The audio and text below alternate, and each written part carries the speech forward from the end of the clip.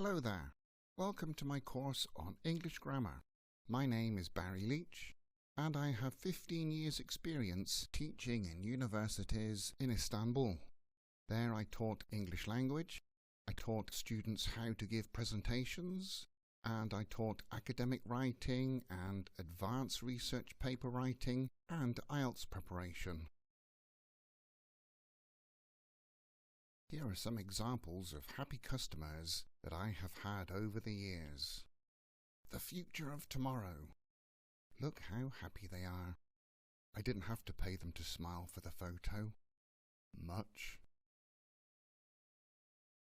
This is a course for students who are already at A2 level. Now it says that it will get you to C1 level, but only in the grammar points that are featured in this course. There are, of course, several more grammar points that are not touched upon, but you can be sure that your grammar, for example for future continuous, will be at a high level. Now, a word of warning.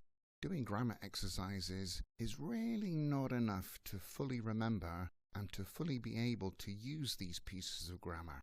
Although there are exercises in the videos and many practice sheets that you can download. The best way and the most fun way to improve your English is to read storybooks.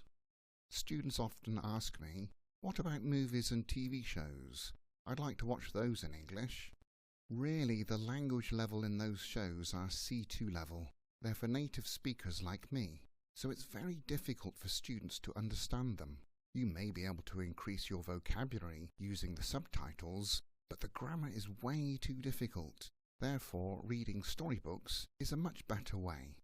Watching movies and TV is a slow process, and I would recommend that you wait until you are at B2 level before you do that.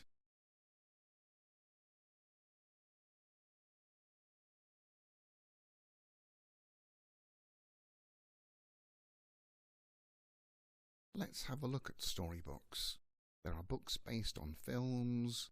They have books that are based on real classic novels, but in easier English, contemporary novels, some that were written especially for these series. There are books about real-life people like Nelson Mandela, and history books. There are absolutely hundreds of them. And if you take a book and read it, and it's at your level, at your grammar level, you'll be able to read it fairly quickly and get used to seeing these pieces of grammar. Then you will automatically start writing in this grammar and speaking in this grammar. If you get a book that is too difficult for you, then it will be a very slow and painful process, rather like watching a video that is too difficult for you to understand. If you don't read storybooks, if you think that doing courses and filling in gaps and doing some exercises is enough, your English will progress like this. However, if you read storybooks, and I don't mean one or two, I mean 2 or 3 every week, then your English will progress like this. You will find them in libraries. You can also get them in second-hand bookstores in many cities. I recommend you follow the course from the first lecture and do them in order because the grammar gets progressively harder. What grammar topics does this course contain? It has 18 topics in total. Some of the easier topics are subject-object questions and future forms. There are also challenging topics like relative clauses and passives.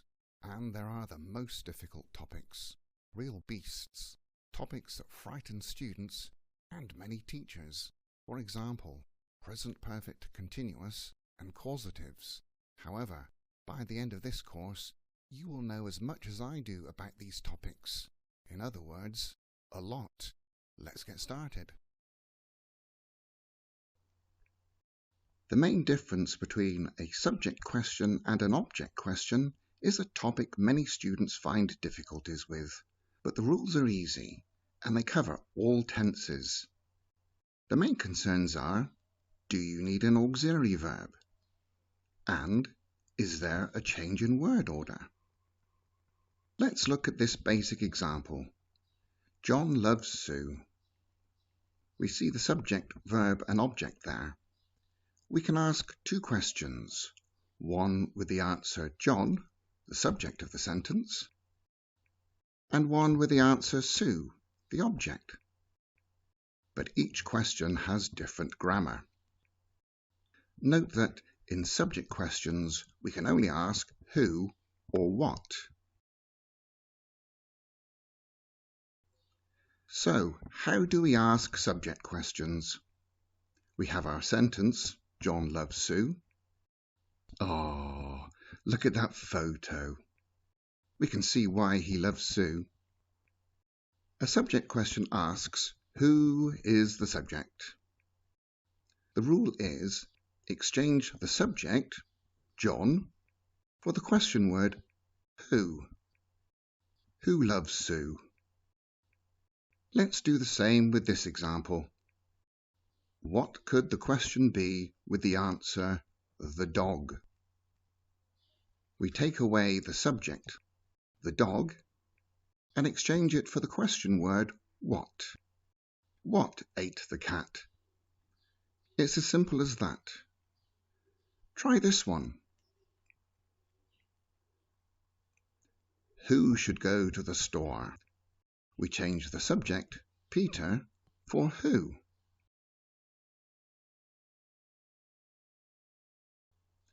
There's another small rule that you need to know for subject questions.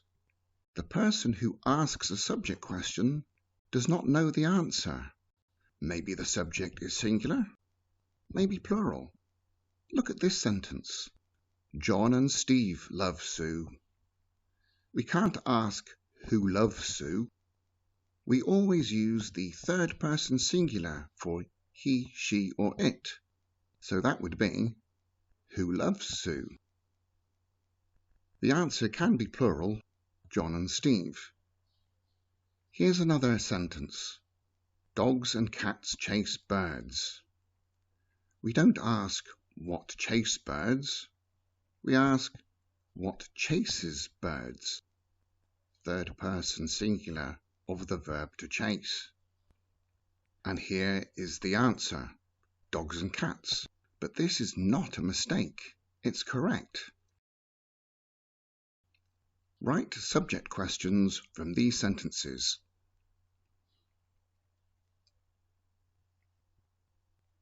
Who showed me the building? We exchange Cindy for who.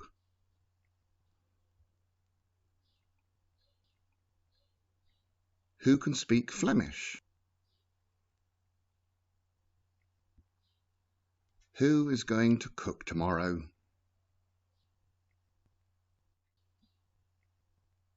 What wasn't working yesterday? Who has finished their homework? Why do we write there? When you're asking a question, of course, you don't know the answer. You don't know if the answer is a man, a boy, a woman, or many people. So we normally say, who finished their homework, because we don't know who or how many people. If you do know that it is one man or one boy, then you can say who finished his homework, but normally we use their instead of his or her or its. Who is very tired? Remember, you're asking a subject question, so we always use the third person singular of the verb, who is very tired, not who are very tired.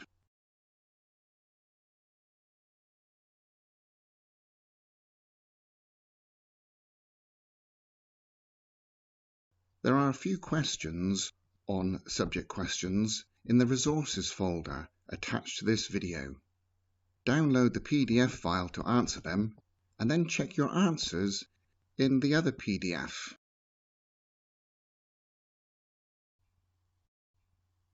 Let's look at object questions. I have made the sentence longer. You will see why in a minute. With these, we're asking who is the object. In our example, The answer is Sue. So the question we would ask is, who does John love more than anyone? You probably know this because it's A2 English, present simple. The rule for this tense and all other tenses is when you ask an object question, exchange the object for the question word. So Sue becomes who. Then comes the auxiliary, do or does for present simple, or did for past simple. Or we have am, is, are for present continuous, etc. Then we write the subject, John, and then the infinitive of the verb, as this is present simple, and then the rest of the sentence, if there is one. When we ask an object question and the answer is a person, we can use whom. So that would be, whom does John love more than anyone? But that is formal English. We see it in writing, and some people use it, me for example.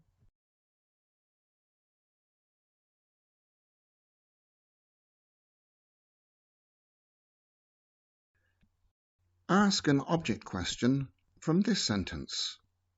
Think for a second. We are asking, what is the object? We write, what did Peter put in the cupboard? First the question word, then the auxiliary did for past simple, then the subject, Peter, then the infinitive of the verb put, because this is past simple, then the rest of the sentence. Of course, all question words are possible with object questions.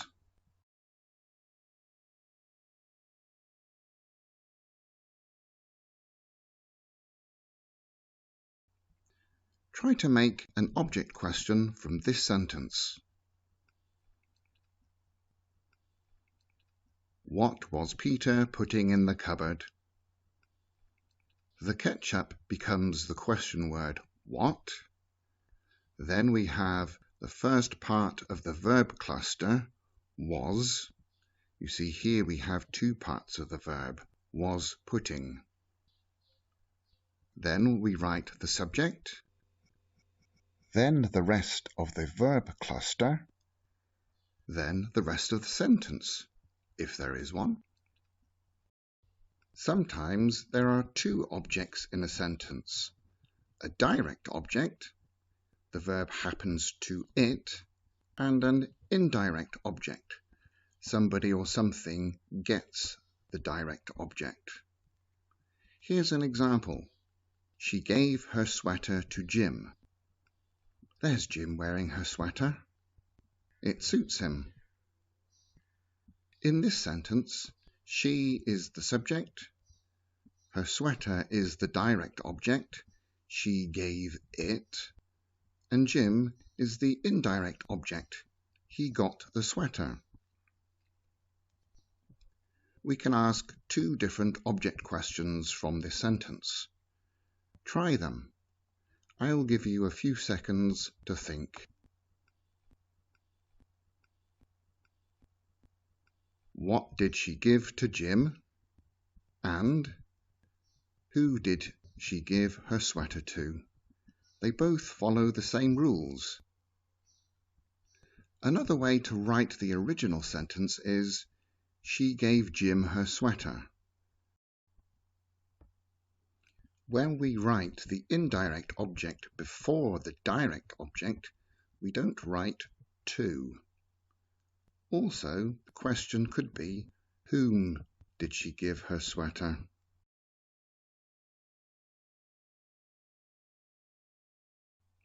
Make object questions from these sentences.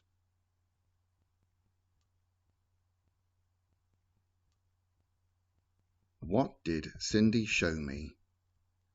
You can write to if you want, there's no difference. Or we can ask about the indirect object. Who did Cindy show the building to? Or, whom did Cindy show the building in very formal English?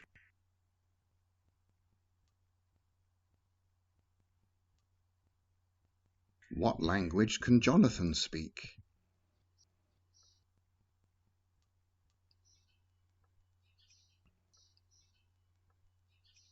Where is Joe going tomorrow?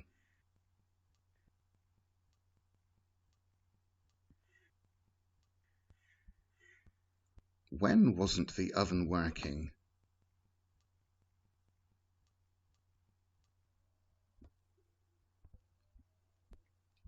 What did David finish?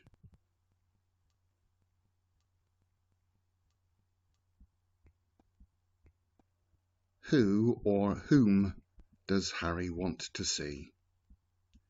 And remember, after who, we have the third person singular of the verb. Does, not do.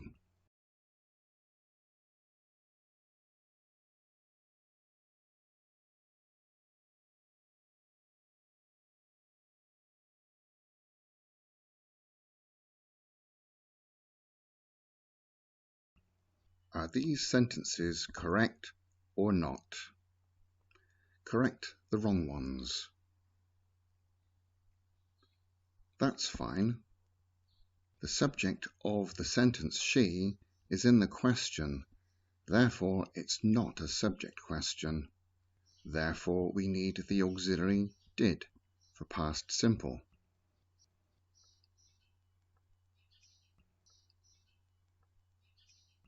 That's wrong. It's an object question, so we need an auxiliary or the first part of the verb cluster before the subject.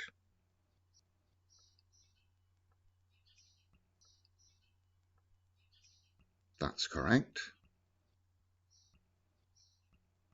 And this is totally wrong. You can say, who can speak Turkish? You wouldn't use Peter, or you'd have to change it totally to, what language can Peter speak?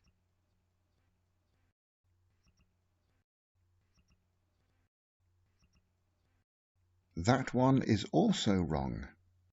We have another object question here, so again, we need an auxiliary or first part of the verb cluster to make it correct. There are a few questions on object questions in the resources folder attached to this video. Download the PDF file to answer them, and then check your answers in the other PDF. Here is the form of past continuous. It's subject plus was or were plus verb ing. As you can see, it's similar to present continuous, but we use was or were instead of am, is, or are. I was driving my car. Or in the negative, I wasn't driving my car. You were sleeping, you weren't sleeping. He, she, it was eating, or he, she, it wasn't eating. We were swimming, we weren't swimming. They were shouting, they weren't shouting. How do we ask questions in past continuous? Again, it's very similar to the present continuous. For yes-no questions, we simply change the positions of the subject and the was or were. So, I was sleeping becomes, was I sleeping? And the short answers are, yes you were, or no you weren't. Here's another question. Were they crying? And the answer is, yes they were, or no they weren't. Making a subject question is very easy. Just change the subject for the question word. Who was sleeping? We also make object questions in a similar way to the present continuous. For example, what were you driving? The was or were changes position with the subject and then you put the question word at the beginning. Here's another example. Why was he shouting?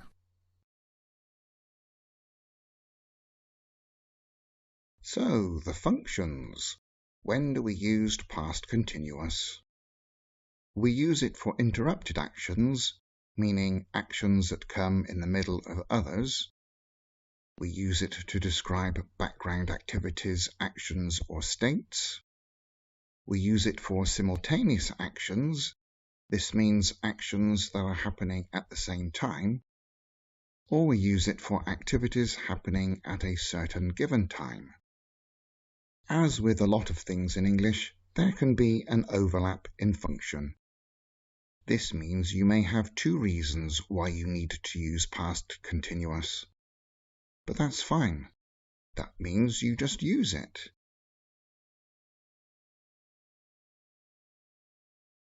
Let's look at interrupted actions. The key here is maybe these actions stopped, or maybe not, maybe they continued. That doesn't matter. But there's an action that comes in the middle of this longer action. Look at this. I was walking along the road when I saw Peter. Peter's walking continued until, boom! I saw Peter at that point. Here the walking stopped. Maybe I said hello to Peter.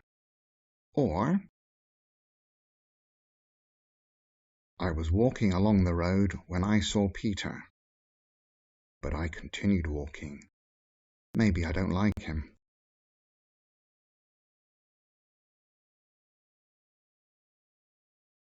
We also use the past continuous to describe background activities, actions, or situations. Let's look at an example. When I woke up, my brother was making breakfast, the sun was shining, and the birds were singing. This is an action coming in the middle of other continuing and longer activities or situations. So when I woke up at that one particular moment, there were 3 activities in progress. Now the sun shining continued for a long time, and it's still happening now, and will continue for a few hours into the future. We hope. My brother making breakfast was a very short action. The birds singing started a little bit before the sun started shining, but at that one moment when I woke up, these 3 activities were continuing. We were in the middle of those activities. It's action coming in the middle of other activities or situations.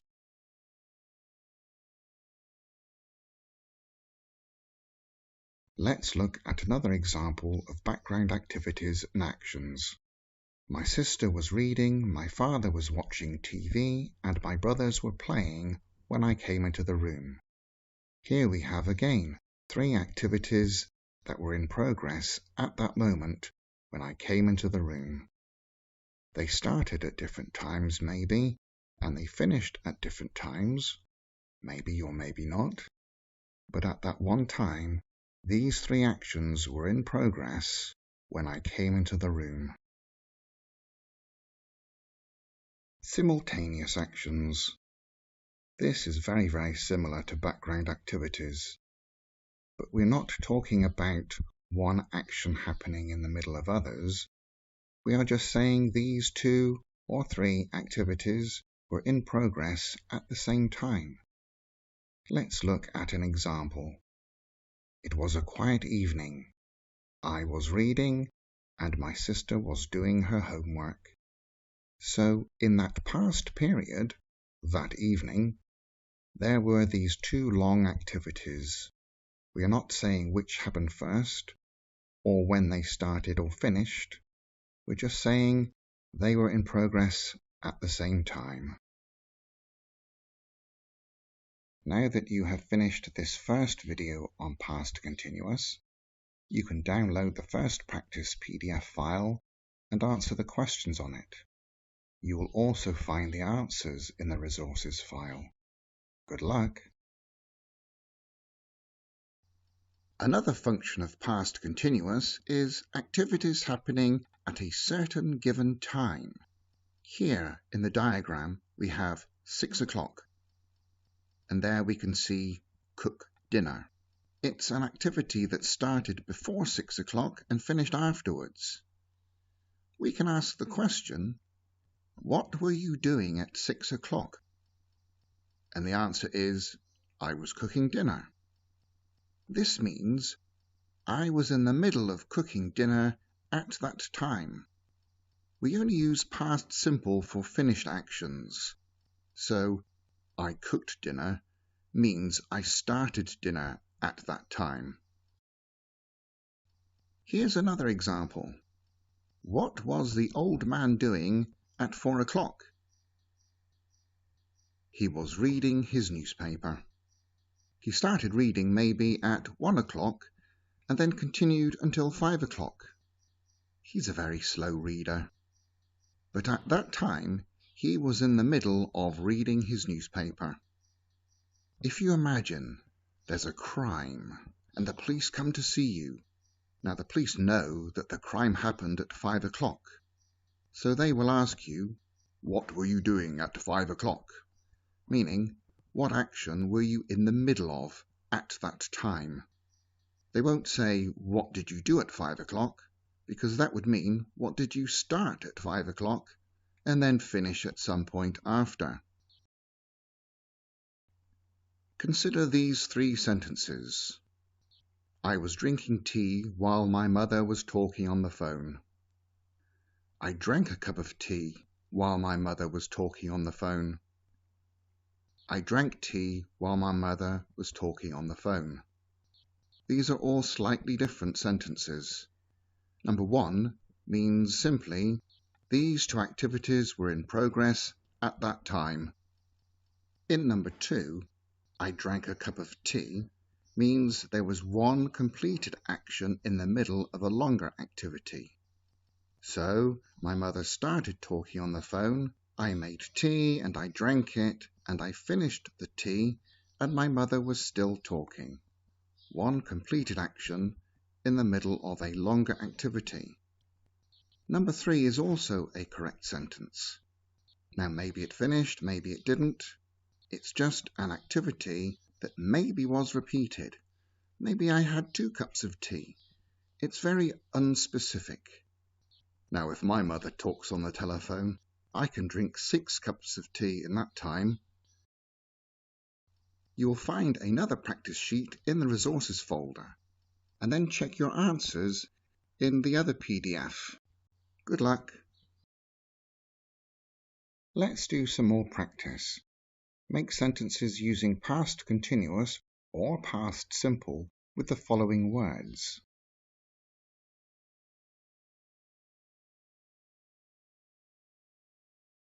She smoked a cigarette while she was waiting for the bus. Smoking a cigarette is a short activity that can happen in the middle of this longer activity of waiting for the bus. But if she had several cigarettes, you could say she was smoking while waiting for the bus.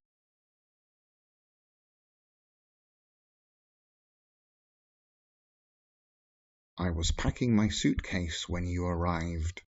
This means when you arrived, I was in the middle of this activity.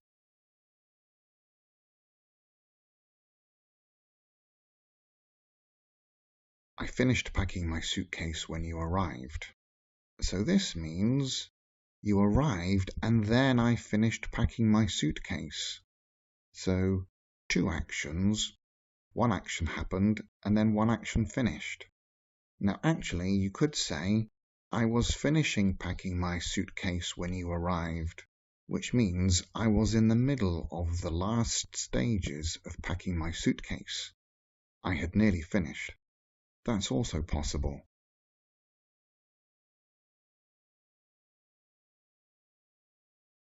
When they visited me in hospital, I was sleeping. They visited me, maybe I fell asleep an hour before they came and continued until 1 hour after, but when they visited me, I was in the middle of this action.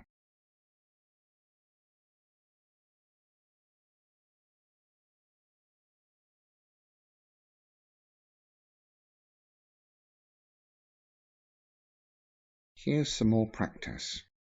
Are these sentences in correct English or not? If they're wrong, correct them.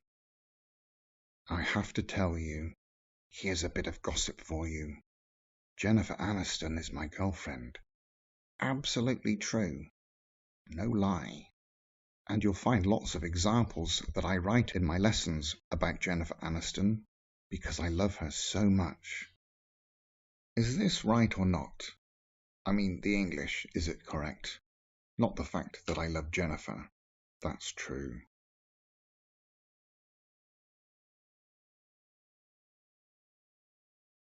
It's wrong. I was shopping at Trader Joe's when I met Jennifer Aniston. I was in the middle of this action when, boom! Jennifer! Oh, hello. What's your name?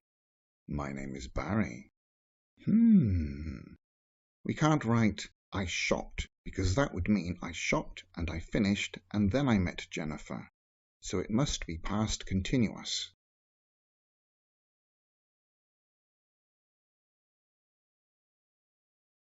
This one here, you may think that's wrong because living is a long action. Well, it's correct. But was living is also possible. This is because live is like a stative verb. It's a kind of state, not a particular action. You don't actively live.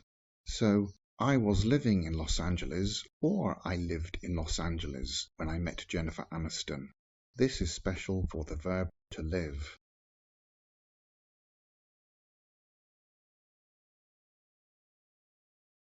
And that's absolutely fine. Two actions happening at the same time.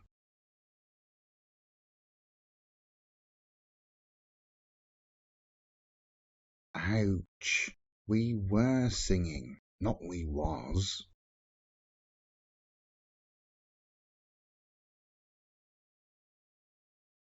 Now that is absolutely possible. It means at 8 p.m. we started dinner. Now, of course, we were having dinner at 8 last night is also true, but it has a slightly different meaning. We were in the middle of dinner at 8 o'clock. But the point of this exercise was to correct wrong answers, and we had dinner is not incorrect.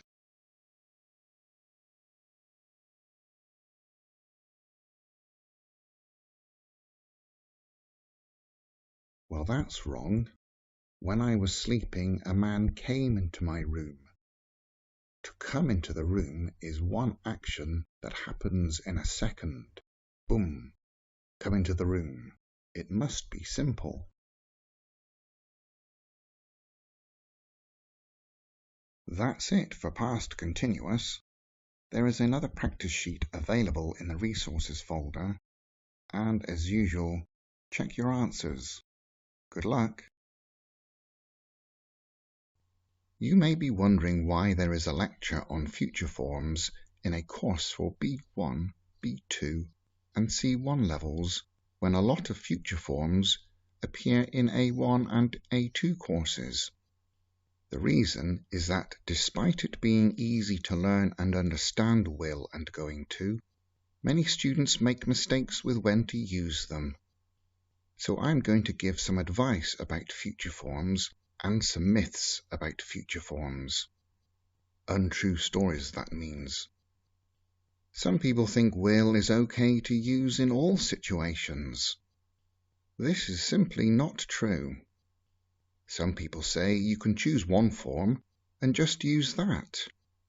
For example, maybe they always use going to. This is wrong as well. Different future forms have slightly different meanings. In this section, we're going to learn what those slightly different meanings are. And if you use the wrong future form, it can sound very strange or even comical. Some people say will is for certain events and going to is less certain, or the other way around. This again is absolutely untrue. They are both certain. If there is a lack of certainty, then use maybe or could or might or possibly. Sometimes there is overlap in meanings. That means in some situations, maybe you can use going to or will. And in this lesson, you will learn when those situations are. So when you understand this lesson, it's important to practice and to read storybooks. As I said, at A1 level, you should already know about going to and will, but here's the grammar anyway. I will win, you will win, he will win, will you win, will he win, what will you win, how will they win, and for going to, I'm going to win, you're going to win, he's going to win. Are you going to win? Is he going to win? What are you going to win? How are they going to win? I hope that wasn't news for you. When we talk about the future, we are either talking about a future plan or a prediction for the future. When you give a prediction, you are saying this is a future action or situation. For example, the world will end tomorrow, or next week, or next year. Or, that baby is going to fall. If you're talking about plans, you are saying, this is my plan for tomorrow, or next week, or next year. And for that, you might say one of these. I'll buy bread tomorrow.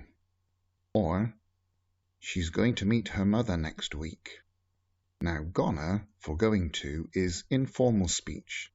Do not write gonna in reports or essays, and don't use it in interviews either. Let's look at future predictions. For predictions, you have a choice of will or going to. And the good news is, sometimes both are correct for the same situation. With grammar for predictions, when you use will, this means my knowledge or expertise tells me that this is a future action or situation. If you use going to, this tells the listener that your eyes tell you that this is a future action or situation. Sometimes, as you will see, both are possible in some situations. Let's start with going to for predictions. Look at the picture. What do you predict? He's going to fall. Your eyes tell you about this future happening. Here is another example. What can you say from the picture? What is your prediction? It's going to rain. We use going to because you can see clouds. Let's now look at will for predictions for when we have knowledge or experience. An economist might say, the economy will improve. She's an expert. She has a university degree. Her knowledge tells her this. A teacher says to a lazy student, you will fail. The teacher knows this because he knows the student, and in his career he has seen students fail time and time again because they are lazy. Now there is a grey area. This means sometimes you can use will and sometimes going to. An economist can also look at data. Her eyes can see it. She may say, the economy is going to improve. So will or going to is possible there. Good news, huh? A fortune teller can say, you will be rich. She is an expert, or so she thinks. A fortune teller could also say, you are going to be rich, because she sees the evidence in the tarot cards or in the crystal ball. More on predictions. For this situation here, would you say she's going to have a baby or She will have a baby. You can see the bump in her stomach, and your knowledge tells you that there is a baby coming. But it's obvious to the eyes. Everybody can see it. So if you say, she will have a baby, people might say, oh really? Oh, how clever you are. And then they will laugh. So you must say here, she's going to have a baby, not will. Consider this situation. You are on a ship in stormy weather and the boat is moving up and down. You see a boy eating many chocolate cakes.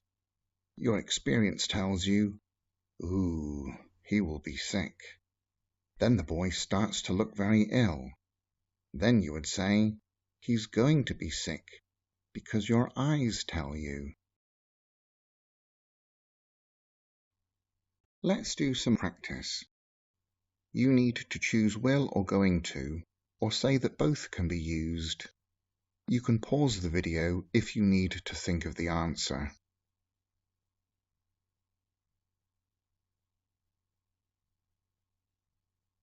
The answer is going to.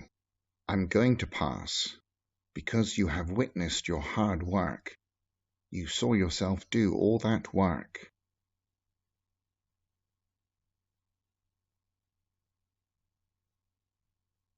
This one is going to, because you begin, look at that child. That means you are using your eyes. She's going to cry. What about this one?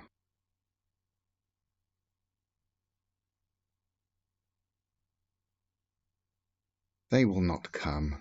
You use will, or they won't come. They never come. You know them very well, and in your experience, they never come.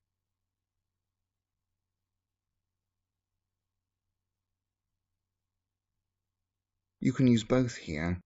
If you see somebody putting chocolate in the cake, it's going to taste nice, but also your experience of eating chocolate cake will tell you this. It will taste nice. So somebody is writing a note, and the question is this.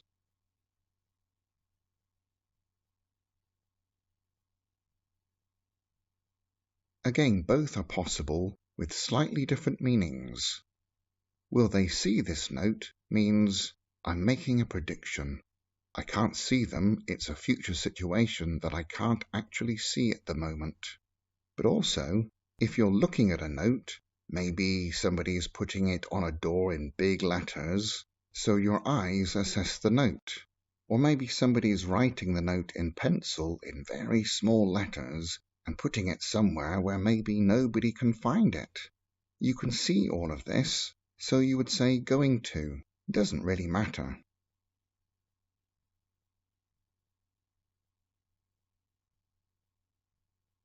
Here we can use both. Will I die? You're saying, Doctor, in your expert opinion, is this a future action? Will I die? Or, Doctor, you've seen my test results. You can see me now. You see my physical condition. Am I going to die? Both are possible, and it doesn't matter which one you use. Take a look at the first practice sheet in the resources file and answer the questions. Then check your answers in the answer key. Let's now look at how we can use future forms to talk about plans. The good news is that there is overlap. This means sometimes you can use more than one future form in certain situations.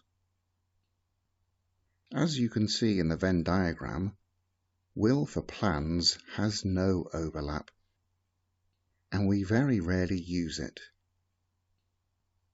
But with going to and present continuous, sometimes you can use both. And between present continuous and present simple, sometimes you can use both. Look at this diagram here.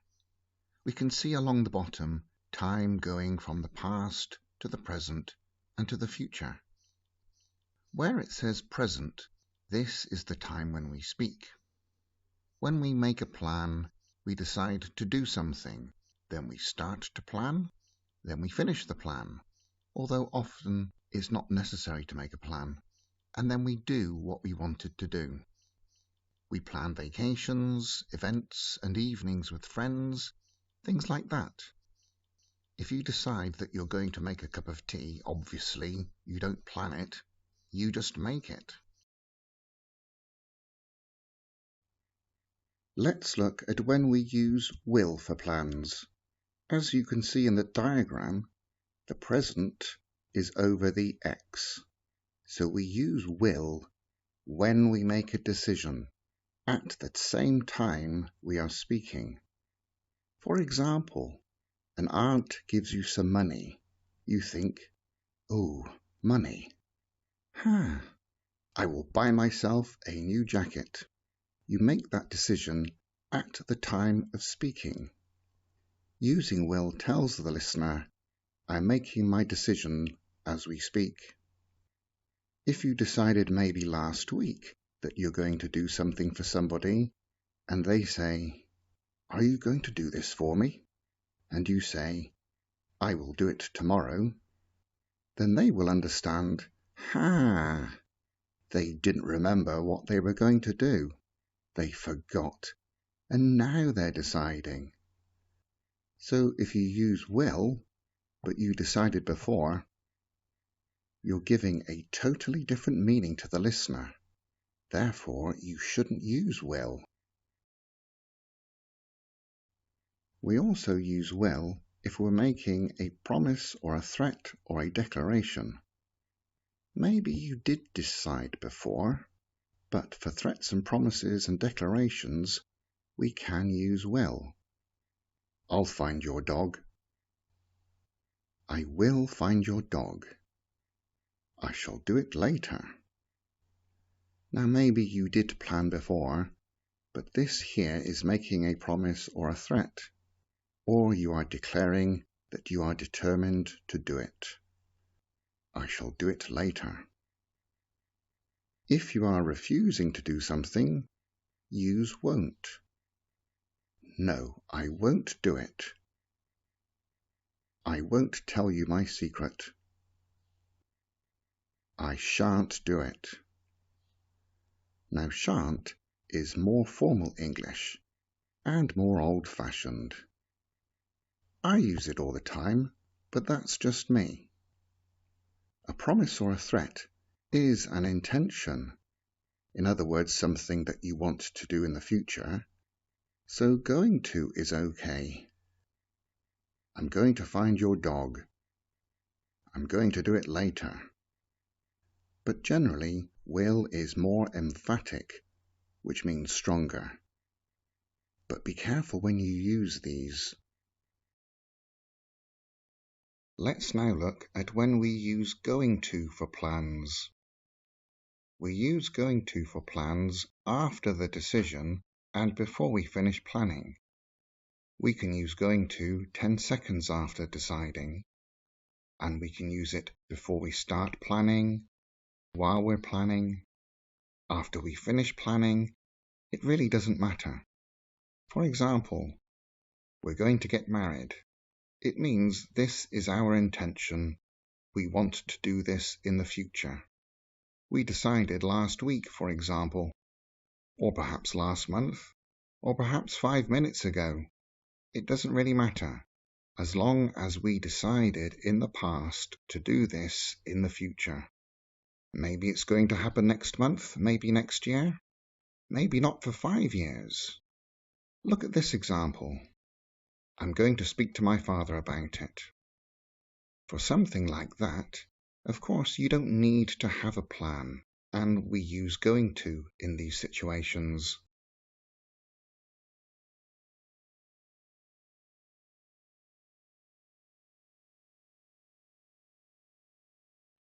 Let's now look at the present continuous for plans. We use present continuous for plans after we finished planning and arranging. You can see the present line, in other words, the time of speaking, and that is after the plan is finished. Now this plan may take 20 seconds, It may take 5 years. It doesn't matter. If you use present continuous for the future, it generally means my plans are finished. For example, you may decide, I want to see my friend and meet him tomorrow. You call him, Hey Fred, do you want to meet tomorrow? Yeah, sure, what should we do? Let's go to the cinema. Okay, see you at 7 o'clock outside the cinema. That plan took seconds, and for that you would use present continuous. I'm meeting my friend tomorrow. But a big plan like hosting the Olympic Games, that may take years to organise. So what you're saying is, we finished planning, we know where, when and who, etc. Here are 2 examples. We're coming to visit you next week. Los Angeles is hosting the 2028 Olympic Games. As you can see, that could be in the near future, next week, or later today, or it could be far in the future, like 2028. I've heard some people describe present continuous future as the near future. Well, it isn't. You could use will for today. Oh, I will buy that today. And today's nearer than 2028, but I used will for that example, and that's because I decided at the time of speaking. Now let's look at present simple for plans. This is quite a specialized use, and I call it the timetable future. This is for future actions that are linked to a timetable. For example, a bus timetable, train timetable, when planes go and arrive, maybe for conference itineraries, or for people who make very organized plans. However, using present continuous in these situations is not wrong, but you need to be aware that timetable future exists, so when you see it, you can understand it. If you can use it as well, then that's great. Here's an example. The train leaves at 6 o'clock. This future action of the train leaving the station is linked to the train timetable. Here's another. We leave on the 6 o'clock train. In this example, our action is linked to a fixed timetable. The next example shows somebody talking about very detailed plans for their day. At 4 o'clock, we visit the museum. Then, at 6, we have dinner at the Ritz. At 9 o'clock, we go to the theatre. Let's now do some practice of using future forms for plans. Make sentences with these words using future forms. Sometimes more than one answer is possible. Remember, you can pause the video if you need time to think.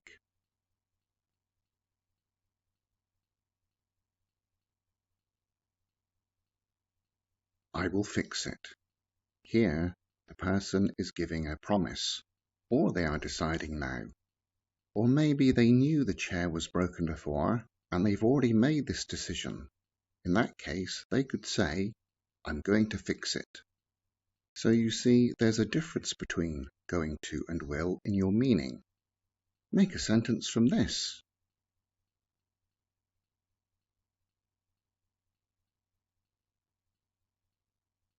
The bus leaves in 10 minutes. It's a future action based on a timetable. Or, the bus is leaving in 10 minutes. Or, the bus is going to leave in 10 minutes. All of those are possible.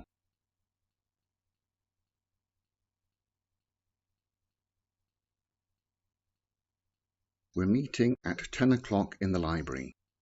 This means we made the plans. We know who's going to be there. We know when.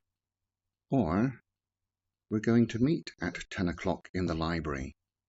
This is our intention for the future, so you can choose which one, and you won't be wrong.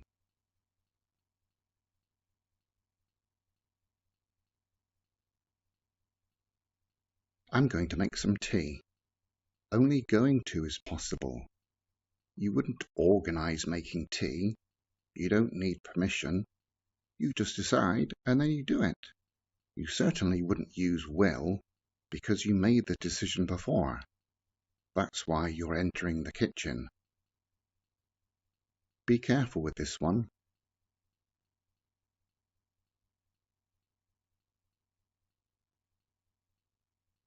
Maybe I'll go to the cinema.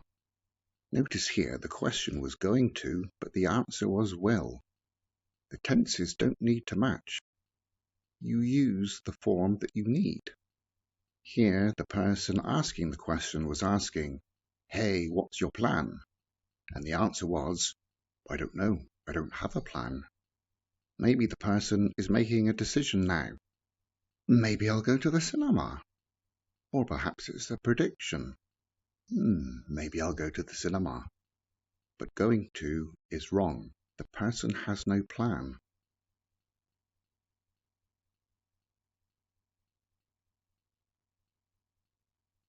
I will save us. This is a promise. Or, I'm going to save us. Another promise. Or, the speaker is saying he has a plan.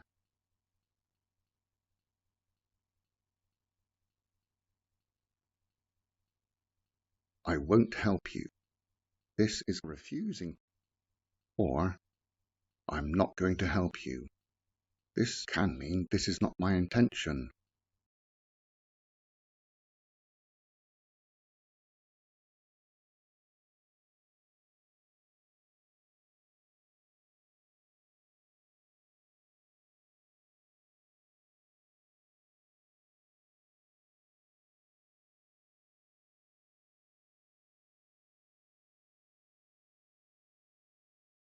Now you can take a look at the second practice sheet for future forms. Then, as usual, answer the questions and check your answers. You will also find an extra practice sheet as well. Good luck! In this lesson on modals, I have not included basic modals. For example, I can swim, because that's A1 level. There's only some A1 and A2 modal usage in this section. I've put in here confusing modals, modals that students make mistakes on, and some new uses of modals that maybe you don't know. But the only practice in these lectures is practice on the modals that you will see in these videos. Now, the strategy for choosing a modal is you choose the function, meaning you choose what meaning you're trying to give, and from that you choose which modal to use. And for this, there's a download available. It's called Modals and Their Functions. Now, a warning here. Do not translate from your language. You can't think, in Russian we say должен, so in English we must use must. Or in Turkish we use ebilir, abilir, so that is always can. Because in English, modals do not have all the same meanings as the ones in your language. You must choose the meaning you are trying to convey, and then choose the modal. If you translate from your own language, you will make mistakes. As you probably know, when you want to give the meaning of obligation, we use have to or must, but some students don't know which one to use when. Now, sometimes you can use both, but sometimes only must is possible, and sometimes only have to is possible. Let's look at their exact meanings. Must is for a strong personal feeling about the right thing to do. Have to is also strong, but it's about the right thing to do because of rules or laws. As sometimes both are possible, this means you will make fewer mistakes. As I said, must is personal. For example, I must telephone my mother. It's personal for me. I feel this need. You must watch this film. That's a strong recommendation. We also use must when we are saying the right way to do something. For example, to use this app, you must download it first. We use have to when we are talking about rules or laws. For example, cars have to drive on the left in the UK. We also use have to describe the right way to do something. To use this app, you have to download it first. Here there is no difference between must and have to. However, if you are writing the rules or laws on a poster or notice, you use must. Look at this example of rules in a library. Students must put their books back. It's written on a notice, so you must use must. But a librarian will tell you, you have to put your books back. Then you can say, shh, this is a library. If you are in any doubt about which to use, must or have to, then choose have to because it's often the right choice, more often than must. The past of must and have to is always had to. For example, yesterday I had to call my mother. The negative of must and the negative of have to have totally different meanings from each other. Mustn't means there is no choice, don't do it. For example, you mustn't speak loudly in the library. It means you have no choice, don't speak. However, don't have to means you have a choice, do it or not. For example, you don't have to eat your peas. You can see that don't have to means the same as don't need to. This is not necessary. Be very careful with the different meanings of these negatives. Let's now do some practice with these modals. And remember, you can pause the video to think if you need to.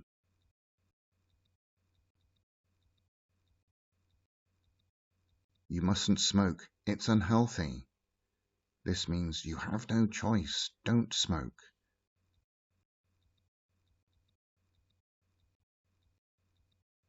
I didn't have to work yesterday, so I went to the park. As we have yesterday, we need past simple. Here it's negative. There was no need to go to work.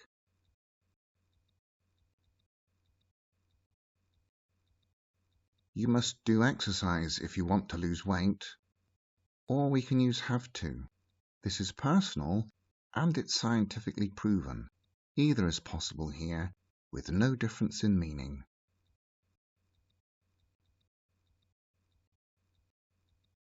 Students must bring their books. This is a written rule. We're looking at this written rule in a book or on a poster on the wall.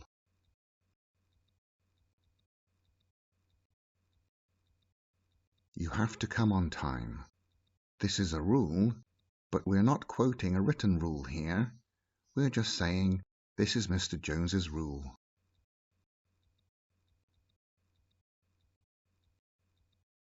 Did you have to wait? Meaning, in the past, was it necessary to wait?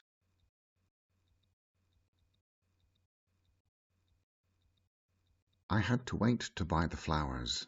Again, it's in the past. It was necessary for me to wait.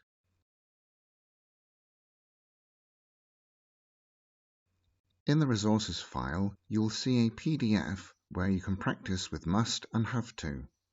Then check your answers on the answer sheet that is also in the resources folder. Let's now look at past ability. I'm sure you know that we can use can for ability in the present or future, and to be able to is also possible, but we don't really use this for past or future meanings. You can say, I can speak French, or I am able to speak French, but we don't use able to, we just say can. This is A1 level English, and I'm guessing that you already know this.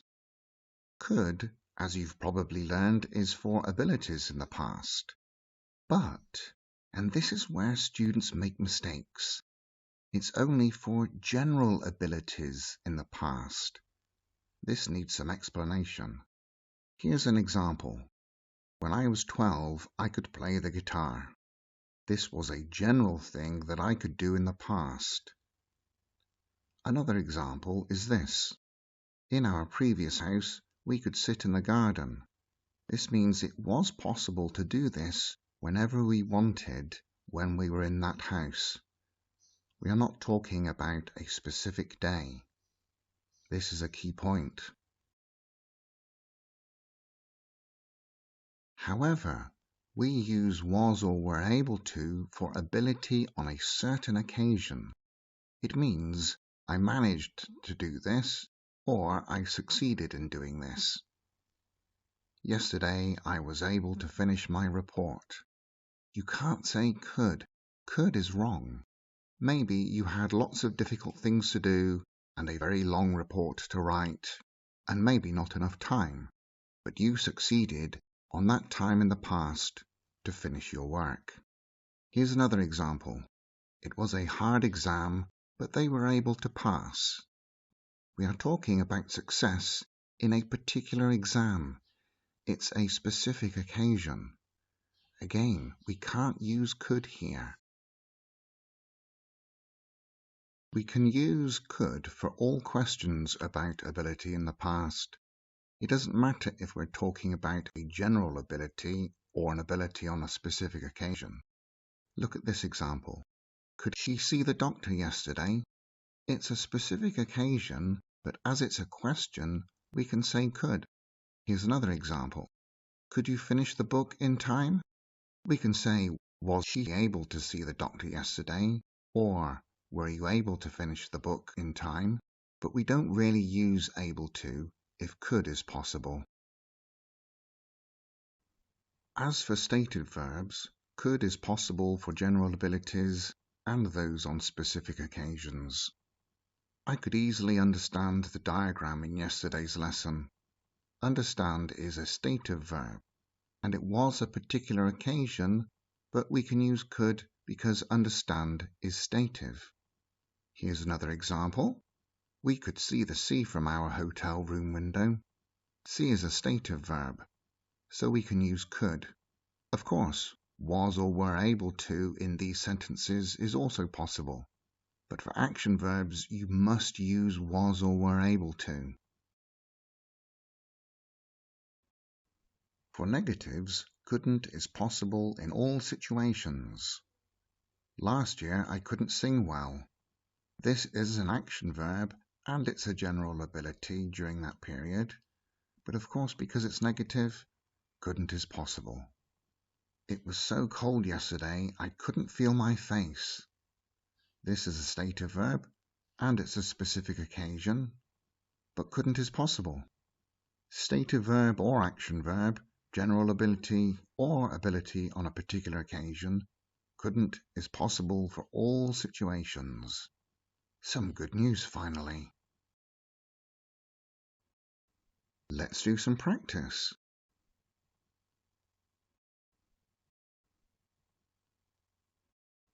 I was able to fix my bike. Not could. Fix is an action verb, and on this particular occasion, maybe it was yesterday, I was able to fix my bike. Could would be wrong.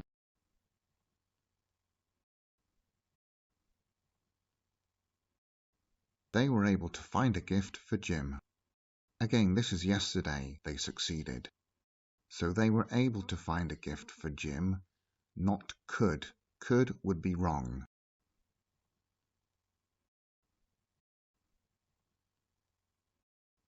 I couldn't find you. Remember, couldn't is always possible in the negative. You could say I wasn't able to find you, but remember when we speak, we don't like to use able to. We only use it when absolutely necessary.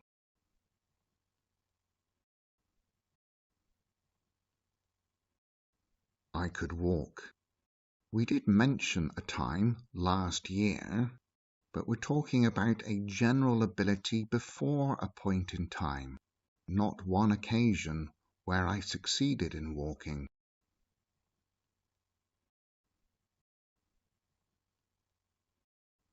Could you pay your phone bill yesterday? As this is a question, could is possible, and preferable.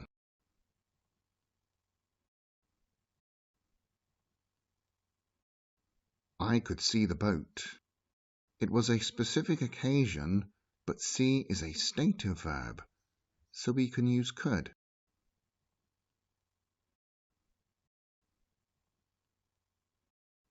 Could you speak French? This is asking, did you have this general ability in the past?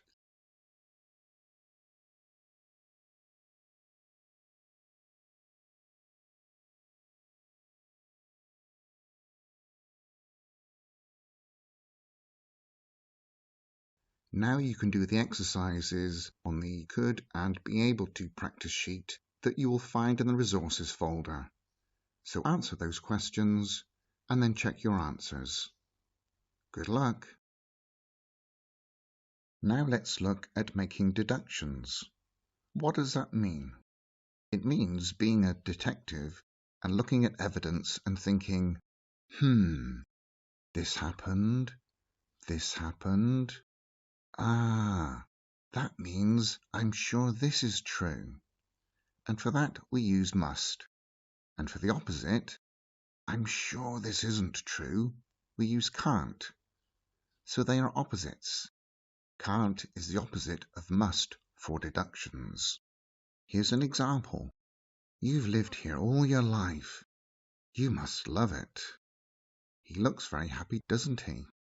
I'm being a detective here. I'm thinking, he lived there all his life. Now that tells me the evidence points to this. He must love it. Let's look at some more examples. $10 for a milkshake? You can't be serious. You see, I look at the price, $10. I think, I'm sure that can't be true. Not in my experience. The evidence tells me that you aren't serious. You can't be serious. Here's another example. She must be sick. She isn't at work. Now you know this woman. You know she's a hard worker. And if she isn't at work, that tells you, the evidence tells you, she must be sick. She can't be at home. She's not answering the door. Again, you know this woman. You are at her house. You knock on the door. There's no answer. That tells you that she can't be at home. If you're not certain about these deductions, then you would use may, could, or might, or possibly, or probably. Let's now do some practice using must or can't.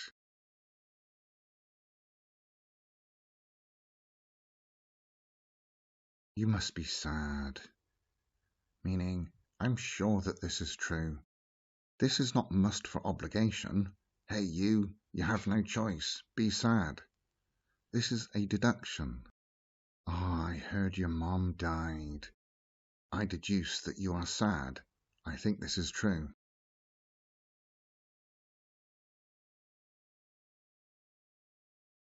My keys can't be there.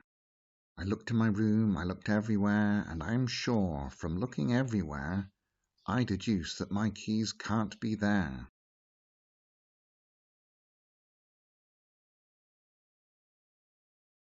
Saying goodbye to your father can't be easy. Now, I have never done it before in my life. My father is alive, but from my experience of the world, I deduce that it is certain that it is not easy.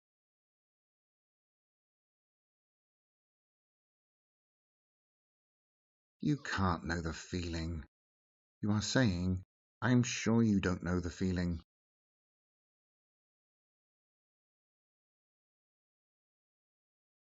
She must work hard. It doesn't mean here that she has no choice. We can say, she must work hard. She has no choice. But that's not the meaning here. What we are saying is just this, that we believe that this is true. I see all the jobs she has. She must work hard. A similar one, but in the negative.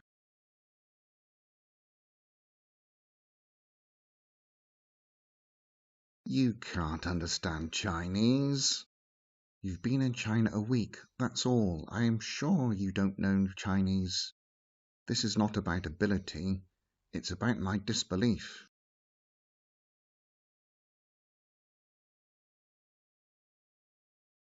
You must have lots of free time. I'm thinking through this logically. You have no job, so I'm sure in my mind you have lots of free time.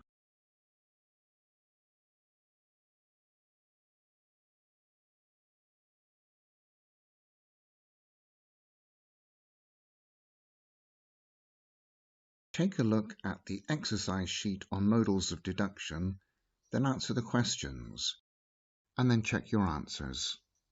You will also find an extra practice PDF on all the modals from this section of the course. Good luck! The grammar point used to is a very useful piece of grammar and quite easy to use as well, and it has two very similar functions. Let's look at the first one. We use used to describe a past habit that is no longer happening. So here's our timeline, and here's an example. When I was a boy, I used to go to my grandmother's every Saturday. Look at it on the diagram. In that past time, when I was a boy, this was a regular action that I don't do now. Let's look at another example. Before she came to this company, she used to work from home.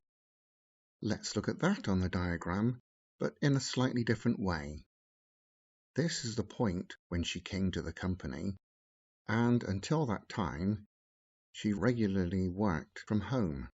That was her past habit, but it's not true at this company.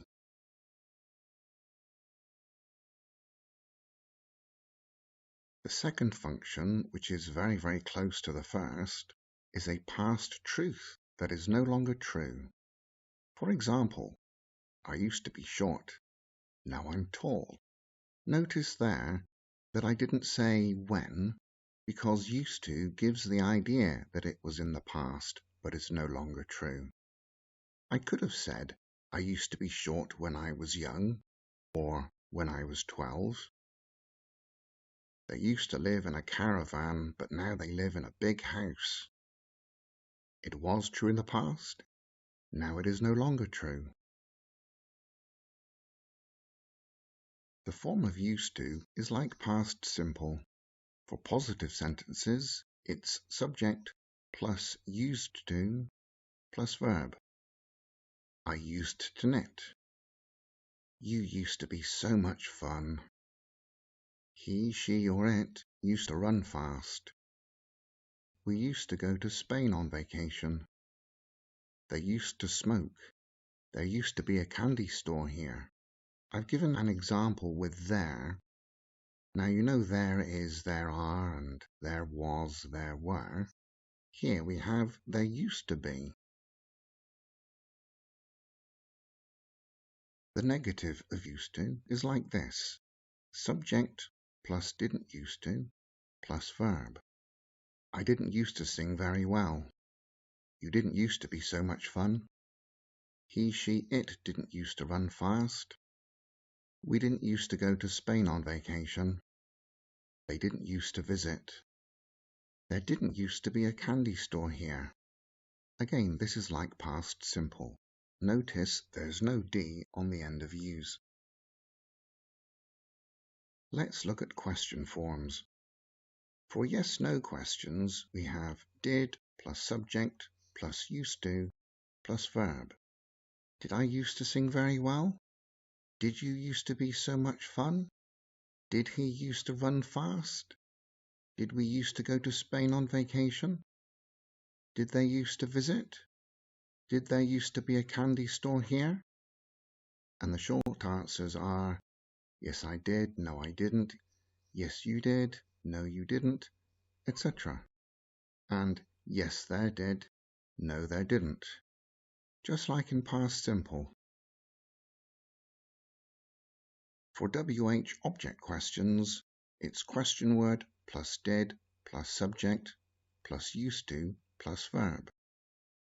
What did you used to do? How long did you used to sleep? Why did he used to hate me? How many dogs did they used to have? Who did we used to meet on Sundays? For WH subject questions, who or what, then used to plus verb. Who used to live here? The answer could be, Peter used to live here. What picture used to hang on the wall? A picture of Jennifer Aniston used to hang on the wall. Of course. That was quick, wasn't it? We learnt that already. Let's see if you can do this practice. Are these sentences correct or not? Correct the wrong ones. Remember to pause the video to think if you need.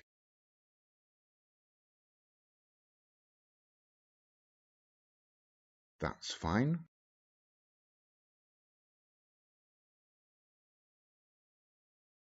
That's wrong.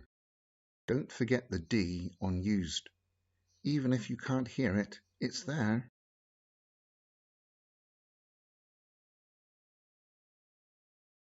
That one is fine.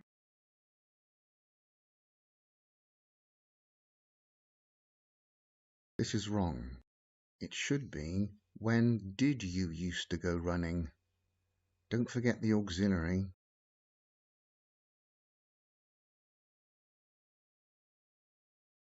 There used to be a good film on TV on Fridays. Don't forget the D on used to.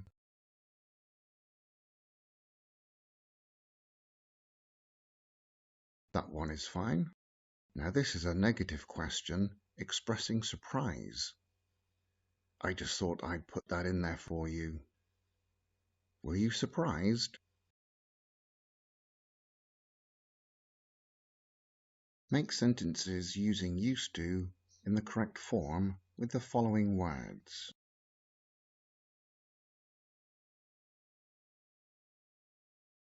He used to live near me.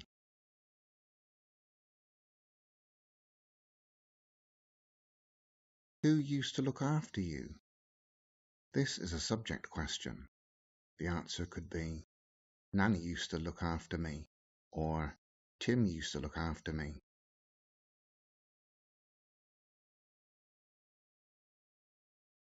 Did you used to watch cartoons?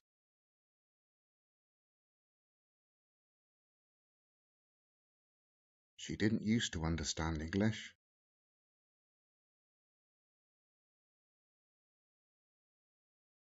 Which band did they used to listen to when they were young?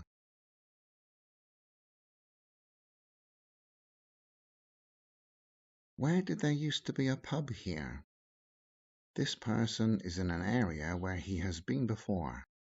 He remembers there was a pub, but it seems like there isn't one now, or he can't find it.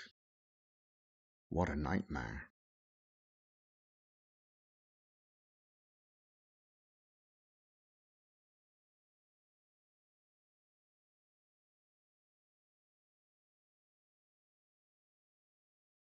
And here is your task.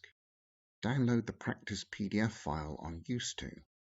Answer the questions, and you'll find the answers in the resources folder. Good luck. Perfect tenses cause a lot of problems for students because there isn't anything like it in their language. And if you can understand this, it will mean that you can progress in your English studies much further. Let's look at some basics. What does perfect mean? Well, here it means it's finished, done, completed, although this isn't always true for perfect continuous tenses. There are tenses in the past, present and future, and simple or continuous tenses. For example, present perfect continuous, future perfect simple, and there's past perfect continuous, past perfect simple, etc. Now, if you can understand the present perfect simple, it means you can understand the others more easily. I hear some students saying present perfect isn't important. That is absolutely false. If you don't understand the present perfect, or if you refuse to learn it, then you will stay at A1, A2 level forever. Now let's look at the psychology of the present perfect simple tense. This is a timeline going from the past to the present and the future. And where that middle arrow is, that is the present, at the point which we are speaking. Here is something that happened in the past. We use the present perfect simple when there is a connection between the past action and the present time. There are 5 functions of the present perfect simple. In other words, 5 jobs that it performs, 5 different meanings that it conveys. And we'll look at those shortly. As I said, somehow that past action is connected to now. You must always remember that. Now, if you cut that connection, then you would use past simple. And we'll see examples of that later. Some people say the present perfect is for recent events. Again, this is not true. Look at these examples of present perfect simple. Chickens haven't flown for 50 million years. Is that recent? I don't think so. I have met Tom Hanks. It was last year. 1 year ago is more recent than 50 million years ago, but here we use past simple. So how do we make the present perfect simple? For positive sentences, it's subject plus to have plus past participle of the verb, verb 3 as I call it. I have seen the Eiffel Tower. You have waited for a long time. He, she, or it has eaten all the food. We have made 6 machines this week. They have spoken to your manager. And the contractions which we use in speech are I've seen, you've seen, he's seen, she's seen, it's seen, we've seen, they've seen. For negative sentences, it's subject plus not have plus verb 3. I haven't seen the Eiffel Tower. You haven't waited for a long time. He hasn't eaten all the food. We haven't made 6 machines this week. They haven't spoken to your manager. There is a different way to make contractions. I've not, you've not, he's not, she's not, it's not, we've not, they've not. But this is less common than the first examples. To make yes-no questions, we change the position of have and the subject. So the form is have plus subject plus verb 3. Have you seen the Eiffel Tower? Have I waited for a long time? Has she eaten all the food? Have we made 6 machines this week? Have they spoken to your manager? And the short answers are yes, I have, no, I haven't, or I've not, which is less common. Yes, you have, no, you haven't, yes, he has, etc.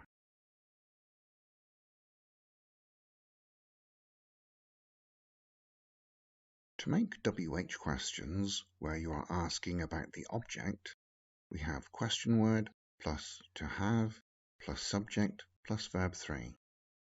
What have you seen in Paris? How long have I waited? What has he eaten? How many machines have we made this week? Who have they spoken to? Or, in higher level English, whom have they spoken to? Or, to whom have they spoken? And for WH subject questions, it's who or what plus to have plus object plus verb 3. Who has seen the Eiffel Tower? What has broken the window? The answer to that question could be the ball has broken the window.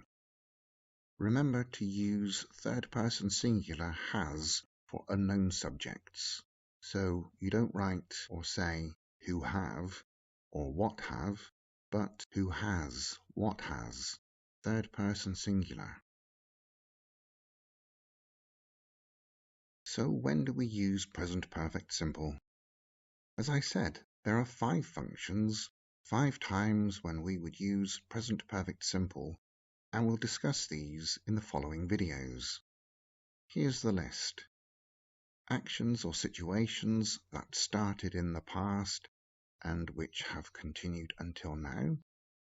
Experiences. We use it when we use just recently or when we give news. And for unfinished time and present results. Now, very often there's an overlap between the uses, which is good news. It means that there are two reasons to use the present perfect simple. So in those situations, we just need to use it.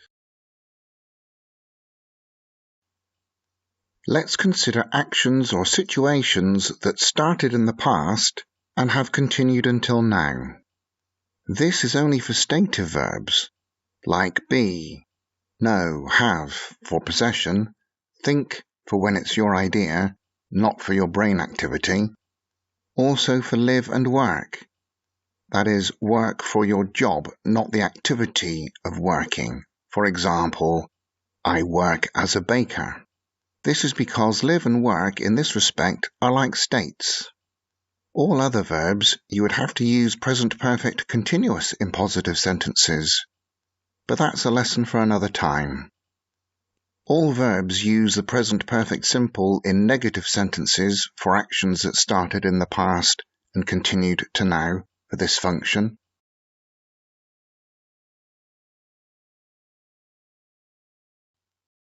Let's look at it on a diagram. I have known Richard for 3 years. We use for a period of time. It started 3 years ago and continued until now.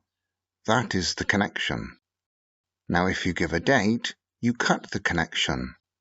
I met Richard 3 years ago. It's a past finished action with a past time, 3 years ago. You could say, I met Richard in 2018. So we say in a past time with past simple. I'll repeat that. In a time in the past and a period of time ago.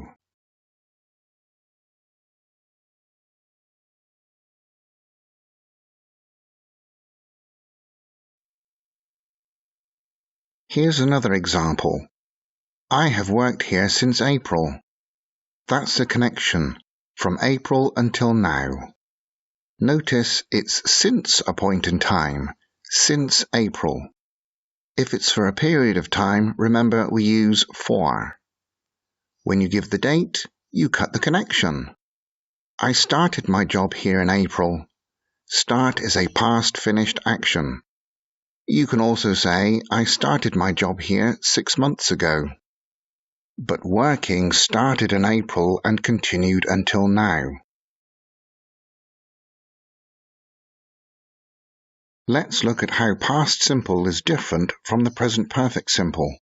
I knew Richard in 2018 means I don't know him now, or we lost contact, or he is dead. I worked here in April means I only worked there that month. Now I work somewhere else. I worked here for 6 months in the past. I don't work here now.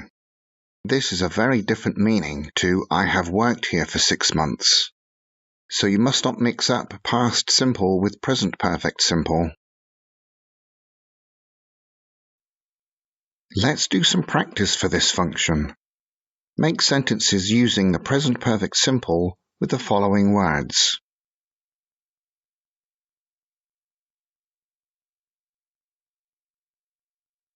He has been ill for 1 week. If it's for a period of time, remember we use for.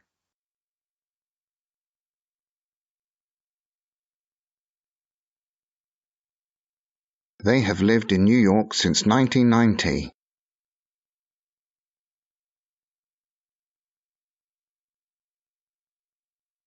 I have had this car since I came to Paris. After since, we've given an action that finished in the past. So, I came to Paris, and from that day until now, I have had this car. So we can have since a past simple action.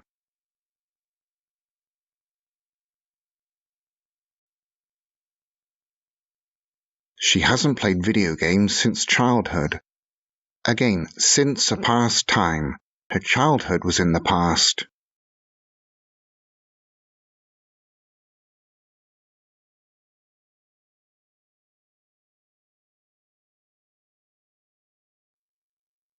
Are these sentences correct or not? Correct the wrong ones.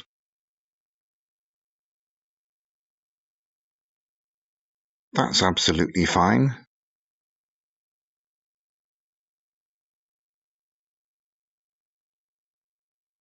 This is wrong. If you want to use past simple, then you must say he felt ill on Tuesday. But that means he doesn't feel ill now.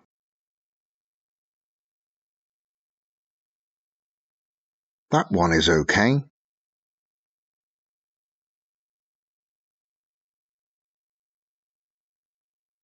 No, I have loved Jennifer Aniston for 10 years. Remember, for a period of time, since a date or point in time.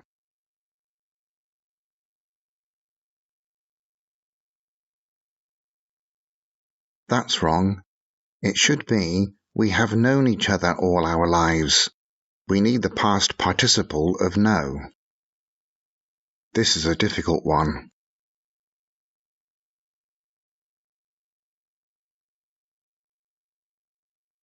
It's wrong because play is an action verb and the sentence is positive, and we can't have present perfect simple for action verbs in positive sentences. You need the present perfect continuous, and that's in a future lesson. You could say you haven't played tennis for 2 hours because it's negative, but this sentence is positive.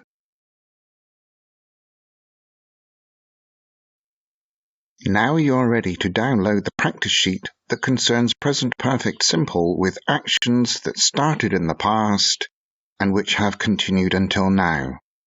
Answer those questions as best you can, then check your answers on the answer sheet. Good luck. Now we're going to look at experiences and how we use the present perfect simple to talk about them.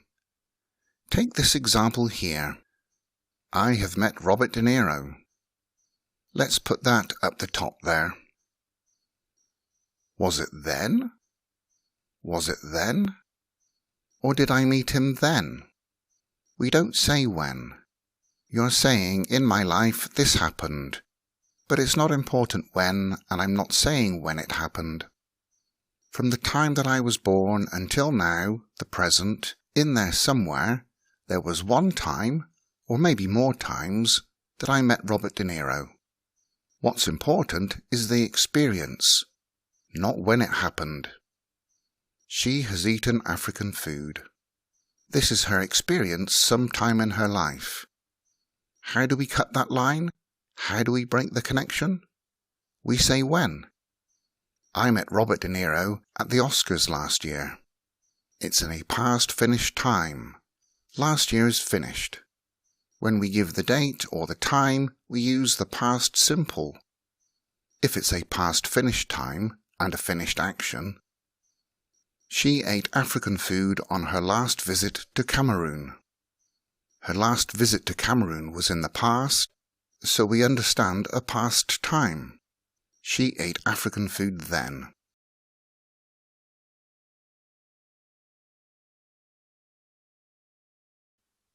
Look at these two sentences. My grandfather has met the Queen. My grandfather met the Queen. Which is correct? Have a think. A is certainly correct because it's an experience. But B is also correct. Why is that? Well, one of my grandfathers is alive, Grandfather A, and the other one, Grandfather B, is dead. Our experiences die with us. For my grandfather who is alive, he has met the Queen. My grandfather who died, he met the Queen in his life, but now he is dead. His experiences died with him. Past simple. That is another way of cutting the connection. Consider these two sentences. I haven't seen the Mona Lisa. I've never seen the Mona Lisa. Sentence B is a little more specific because it uses the word never. And we only use never for experiences in the present perfect simple.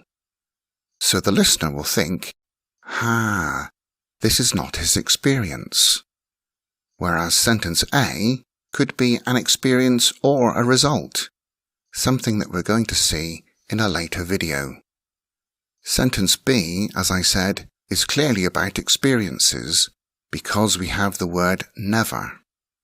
We can ask two different questions. Have you seen the Mona Lisa? Or, have you ever seen the Mona Lisa? When we have the word ever in a question, we are asking, in your life, is this your experience? Sentence A is not wrong for experience, but it could also mean a result. So if you want to be specific, ask a specific question about experiences, use the word ever. Let's look now at negative questions. Negative questions, like in other tenses, give the meaning that the speaker expects the answer no, or surprised that the answer is no. Haven't you ever met your real father? Have you never met your real father? The speaker thinks that the person has never met their real father. They think the answer is no, or they are surprised about this information. Those are the two ways of asking, haven't you ever, or have you never? Consider these two sentences. She's gone shopping at Macy's. She's been shopping at Macy's. Both are correct, but with different meanings.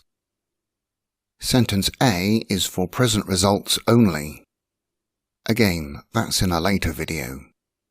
If you're talking about experiences, you would use sentence B, and for some results, which again, we will see that later. This looks strange, right?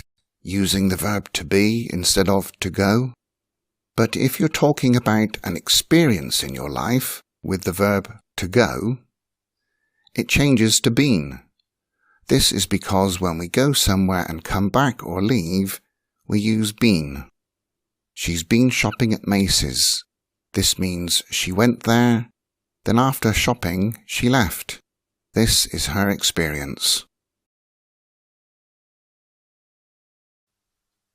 Let's now do some practice. Make sentences using the present perfect simple with the following words.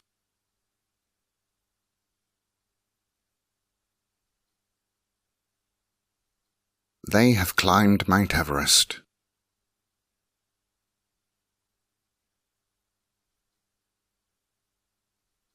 Sarah sung karaoke.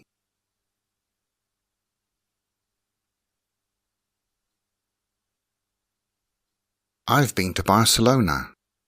Remember, for a return journey in present perfect, we use been.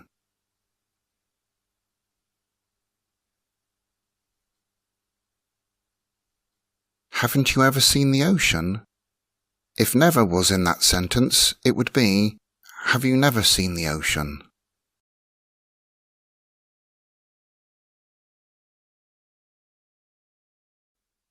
Are these sentences correct or not? Correct the wrong ones.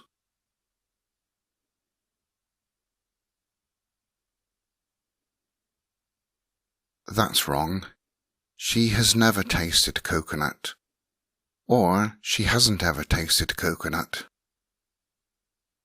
That's correct. It's a return journey. And that's correct.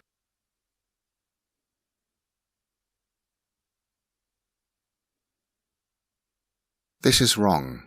It should be, I have met Jennifer Aniston. That's all. In 2010 gives a past time, which needs past simple. I would have to say, I met Jennifer Aniston in 2010. And I will always remember that time. That's correct as well. I've put a tricky one in here. It's actually correct. Why? This isn't about a return journey. This is about an activity. Remember, you can say that your hobbies are, for example, going jogging. You can say something like, I go swimming. That's an activity, go plus verb ing. Therefore, you can say, have they ever gone skiing? And that's okay. Have they ever been skiing is also okay. But that's just an extra little rule.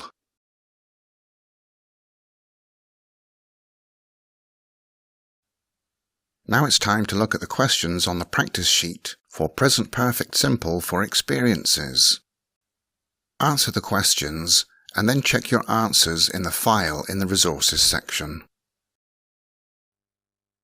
Now let's look at the function that covers the words just, recently, and also when we are giving news.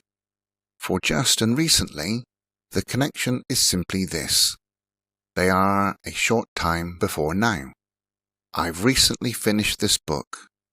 Recently means not a long time ago. I've just eaten my dinner. Just means a short time ago. There is a slight difference in meaning. It's just a matter of opinion. Here is a sentence for giving news. The Lions have won the cup. Newsreaders on TV use this, and the next sentence is normally in the past simple. Imagine the 6 o'clock news. Good evening. The Lions have won the cup. They won it last night. They beat the Tigers. The second and third sentences are in the past simple.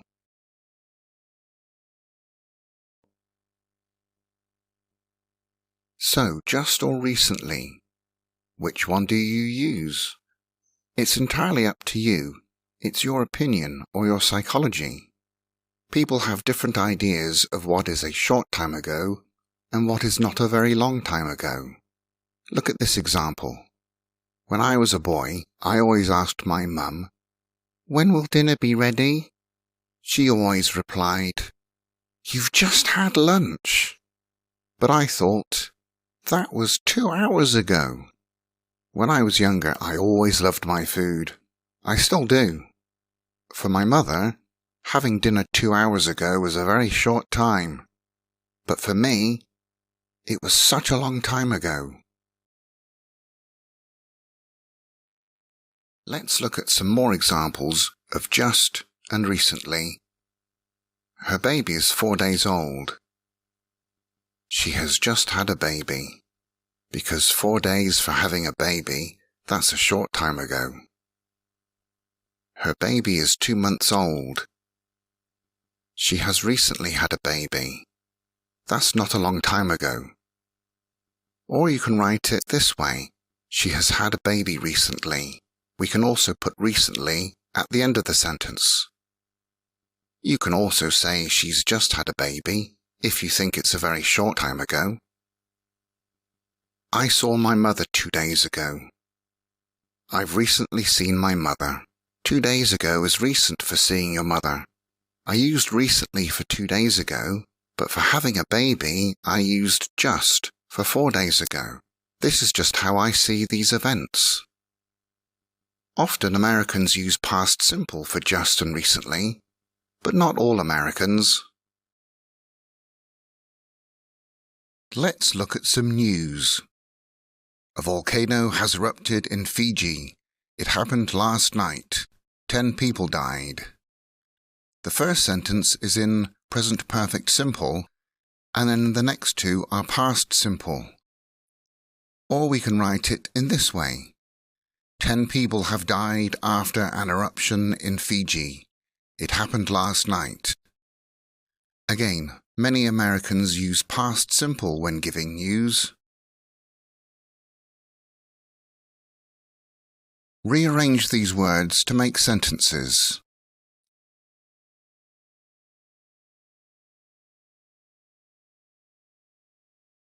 I have finished my book recently. Or, I have recently finished my book.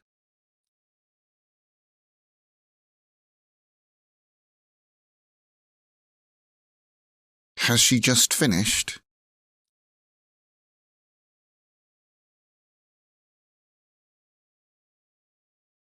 She hasn't recently visited her parents, or she hasn't visited her parents recently.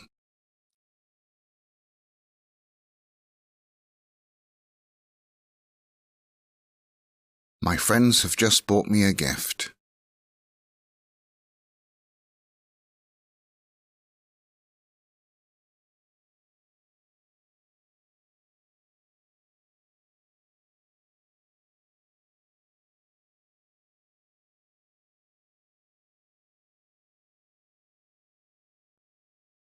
Now let's look at another function of the present perfect simple, unfinished time. With this function, we use the present perfect simple with time expressions such as these: this morning, this afternoon, this evening, this week, this month, this year, and today. Again, Americans often use past simple for this function. Let's look at how this works. Look at this example. This year I have read 12 books. This year is continuing. That is the connection to the present. And the year will end in the future. Here's another. This morning I've made 6 phone calls. You can say this if this morning is still continuing. There's the start of the morning. The start of the afternoon is in the future. But look at this. Last year I read 30 books. It's a new year. Last year is a past finished time, so we use past simple. We cut the connection. Look at this one. This morning I made 6 phone calls. It's now the afternoon, which means that this morning is a past finished time. We've cut the connection to the present.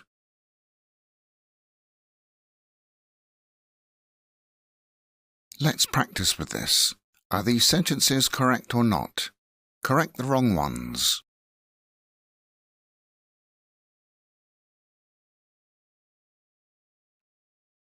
That's wrong. It should be, they didn't work last week. Or, they haven't worked this week.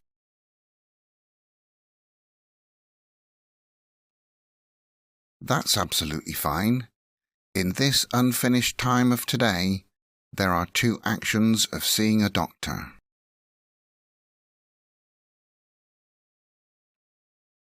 That is also true because you are saying in this meeting where we are now. That means that the meeting is still continuing, so that's unfinished time. It's an unfinished meeting.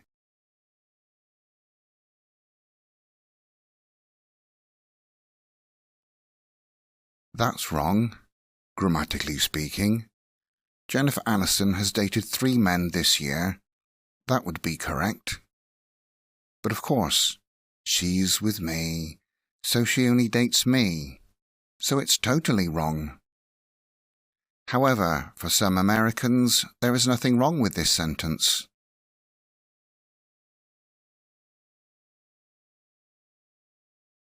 And that's true if you are saying it while the summer is still continuing. However, if the summer has finished, then you would say, we didn't go on vacation this summer. Now take a look at the practice sheet about the present perfect simple for unfinished time. Answer the questions, then check your answers on the answer document. Good luck! The last function is all about present results, and this is the most difficult for many students. But you will understand it by the end of this lesson. It's for a result that you can see now because of something that happened in the past. You might not know when it happened, but that's not important. What's important is the result. That is the focus. That is the connection to the present. Here's an example to illustrate. The last time I saw my friend Brad, he looked like this with long hair. Now look at him. When I see him today like this, I say, "Hey, Brad, you've had a haircut." Present perfect simple. Because now I see his shorter hair. It's a result of a haircut sometime in the past. When? I don't know. It's not important when, but it was somewhere in between when I last saw him and now. Let's look at this on the diagram. There is the present when we are speaking. Sometime in the past he had a haircut. And for all that time there is this result. If I see him just after he had a haircut, and indeed when I see him now, this haircut looks new to me. I don't know when he had the haircut. I have absolutely no idea. But it's not important when. I see a result now because of this past event. Brad could say, "Yes, I had a haircut last week," in past finished time, which means he cut the connection. And he cut his hair. I can say to somebody, "You look clean. Have you had a shower?" I can see in the present that there is a result. You look clean. I have no idea when it was. Maybe it was 5 minutes ago. Maybe early this morning.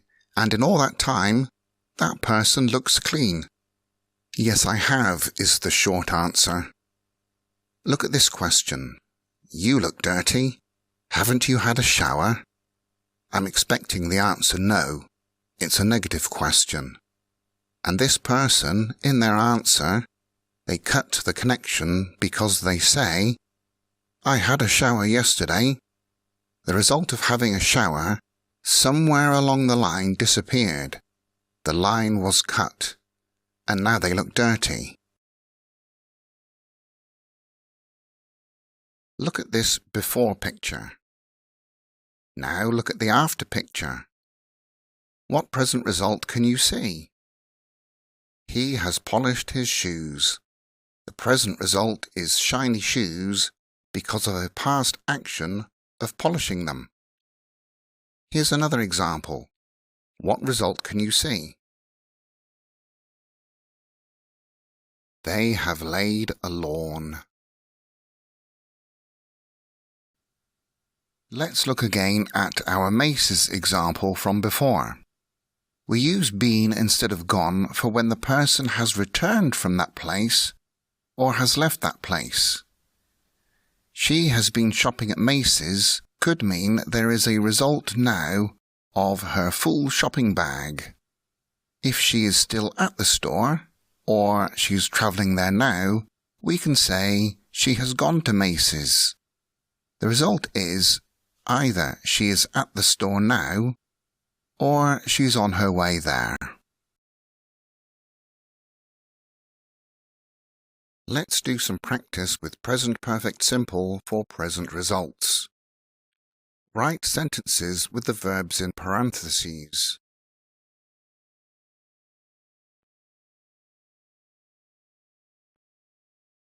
Somebody's eaten the cake. This happened in the past sometime, but it's not important when. What is important is the present result. There is no more cake.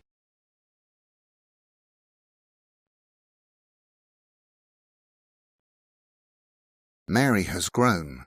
We see now a change in her height from the last time we saw her. What does the child reply here?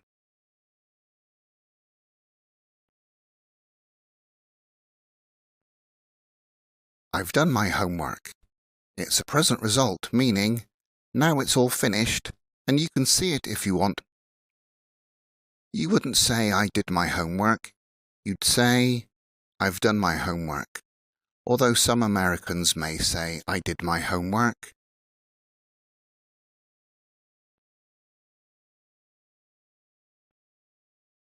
I've had my dinner.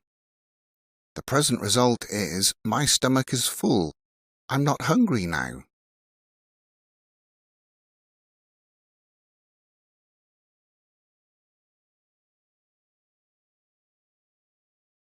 Now you are ready to do the questions on the practice sheet for present perfect that concerns results. Answer the questions, then check your answers. Let's look at the words already and yet. We use these in present perfect simple when describing results or experiences. Already means quicker than expected. This means that the speaker says, "Aha! I did this quicker. You think I haven't done it." In US English, they often use past simple in this situation, but not everybody. Look at this example. I've already done my homework. We could write it like this. I've done my homework already. Already can come after have or has, or at the end of the sentence. Either of those is possible. Look at this example for already in a question. Have you fixed the computer already? We can also write, have you already fixed the computer? Again, already can come after the subject, or at the end of the question. In this type of question, the speaker is surprised about the quick result and probably knows or thinks that the answer will be yes.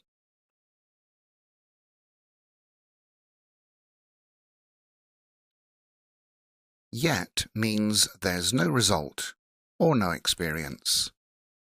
Look at this example. I haven't done my homework yet. Yet means until this time. We don't need to say yet. The sentence is fine without it, but it makes it clear that this sentence is about results. Here's another. I haven't seen the Eiffel Tower yet. This can mean that there is not this result on my present vacation. Or it can mean that I haven't had this experience until now. Yet doesn't add any extra meaning to a question, but it does tell the listener or the reader that we are talking about a result, or sometimes an experience. Have you watched Jennifer Aniston's new film yet? Putting yet in there just makes it clear that I'm talking about results. Meaning, do you know this film? The result is you don't have to see it again. Although I would recommend seeing Jennifer Aniston's films many, many times. She's so lovely. Or we can ask about experiences in our lives until now. Have you been to India yet? Yet in negative questions expects the answer no. Haven't you finished your work yet? Note that we can put yet in here after haven't or hasn't. However, this is not common usage. Let's do some practice. Rearrange these words to make sentences with already and yet.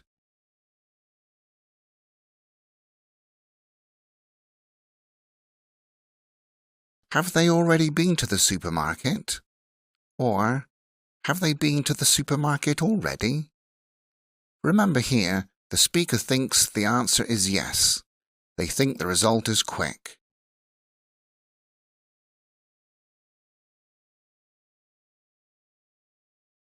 I haven't spoken to my mother yet. Or, less commonly, I haven't yet spoken to my mother.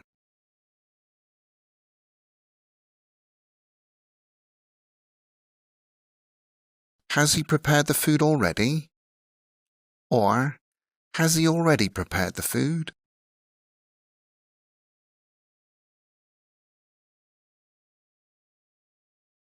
Haven't we finished the work yet? Or, haven't we yet finished the work?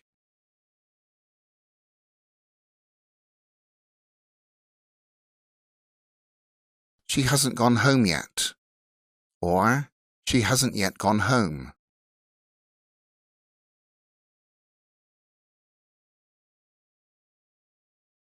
Has the movie finished yet?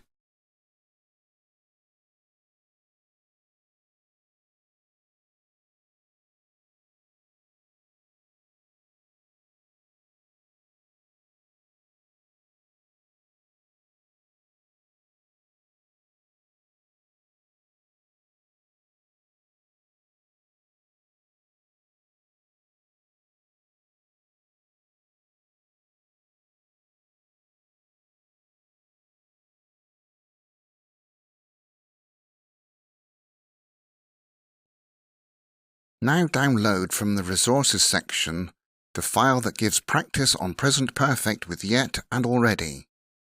Answer the questions, then check your answers. And there's also an extra practice worksheet for you if you wish to look at that.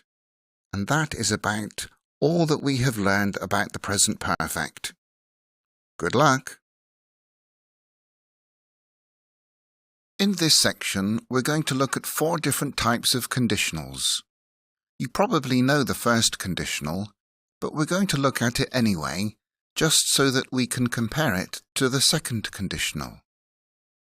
As always, when you're choosing which grammar to use in English, you should choose the meaning that you're trying to give and then choose the correct grammar. There are many mixed conditionals in English, but it's enough just to learn these conditionals in these lessons, and then you'll be able to understand all mixed conditionals. They will have things like continuous tenses and perfect tenses in them, but be careful, as always, don't translate from your own language. Your own language probably has different rules. The first conditional is all about a future possibility, a real future possibility. This is how we make it. It's if plus subject plus present simple, comma, then subject plus will plus verb. For example, if I pass my exam, I will go to university. A negative sentence looks like this. If I fail my exam, I won't go to university. Don't forget the comma. We can change the 2 halves around like this. I won't go to university if I fail my exam. Look what happens to the comma. We have a comma when the sentence begins with if, but we don't have one when the if part comes second. Don't write will in the if clause. That's wrong. The meaning is this. If the first condition happens, the action, in your mind, is certain. If you don't think it's certain, you can write may, might, could, or maybe in the second part. Like this. If I pass my exam, I may go to university. Or, if I pass my exam, maybe I will go to university. There is a more formal type of first conditional. It looks like this. Should I pass my exam? Or, should you pass your exam? You may see that, so you need to know about it.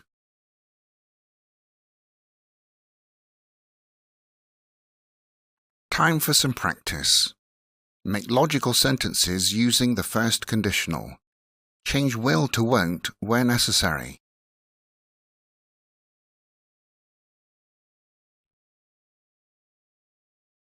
If she doesn't come, he'll be disappointed.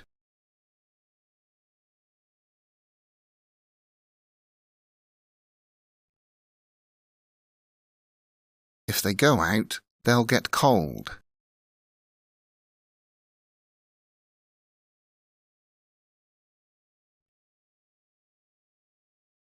If we leave now, we won't be late.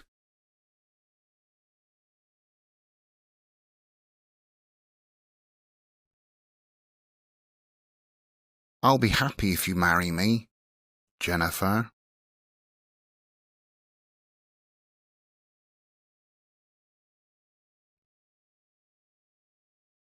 English won't get easier if you don't practice. Notice that there is no comma.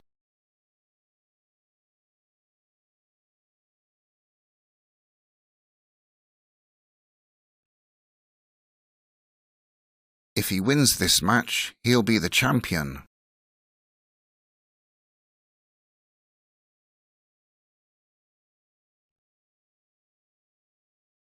If they're careful, they might succeed.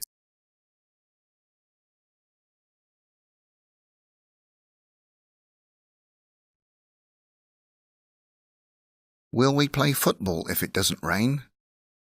We can also write, will we play football if it rains? There are 2 answers to this because it's a question and we don't know what will happen.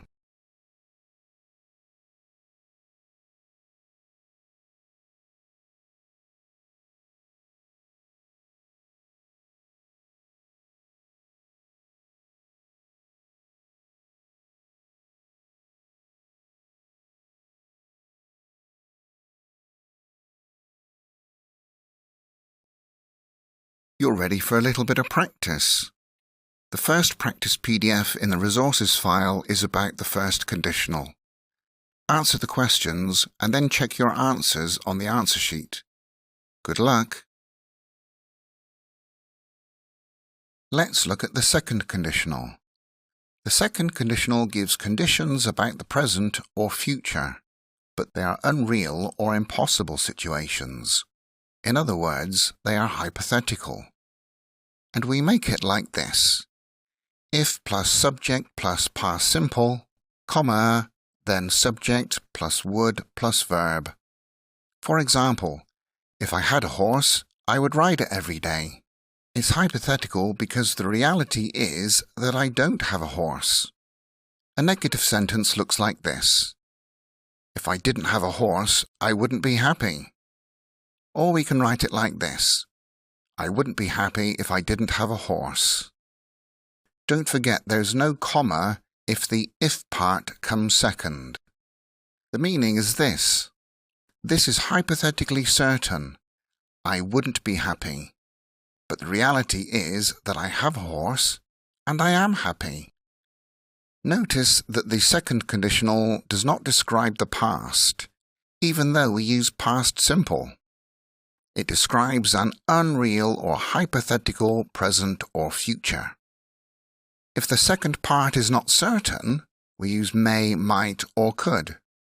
For example, if I had a horse, I could be happy. It means I don't have a horse now, but if I did, my happiness still wouldn't be certain. Look at this. The reality is I don't have a horse, so I can't ride one every day. The unreal situation, the hypothesis, the hypothetical present, is positive. If I had a horse, I would ride it every day. In this sentence, the reality is negative, so the unreal situation is positive. In this sentence, the reality is positive. I have a horse, I'm happy. Which means the hypothesis would be negative. If I didn't have a horse, I wouldn't be happy.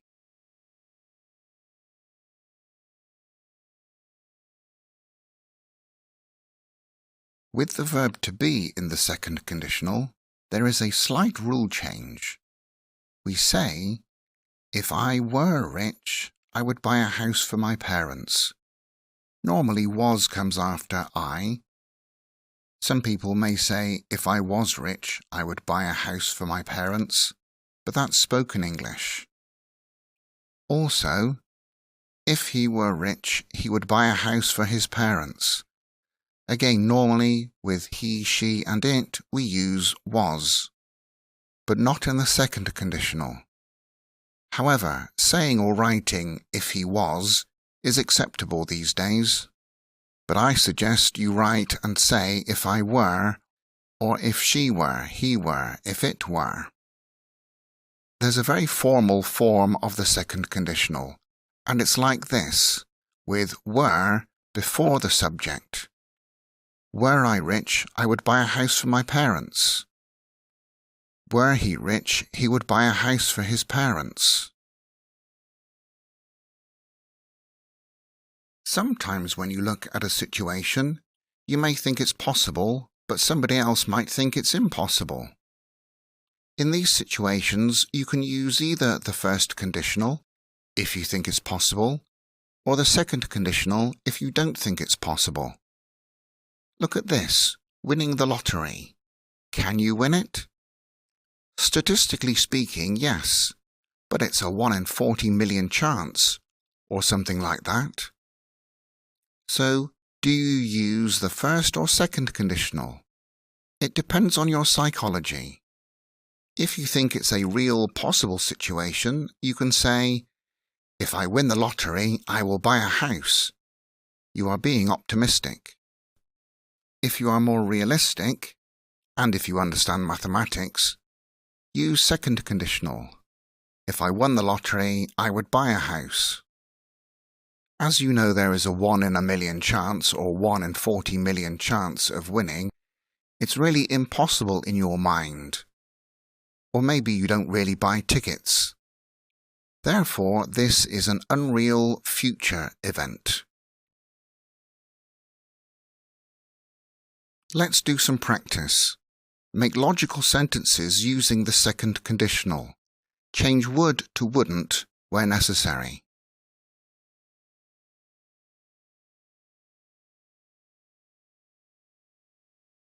If it rained more in Africa, there wouldn't be a hunger problem. The fact is, there isn't enough rain in Africa, and there is a hunger problem.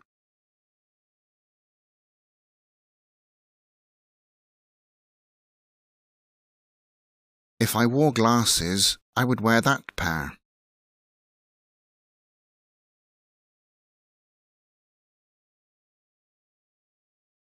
If she knew your mistake, she would be angry.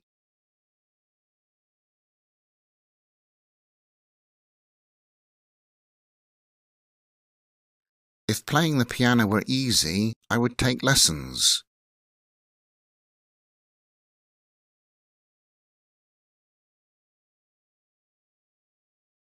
If we didn't have a meeting, we would go home.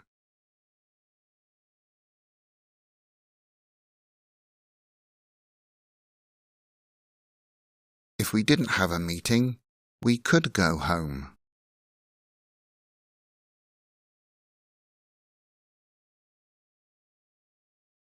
If I married Jennifer Aniston, I would live in Hollywood. I'm speaking hypothetically here, but let's say, for example, I'm very optimistic. I can say, if I marry Jennifer Aniston, I will live in Hollywood. Here I've chosen to use first conditional because I really think it will happen. Of course.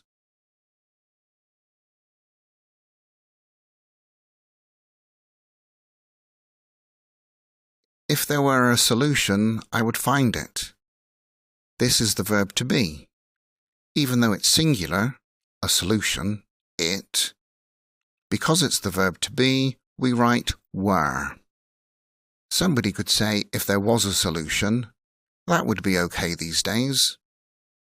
Or, more formally, were there a solution, I would find it.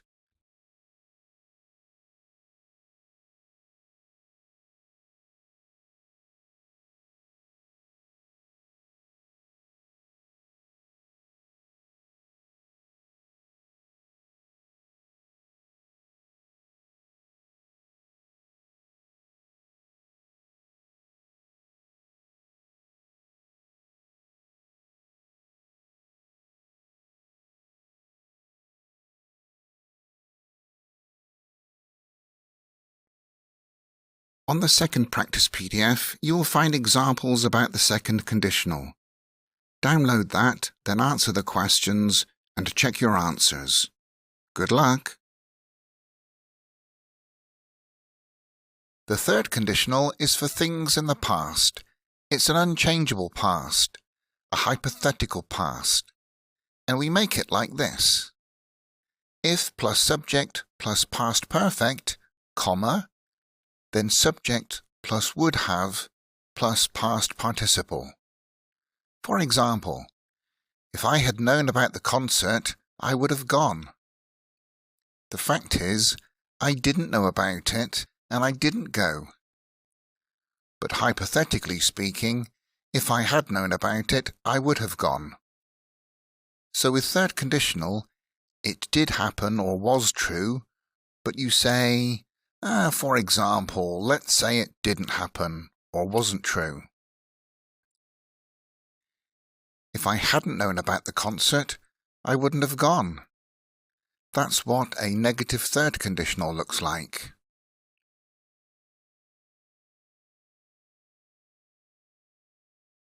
Let's say this is a real situation. I went to Los Angeles, I met Jennifer Aniston. So we can say, hypothetically, if I hadn't gone to Los Angeles, I wouldn't have met Jennifer Aniston. Or, I couldn't have met Jennifer Aniston, if you are saying there would be no possibility. Here we are wondering about a different and unreal past. If the situation was this, I didn't go to Los Angeles and I didn't meet Jennifer Aniston, then the third conditional would be, if I had gone to Los Angeles, I would have met Jennifer Aniston. Or I could have met Jennifer Aniston. Another form of older English or formal English for the third conditional would be this: had I gone to Los Angeles? Or in the negative, had I not gone to Los Angeles? Very often when you hear people speaking, they say, if I would have gone. This is not standard English. However, in 19th century novels, I've seen that written. So if you use it, then I guess that's no problem.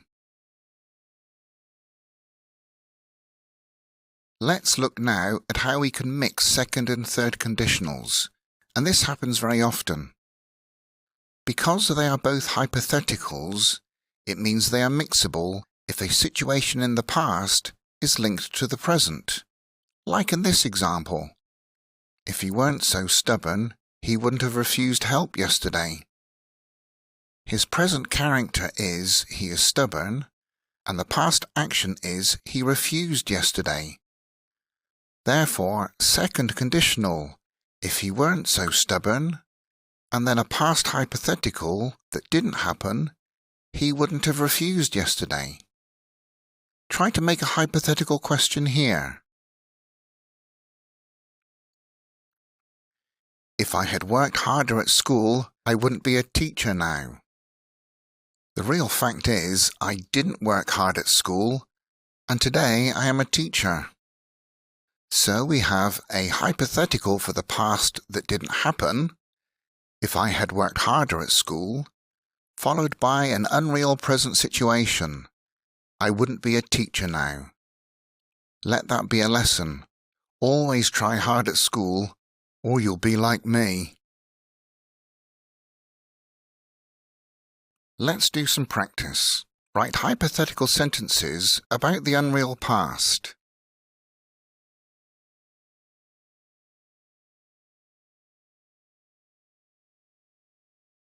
If Jennifer Aniston hadn't met me, she wouldn't have divorced Justin. True story.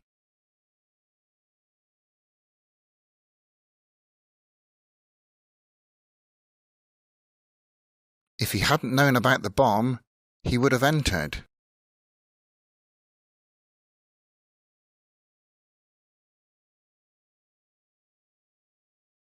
If she hadn't touched the snake, it wouldn't have bitten her.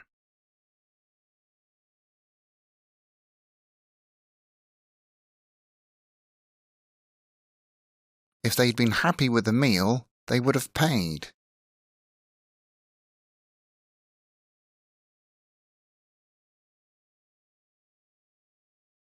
If we hadn't drunk the water, we wouldn't be ill. This is a mixed conditional. It links us drinking water in the past and us being ill now.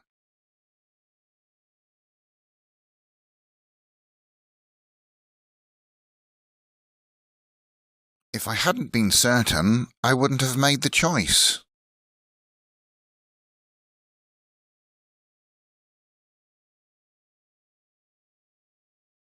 If she hadn't been at the bar, I wouldn't have met her. Make a hypothetical question here.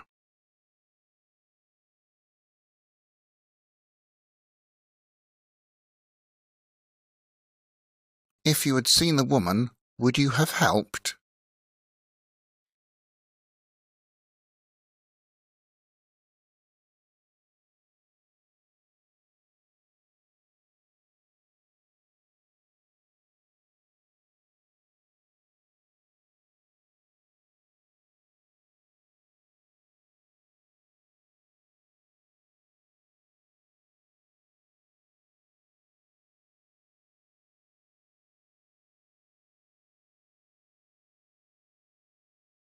Now you are ready to do some practice on third conditionals.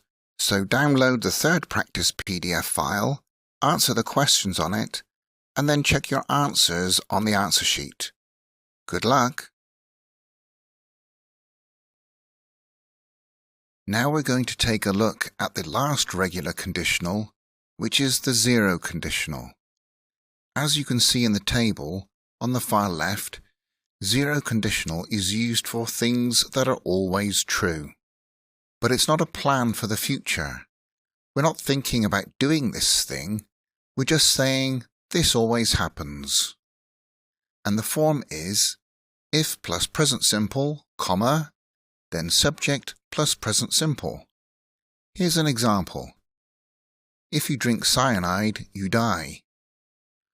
We're not planning to drink cyanide. That would be stupid. We're just saying that this always happens if you drink cyanide. It's a universal truth. Here's another example. If I drink coffee at night, I find it difficult to sleep. This is always true when I drink coffee at night. But it's not my plan. Nobody has told me to drink coffee. I'm just saying this always happens. Compare these sentences. If I drink coffee at night, I find it difficult to sleep. If you drink that coffee, you will find it difficult to sleep. In the first sentence, I have no plan to drink coffee. In the second one, maybe somebody has a cup of coffee in front of them and someone else is telling them that this is a real possible future situation. Therefore, they use first conditional. Look at these two. If students talk in class, Barry gets angry. Shh! If you talk in class, Barry will get angry.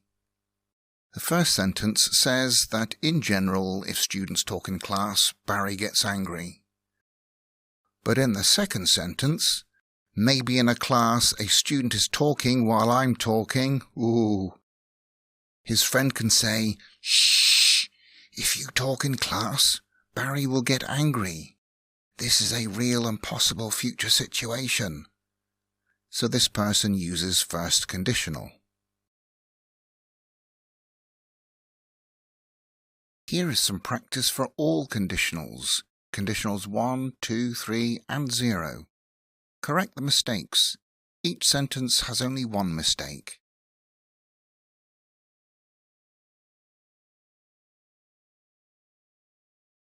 If we went home now, we could watch the match.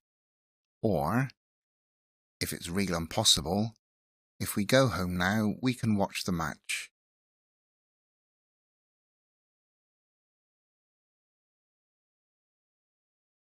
Would he have left if he had found it interesting?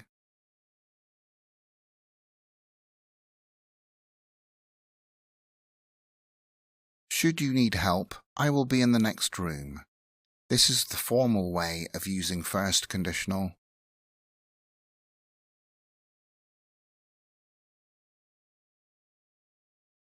They would have succeeded if they hadn't been so impatient. If you thought maybe it's first conditional, that would have been wrong because they are saying these people are impatient, that's their character. So this is a hypothetical. Therefore, first conditional wouldn't be possible. It's third conditional because it's a hypothetical past.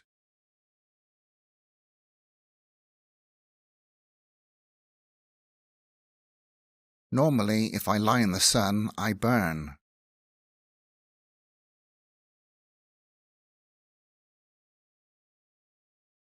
If I left home now, would I get there on time?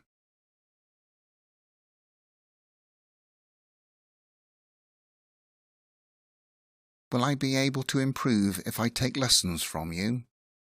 Remember, there is no will in the if clause.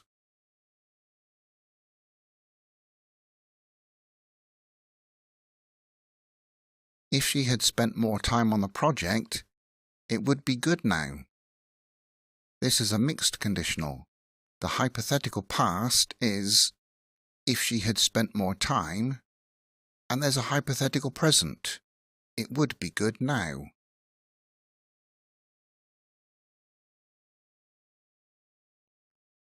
There isn't a separate practice sheet for the zero conditional because it's so easy. However, there are questions on it in the extra practice PDF file, along with all the other conditionals. Answer the questions in that, and then check your answers. Good luck! What is a relative clause? Relative clauses give information about a noun, saying, this noun, not any other. It tells the listener which noun out of a group. Look at this photo. The man is a dentist. There are 3 men, so which one? This one. He is bald. So we can write a relative clause to say which man. The man who is bald is a dentist. Similarly, the woman works in London. Well, which woman? The woman who wears glasses works in London, not any of the others. To begin with, let's look at subject relative clauses. Look at this sentence. I bought a girl some flowers. Okay, but maybe we want more information. Tell me about the girl. Which girl? She wants to marry me. This sentence gives you more information. To make one sentence with a relative clause, there are some steps you should take. First, write the first sentence until you get to the unclear noun X, meaning the noun that we are going to explain which one. So in this example, it's girl. I take that and put it here. So which X, which girl? What is girl in the second sentence, subject or object? Girl is she. She, the girl, wants to marry me. That is the subject. So we are going to make a subject relative clause. The next step is this. Replace the subject with a relative pronoun. We replace it with who because who is for people, and we put that after the noun. Then we write the rest of that second sentence. Finally, complete the first sentence if it's still unfinished. We still have 2 words there, some flowers, so we add them there.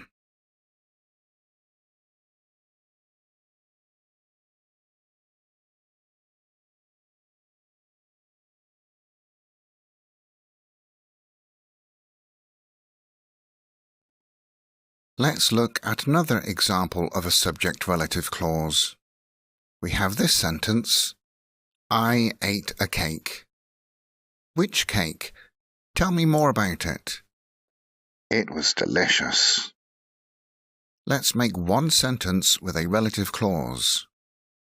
As before, write the first sentence until you get to the noun that needs explaining. In this case, it's the last word of that first sentence. I ate a cake. We need to know which cake. Cake in the second sentence is the subject, it, so this is going to be a subject relative clause.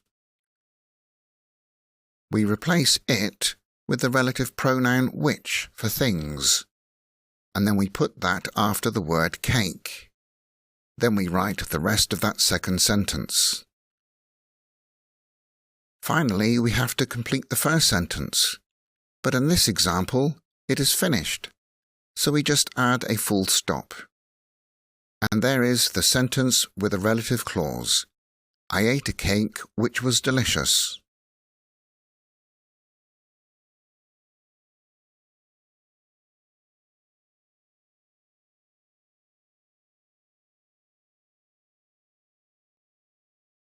Let's look at some more examples.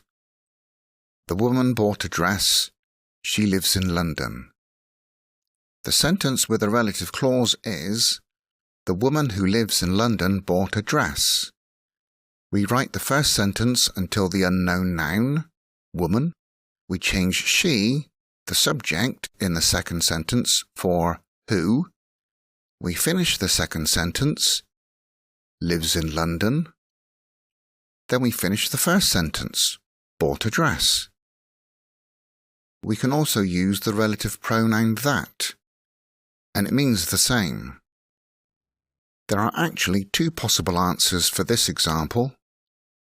If you are describing which woman and you say, she bought a dress, you can say, the woman who bought a dress lives in London. Or, the woman that bought a dress lives in London.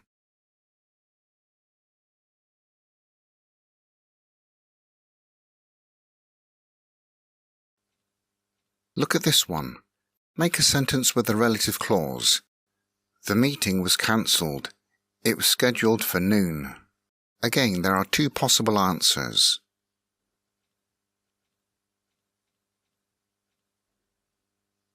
The meeting which was scheduled for noon was cancelled.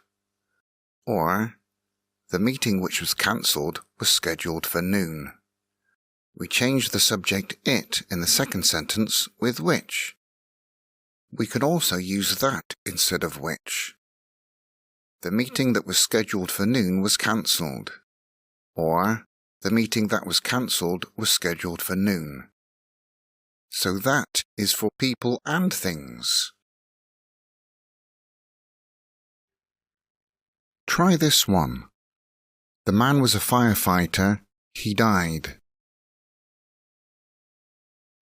The man who died was a firefighter. Or, the man who was a firefighter died. Or we can use that instead of who.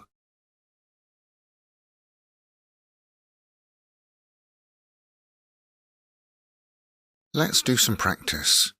Join these sentences using relative clauses.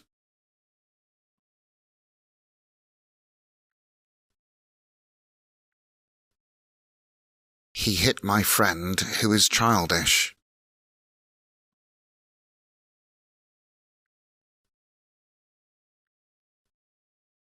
They go on holidays which are expensive.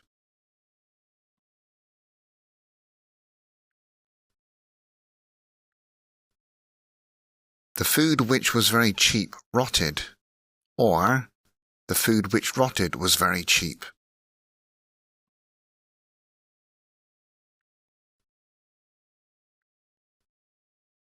The nurse who always works hard saved me.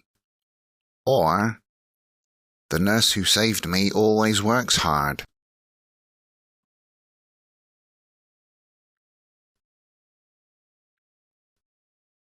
Bring me the book which is on my desk.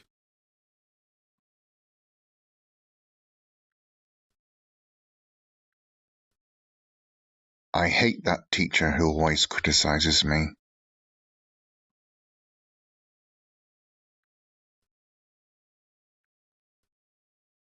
That teacher who always criticizes me hates me. Or, that teacher who hates me always criticizes me.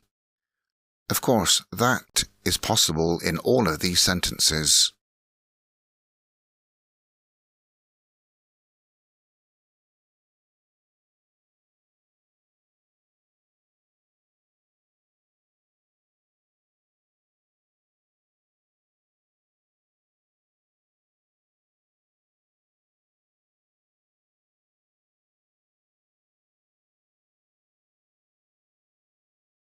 Now you can try some practice on your own.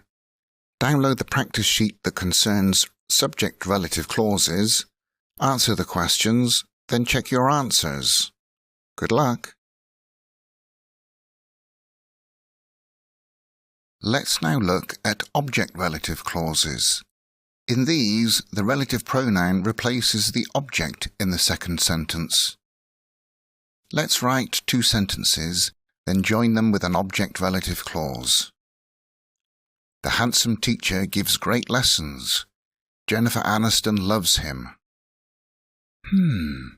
I wonder what his name is. We follow exactly the same steps for subject-relative clauses. So we write the first sentence until the unclear noun, which is teacher. In the second sentence, teacher is the object.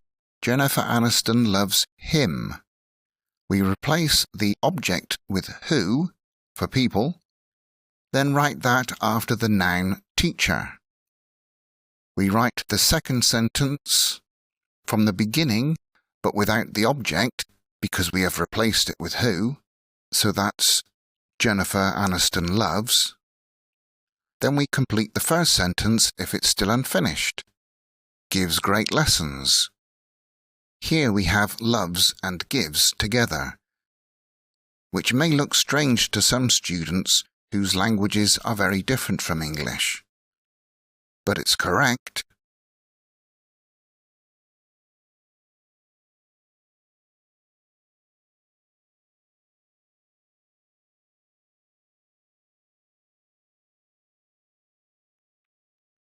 Let's look at other ways to write object-relative clauses.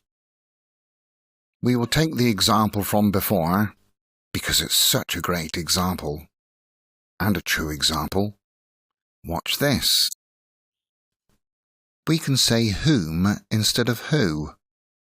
This is only for object-relative clauses for people. But whom is very formal and Old English. Not many people speak like that or write like that.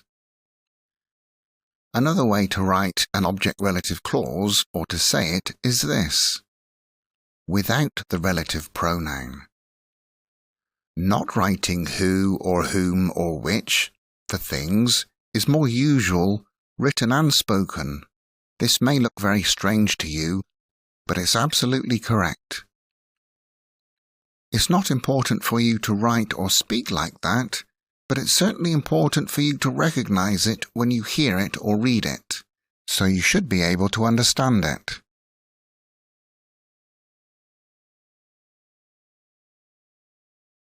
We can do the same with these sentences. I bought a car yesterday.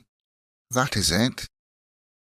We can write, that's the car which I bought yesterday, or that is the car I bought yesterday, without which. As it is the object in the second sentence, in the object-relative clause, we don't need which.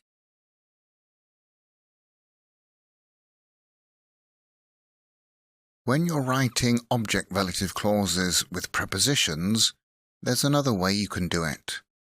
Look at this. The man is dead. I told my secret to him. Now, him is not the direct object in the second sentence. The direct object is my secret. Him is the indirect object. But we can still write a relative clause using the rules we've just learned. The man who I told my secret to is dead, or the man I told my secret to is dead, without who. But there's another way to write it. The man to whom I told my secret is dead. We can write the preposition before the relative pronoun. For people, we must write whom, not who, when the preposition comes before it. It's very formal or high-level English. Many people don't use it, but you will hear it or read it from time to time. We can write with whom, in whom, for whom, etc. For things, we can write to which, under which, from which, etc. Make two sentences with an object-relative clause from these. This is my painting. I spent a long time on it. It's an impressive painting, isn't it? That took me ages. This is a painting on which I spent a long time. Or, this is a painting which I spent a long time on. Or, this is a painting I spent a long time on. Note that you can't put a preposition before the relative pronoun that, only whom or which. Join these sentences using object-relative clauses. That is possible in all of these, but try to use who or which, or write them without the relative pronoun, or with whom.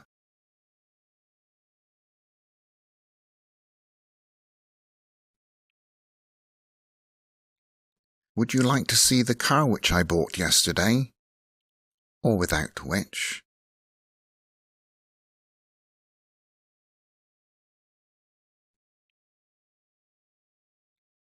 The shop which the newspaper recommended has just opened.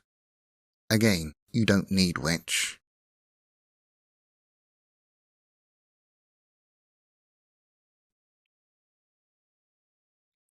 My aunt, whom, or who, or nothing, I visited last year is rich.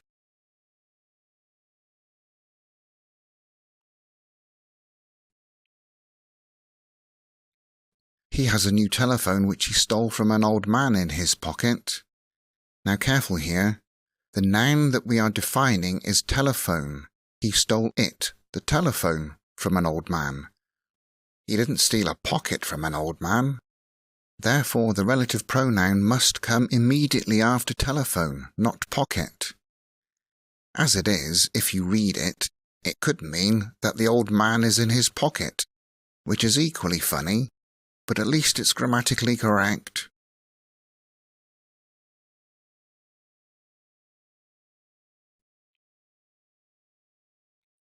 Bring me the book which I finished reading last week and my favourite pen.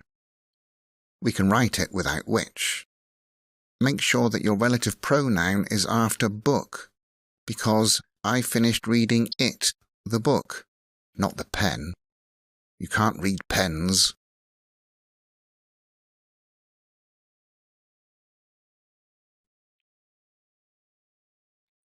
The Hollywood actor whom I love won the Oscar. I love her. I wonder who that could be.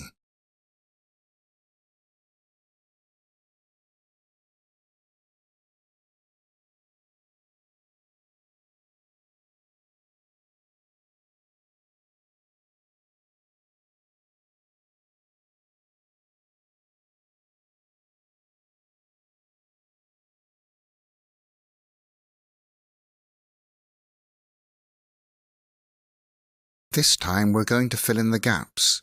Sometimes there's more than one answer.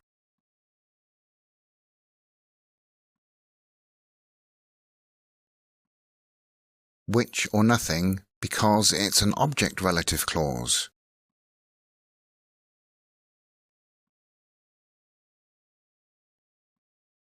Which, because it's a subject relative clause, so writing nothing is not possible.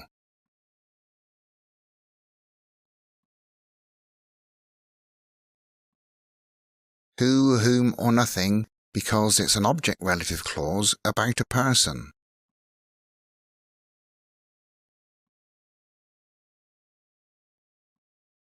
Who, because it's a subject relative clause.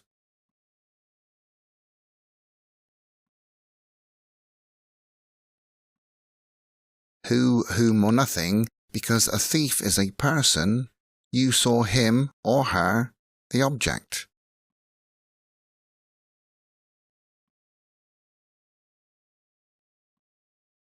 Which or nothing, again it's an object relative clause. I bought the ring, object.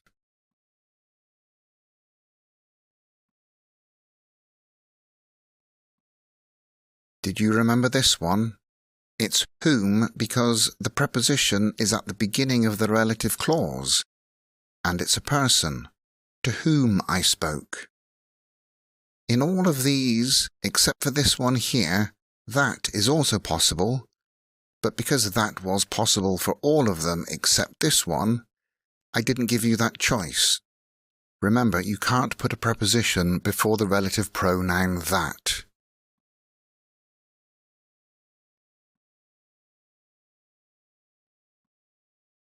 Who? Jennifer Aniston refused the man who asked her to dinner. Because she's with me.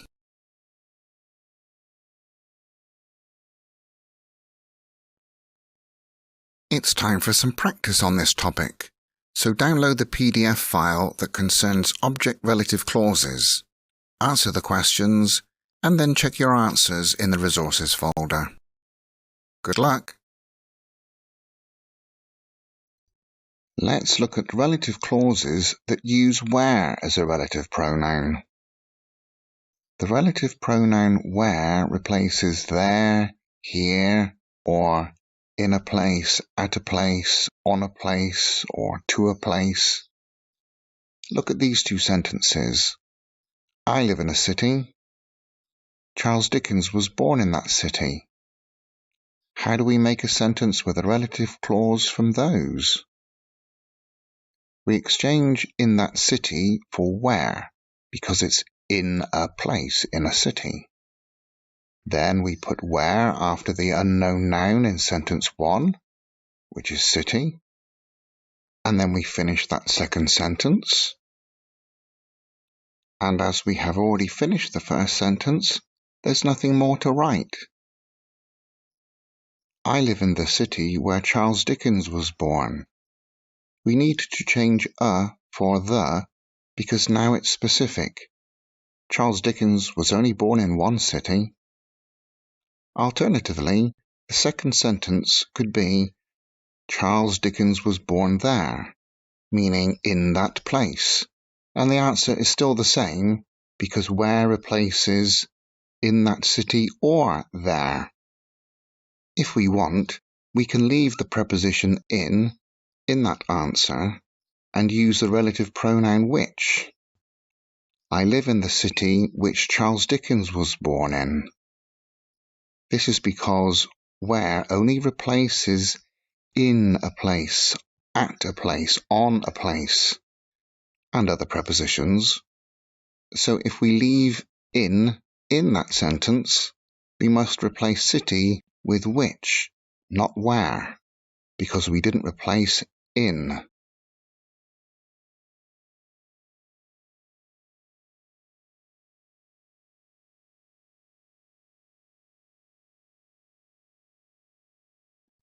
Here's another example.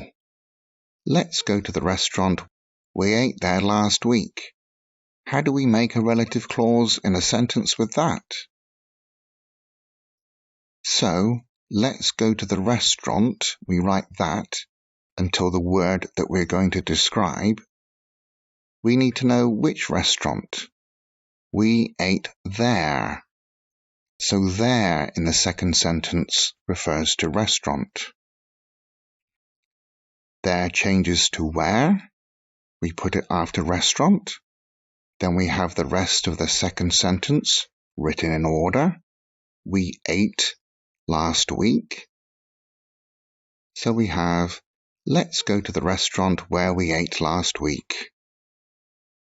Don't write where we ate there last week. That is wrong. We are replacing there. Be careful though. What sentence with a relative clause should we write here? I live in a city. I love that city. The answer is, I live in a city which I love.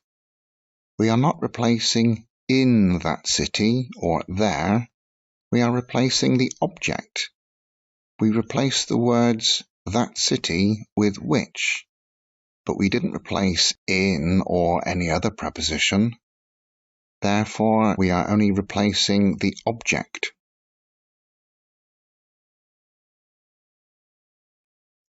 Let's practice. Join these sentences with a relative clause using where if possible.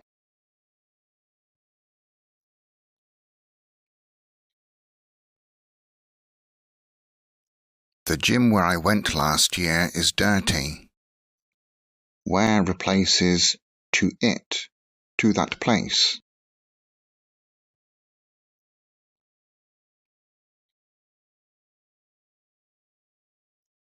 The shop where you can buy curtains has just opened.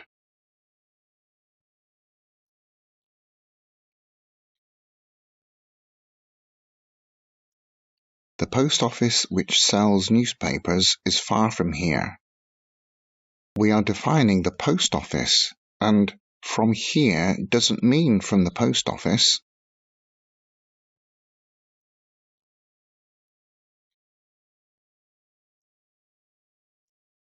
He has a new telephone in his pocket where he also keeps his dirty tissues.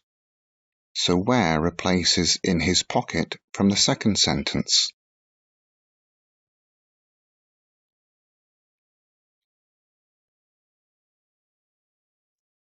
My favourite book is on the shelf where my dictionaries are. Where replaces on that place, on that shelf, and then after where we have the rest of the second sentence, which is my dictionaries are.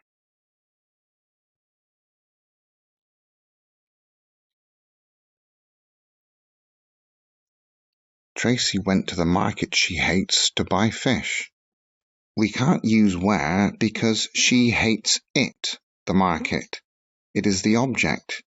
It's not in the market, in a place or on a place. It's just it, the place. It doesn't mean she hates to buy fish.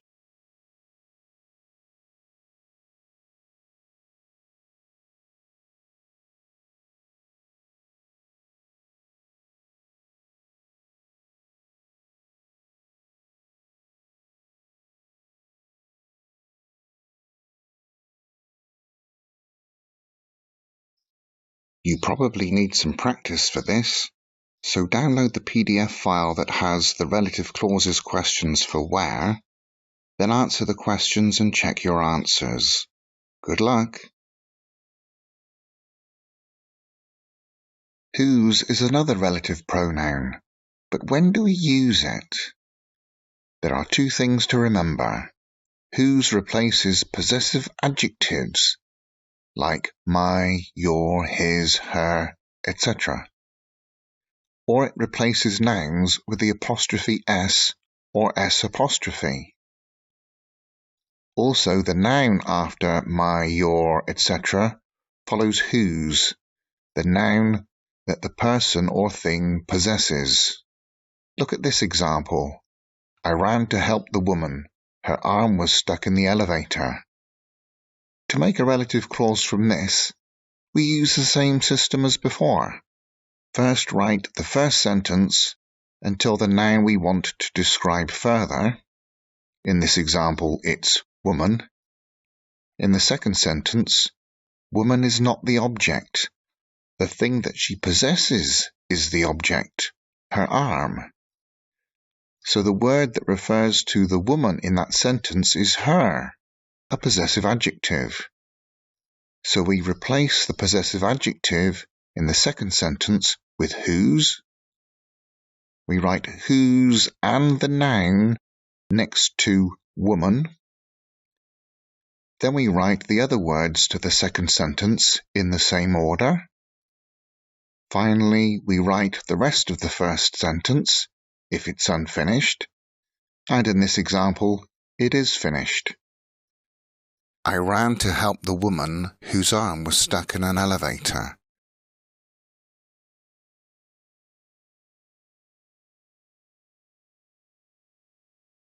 Here are some more examples. How can we make a relative clause with whose from these two sentences? The man slept in the park, his dog ran away. Have a think.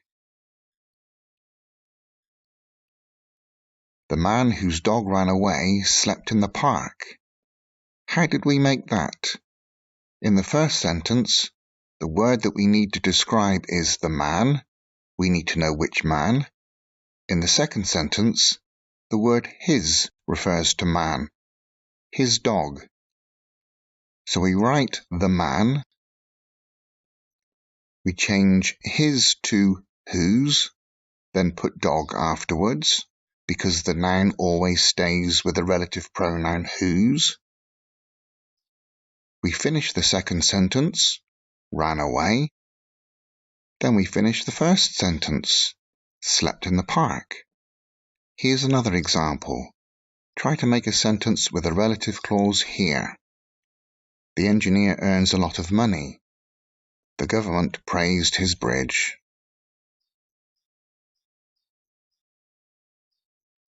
The engineer whose bridge the government praised earns a lot of money. In the first sentence, we have the engineer. We need to know which engineer. And in the second sentence, the word that refers to the engineer is his bridge. So we begin the engineer. Well, which one? In the second sentence, his refers to the engineer, so we need to change his to whose. We write bridge by the side of it. Then we write the words from the second sentence that we didn't use, and we write them in the same order from the beginning to the end. The government praised. Then we finish the rest of the first sentence, and the words that we didn't use are earns a lot of money.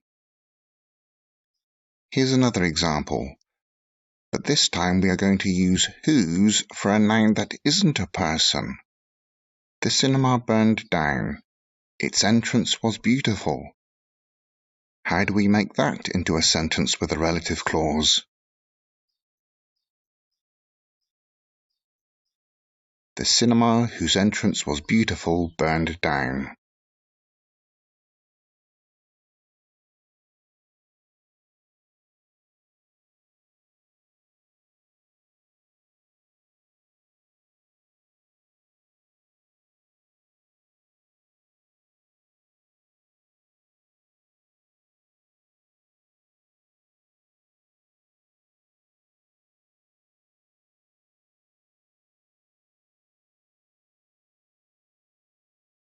Look at this.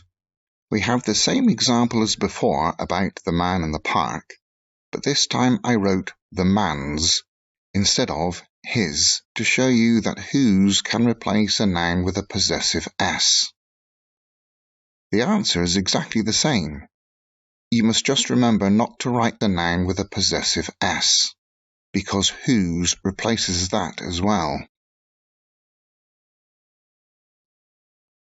We can also use whose to replace possessive pronouns, like mine, yours, his, hers, its, ours, and theirs.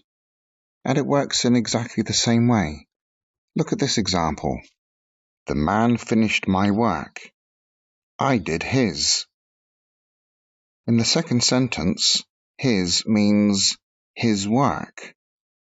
We just use the possessive pronoun instead of the possessive adjective and the same noun. So the sentence with a relative clause with whose is this.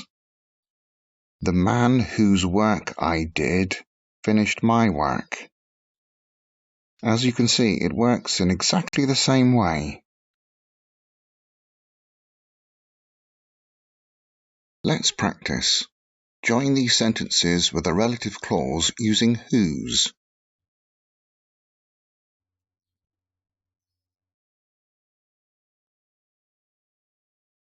Would you like to go to the restaurant whose menu you love?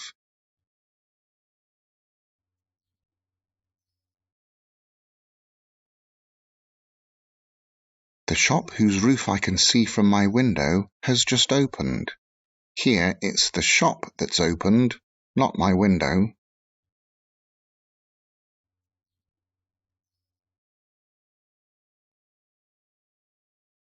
The woman whose boss is really pleased with her received a big bonus.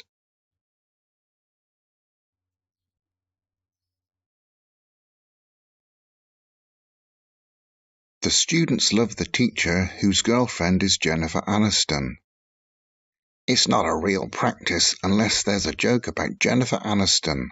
Am I right?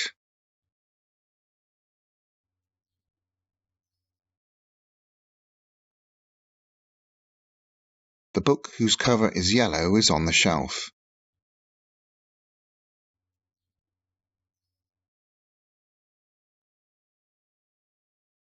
The girl thanked the boy whose essay was as good as hers. Or, the girl whose essay was as good as the boy's thanked him. Here we can't write whose essay was as good as his because we don't know who he is. Therefore, we need to change some of the words to make it understandable.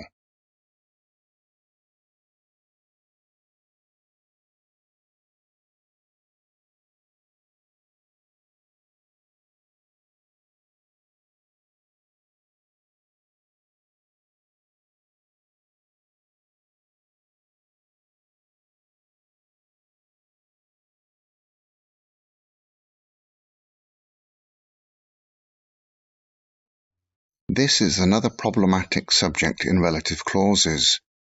So I suggest you download the relative clauses practice sheet for whose, then answer the questions, and of course, as always, check your answers. Good luck! Let's look at non-defining relative clauses. Some people call them extra information clauses. Now don't panic, they're very similar to the clauses that you have seen before. The previous types of relative clause help explain which thing or person because we don't know. But a non-defining relative clause gives us extra information about things or people which we already know or which don't need explaining. They work in the same way as other relative clauses, but there are added commas. Let's look at some examples. My car is very old, it is parked on the street. Here is the sentence with the relative clause. My car, comma, which is parked in the street, comma, is very old. We know which car, because I only have one. As it is a non-defining relative clause, we have commas before and after the clause. We don't need to say which car, because we know which car. These clauses are like saying, by the way, here is some extra information about this thing or person. Of course, if I have more than one car, then I need a defining relative clause. My car which is parked on the street is very old, with no commas. This means that the car on the street is very old, but my other car in the garage isn't. That's a defining relative clause with no commas. This is a very small difference here. However, there is one important difference. We can't use that for non-defining relative clauses. Look at this example. This is an extra information clause because there is only one moon. We don't need to say which one. Here's another. Tom Hanks, comma, who lives in Malibu, comma, drives a hybrid car. We use commas because it's an extra information clause.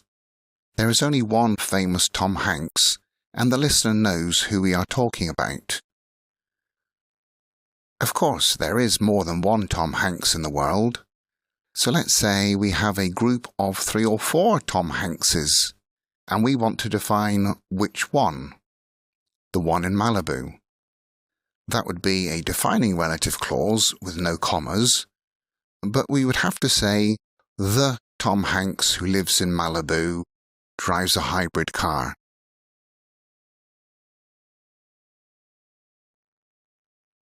How can we make a sentence with a relative clause from these? My mother feels satisfied with life. Her job is interesting. We write, my mother, comma, whose job is interesting, comma, feels satisfied with life. There are commas because I don't need to define which mother. I only have one mother, and most people do as well, although there are some with 2 mothers. Here's another example. Hong Kong is expensive. My brother lives there. We write, Hong Kong, comma, where my brother lives, is very expensive. It's with commas because there's only one Hong Kong. Practice time. Are these right or wrong? Correct the wrong ones.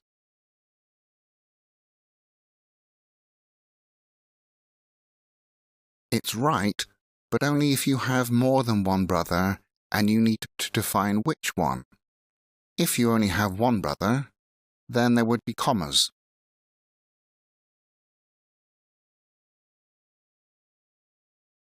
This is wrong. It should be which, not there, because you are replacing it.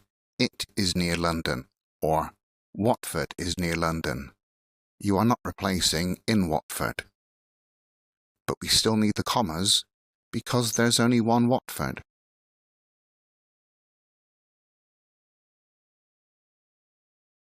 This is wrong.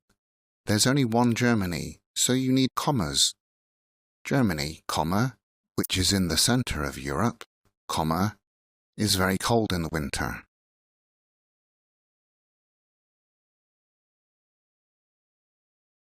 This is wrong. Which type of man? We are not being specific about a man whom we know, and we're not giving extra information about an undefined type of man. Here we are specifying which type of man. A man whose house is big is usually rich, so there are no commas.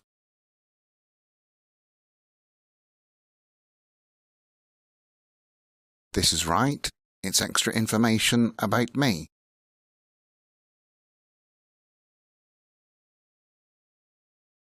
This is wrong.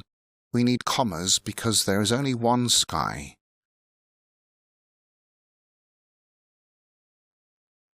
If you look in the Resources folder, you'll see some practice on this, so download the non-defining relative clause practice sheet, then answer the questions and check your answers. The last aspect of relative clauses that we're going to look at is quite a difficult one, and they're called reduced relative clauses.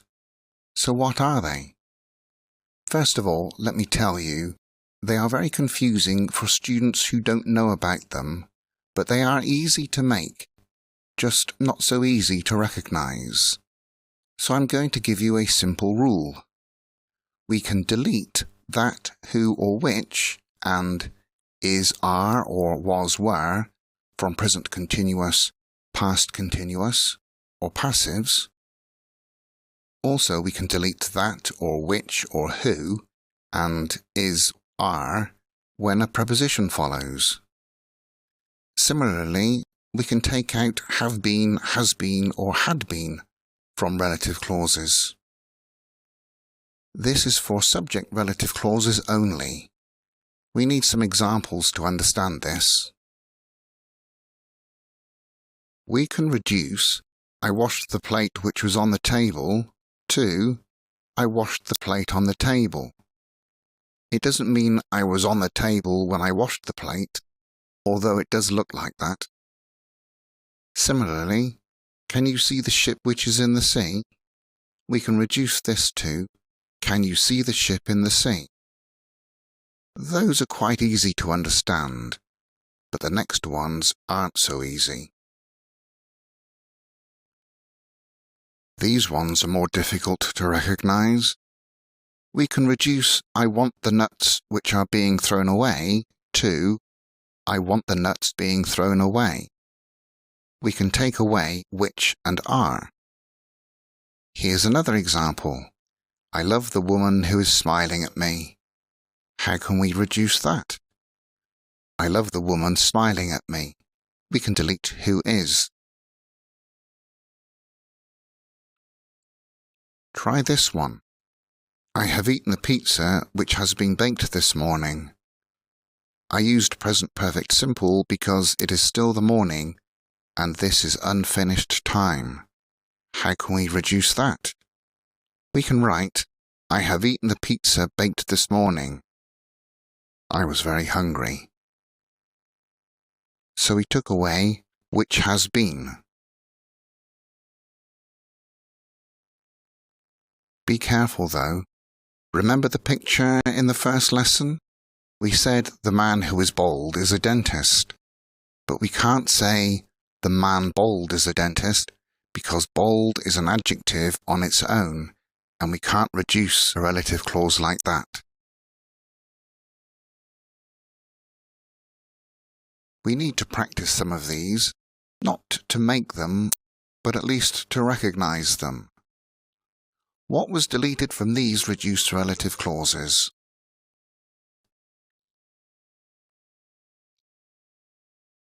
The full sentence is this. I read the report which was given to me yesterday.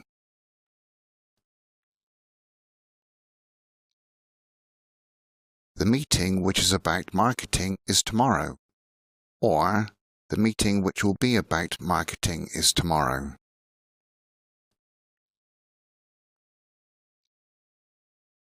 He saved the man who was shot by the thieves, or who had been shot by the thieves. Past perfect.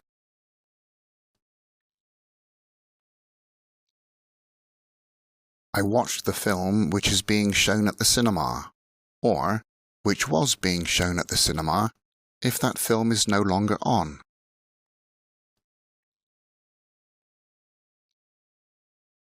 Is this the train which is going to London? And now for the Jennifer example.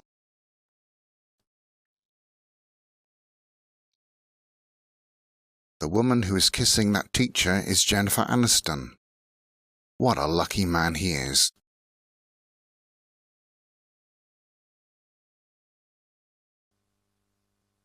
Now you can do some practice on this. You'll find questions in the Reduced Relative Clauses PDF. Answer the questions and check your answers. Now that we have finished this section on relative clauses, you can try the questions on the extra practice document. Good luck! Perfective modals is an interesting topic and fun, but it does have its difficulties. As always, when you're choosing which grammar to use in English, choose the meaning that you want to give, and then choose the modal, and don't translate from your own language. Could and wasn't able to and had to are past simple modals and are in the other modals videos earlier in this course.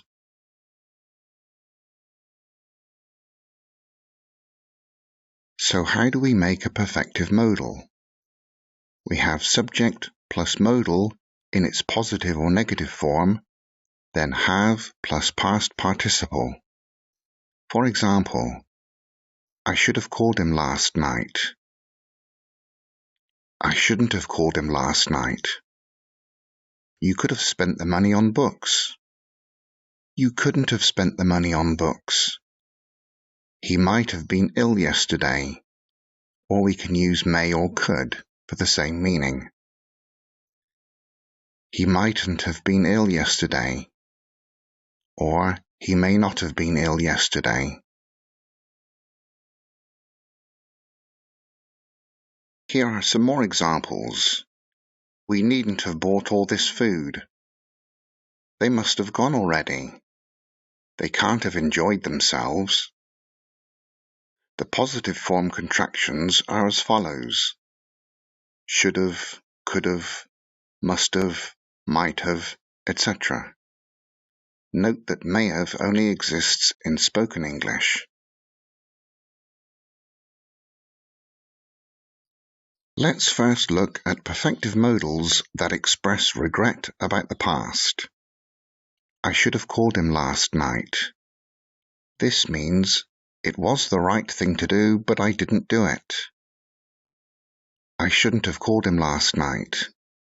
This means it was the wrong thing to do, but I did it. I regret doing it. Should I have called him last night? This means I didn't do it, but was this the right thing to do? Shouldn't I have called him last night? This means I did it, but was it the wrong thing to do?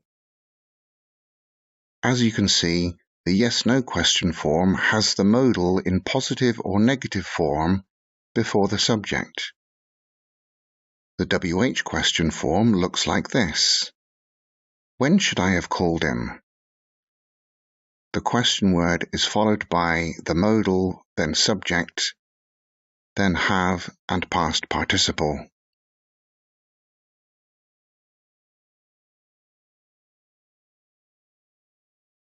These perfective modals express missed opportunities in the past. You had the chance, but you didn't take it. You could have spent the money on books. This means it was possible for you to do this, but you didn't. You couldn't have spent the money on books.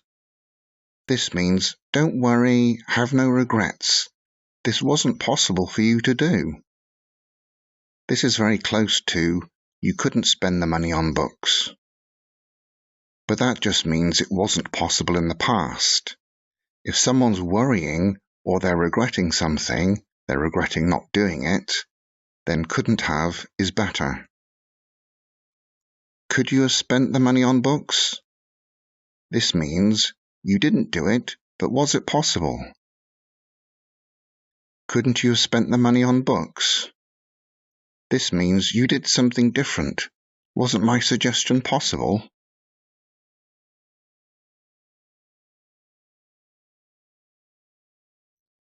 I think you're ready to do a little bit of practice. So download the first Perfective Modals PDF, then answer the questions as best you can, then check your answers to look for your mistakes and then learn from them. Good luck! Let's look at perfective modals that express unknown past possibilities. He may have been ill yesterday, or we can use might or could. This means maybe it was true in the past, but I don't know. I don't have that information. In the negative, only may or might are possible. He might not have worked yesterday, or he may not have worked yesterday. This means maybe this didn't happen in the past, but I don't know. Note that couldn't have been is not possible. It doesn't express an unknown possibility in the past. It has different meanings. May not is not the same as could not in this respect. In questions about unknown past possibilities, only might and could are possible, not may. Might he have worked yesterday, or could he have worked yesterday? This means, is this past action possible? I don't know the truth. Note that might is less common. Could he have worked is the normal option. If you say, mightn't he have been ill yesterday, in this question, perhaps you're defending the person. You're saying, maybe there's an explanation. You could say, he may have been ill, or maybe he was ill. But this is being tentative or polite. Well, mightn't he have been ill yesterday? Another meaning of might have or could have is in this example. You might have died, or you could have died. It means this was a risky possibility, but phew, it didn't happen. That wasn't too difficult, was it? Now you're ready to download the second Perfective Modals Practice PDF and answer those questions. Of course, check your answers to look for your mistakes, and then learn from them. Good luck! And now for perfective modals that give the meaning of no necessity in the past. We needn't have bought all this food. This means we didn't need to, but we did do it. Perhaps we regret doing it. And in the question form, need we have bought all this food? It can have the same meaning as, did we need to buy all this food, but we did. Needn't have is not very common. Normally people say, did we need to buy? Compare these. Did we need to buy the food? This means, was it necessary in the past? Didn't we need to buy food? This means, wasn't this necessary in the past? But maybe we forgot. That, of course, is a past modal, not a perfective. Now let's take a look at perfective modals of deduction. This means we are looking at evidence and guessing about the past. Here's an example. They must have gone already. This means I'm sure this happened in the past, but I didn't see it. The evidence tells me, yes, for sure, this happened in the past. Now the opposite of must have is can't have for these meanings. They can't have stayed long. This means I'm sure this didn't happen. but I don't know, or I didn't see it. The evidence tells me this didn't happen. Also, we can say, they couldn't have stayed long. It has the same meaning as can't have stayed. Note, there is no question form for perfective modals of deduction. Now you are ready to download the third Perfective Modals Practice PDF and answer the questions. And of course, check your answers to make sure that you can learn from your mistakes. Good luck! Let's do some practice on all perfective modals. Fill in the gaps with perfective modals.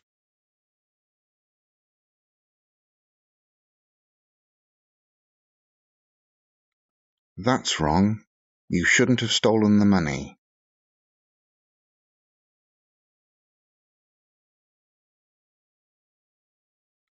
I'm sure these sales aren't right. You must have made a mistake.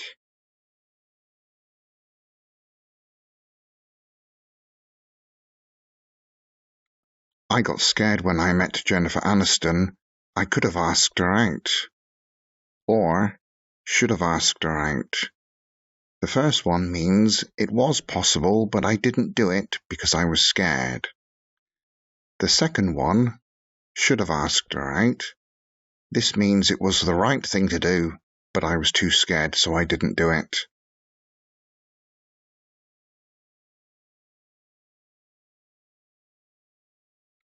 In this one, you knew his answer would be no, so the person says, you needn't have asked.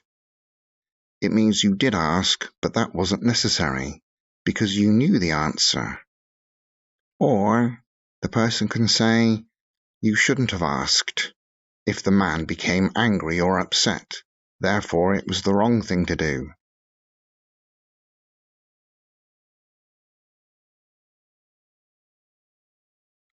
He can't have finished, or he couldn't have finished.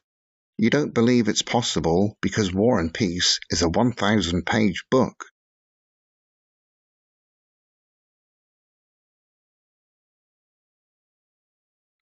Why did you stand there watching me? Couldn't you have helped? That means you had that chance, but why didn't you take it?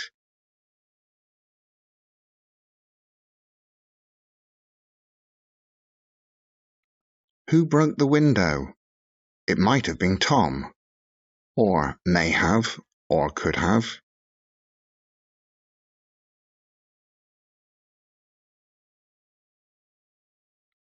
I cooked meat for Jo, but she's vegetarian. So his friend says, shouldn't you have asked? This means he didn't ask, and that would have been the right thing to do. But he just went ahead and cooked the meat.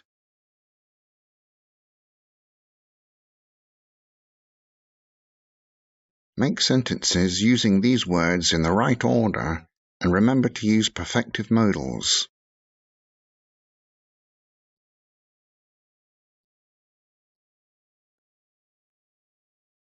Where should I have parked my car?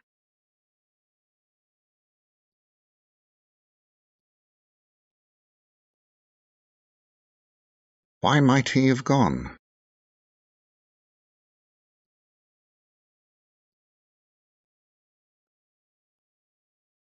Could she have sold her house already? Or could she have already sold her house? Because already can also come after have.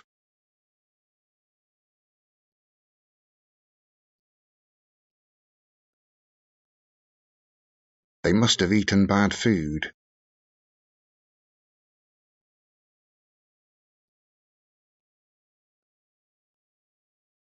We needn't have come.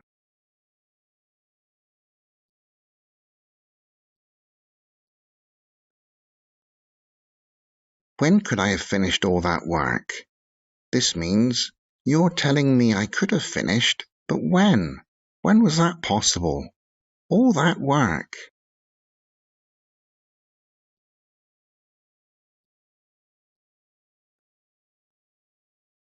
They can't have been hungry. Perhaps they didn't eat all the food.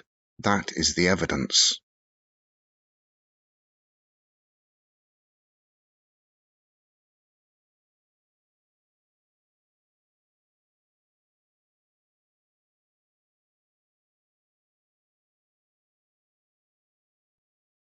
After all of that, if you think you need some more practice, there is an extra practice PDF in the resources section. Answer the questions and then check your answers. Good luck! This video is about unless, provided that, and as long as. Unless means if not, so it's a type of conditional, but unless gives a negative meaning without using the word not. Let's compare it to the first conditional. You can't have dessert if you don't eat your vegetables. We can rewrite this using the word unless. You can't have dessert unless you eat your vegetables. In the first sentence, in the if clause, we have if not, and we can change it for unless and make the verb positive, but it still has the same meaning. Let's look at another example. We will continue the course if you understand. How can we put unless in there? We will continue the course unless you don't understand. It has a similar meaning, but the focus is the negative situation of not understanding. Or we can write, we won't continue the course unless you understand. Again, the focus is slightly different. So we add unless, which has the idea of not in it, and when we have the negative verb, the two nots cancel each other out. Logically speaking, it's the same idea, but the focus is on not continuing the course. This example is a mixed conditional. If you didn't ask for a transfer, you will continue working here. In the if clause, we have a past simple because it's just about a past action that did or did not happen, which is linked to the future of this person working in that place. We can change this sentence to, unless you asked for a transfer, you will continue working here. We lose the if and write in unless, and the verb becomes positive.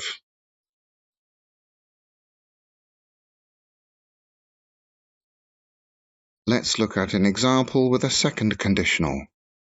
If I didn't live in a foreign country, I wouldn't learn its language. We can write, unless I lived in a foreign country, I wouldn't learn its language. This is very similar to the first sentence, except it adds a little meaning that this is the only condition when you would learn another language.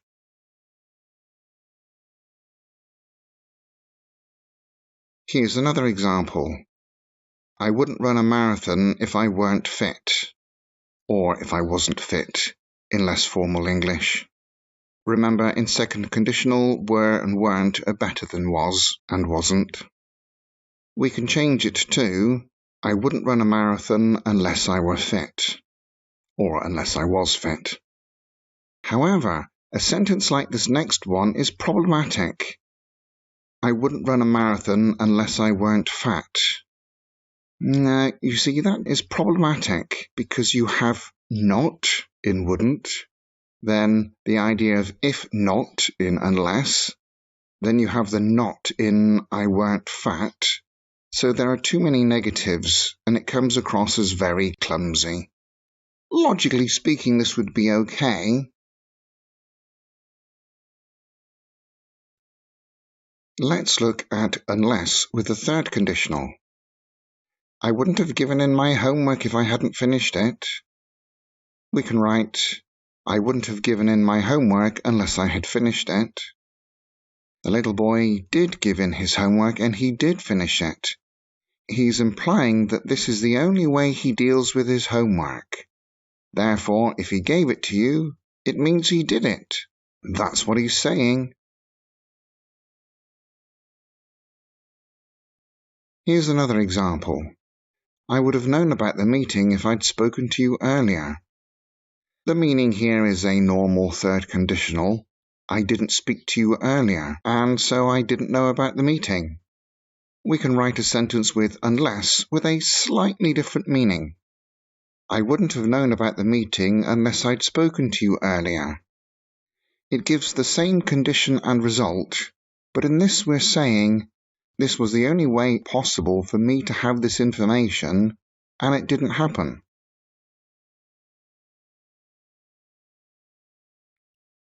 Let's take a quick look at provided that and as long as. They both mean only if. I will only work if you give me more money. This is a simple first conditional that means no more money means no more work. That is the only condition under which I will work. We can write it like this. I will work provided that you give me more money. We can omit the word that if we want. There is no difference in meaning. All the other phrases are possible with exactly the same meaning. Providing that, or just providing. Easy peasy. Here's another. He is happy providing you don't bother him. It means he is happy, but only if you don't bother him. Here's an example in past simple. They paid us the money as long as we never came back. That was the only condition of them giving us the money in the past. They said, we will give you this money, but only if you never come back.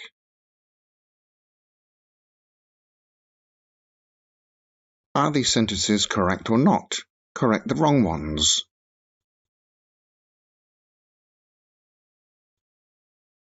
That's fine.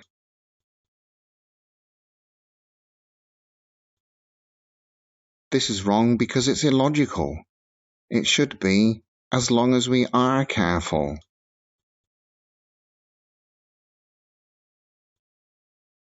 That one is fine.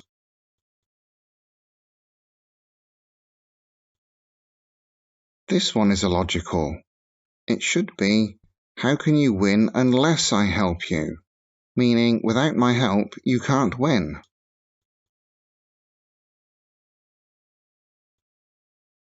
Again, this one is illogical.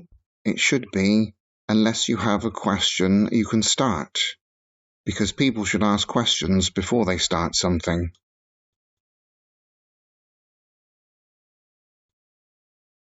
This is wrong. It should be, providing they go, and not will go.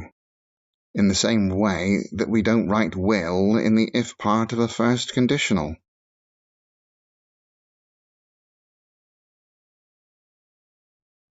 Change these sentences into sentences that mean the same using unless or providing.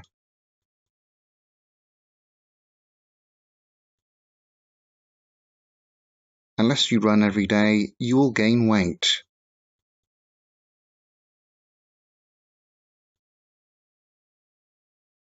They will sign the contract providing they like the price.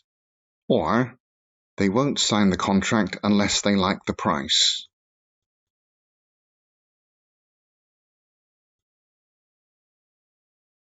We will go to the park providing the weather is fine. Or, we won't go to the park unless the weather is fine.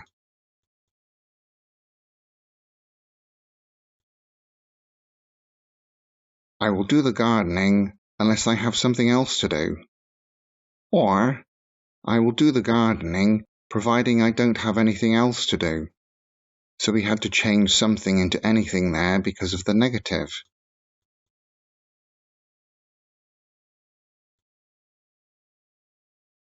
You wouldn't have known unless you had read the news.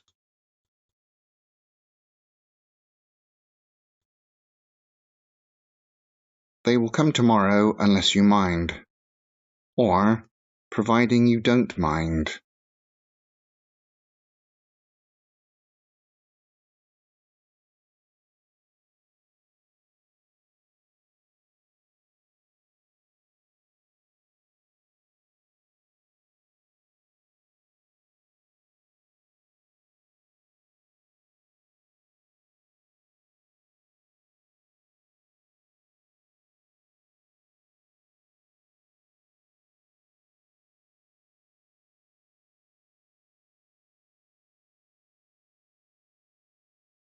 There is a practice for you in the folder from this lecture, and there's an answer sheet as well.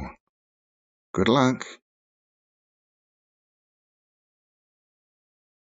Passive is probably easier for native speakers of French, Spanish, Italian, German, and some other languages, and so my first video may seem too easy or obvious for them.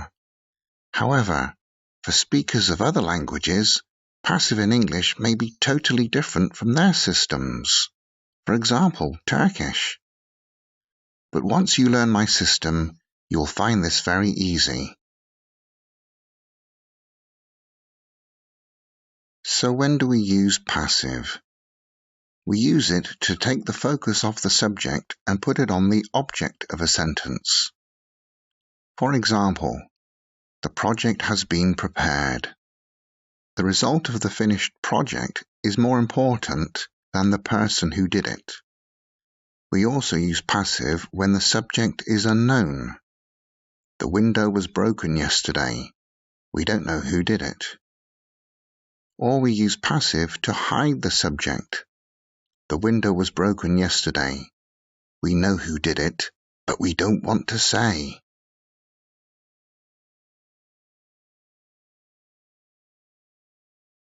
Here are the basic steps that you can apply to make all forms of passive.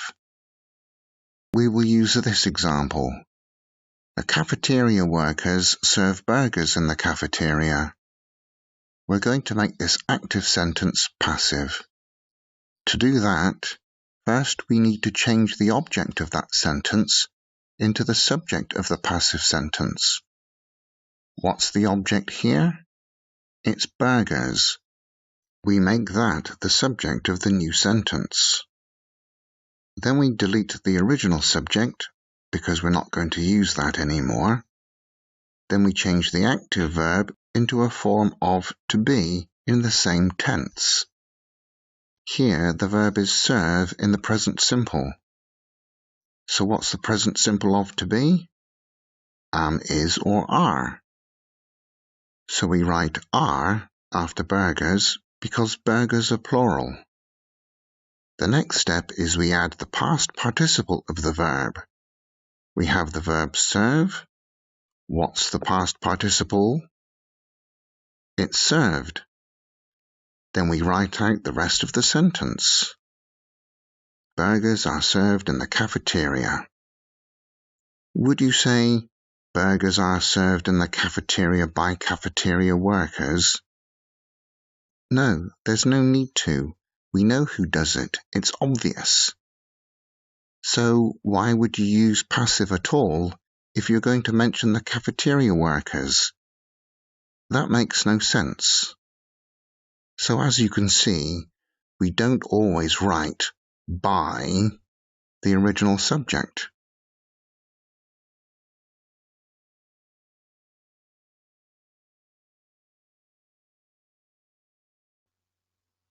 As we saw in the previous video, present simple passive goes like this. We have the active sentence, the cafeteria workers serve burgers in the cafeteria, and the passive is, burgers are served in the cafeteria. Make this next sentence passive. People speak English in America. Follow the steps. The passive is, English is spoken in America. Let's go through how we made that. English is the object of the active sentence, and so it is the subject of the passive sentence. We don't need the old object, people. The verb is speak in the present simple. Present simple of to be is, because English is singular. The past participle of speak is spoken. And then we write the rest of the sentence, in America. We don't need to write by people. Of course it's people who speak English. It's not monkeys, at least not yet. Try to do the same with this sentence. My family and friends love me.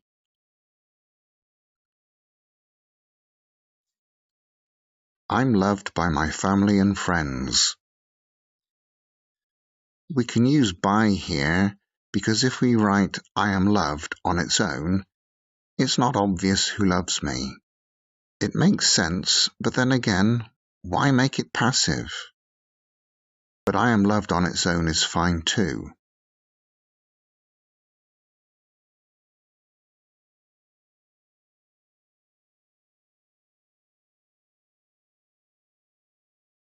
Let's look at present continuous passive. Here's an example.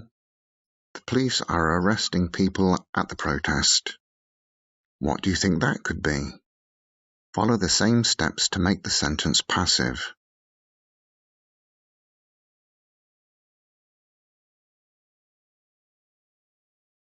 People are being arrested at the protest.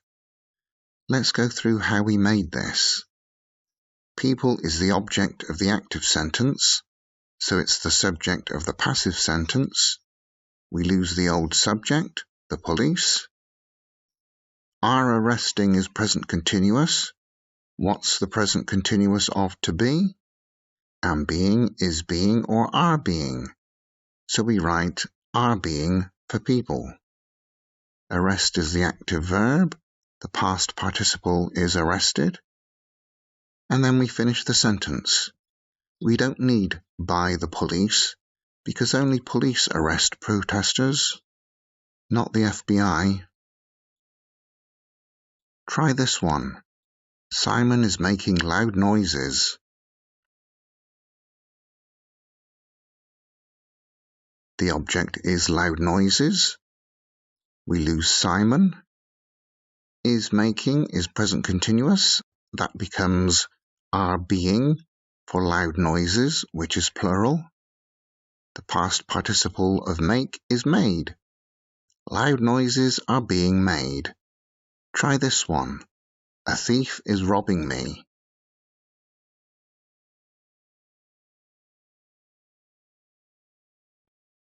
I am being robbed.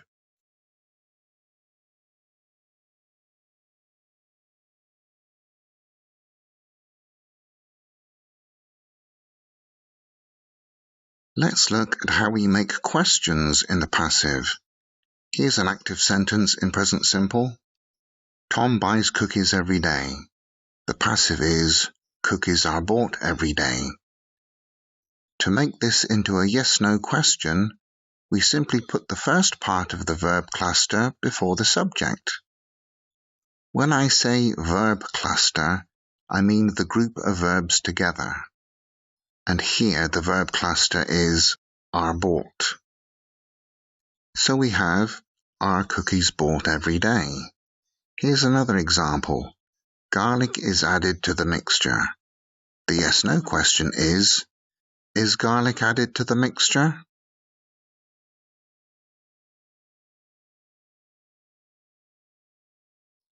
Making subject questions is equally easy. What is bought every day? We change the subject for who or what. But we must remember that for subject questions, we use third person singular. So it's what is bought every day, not what are bought every day. In the same way, we say what is in the bag, not what are in the bag.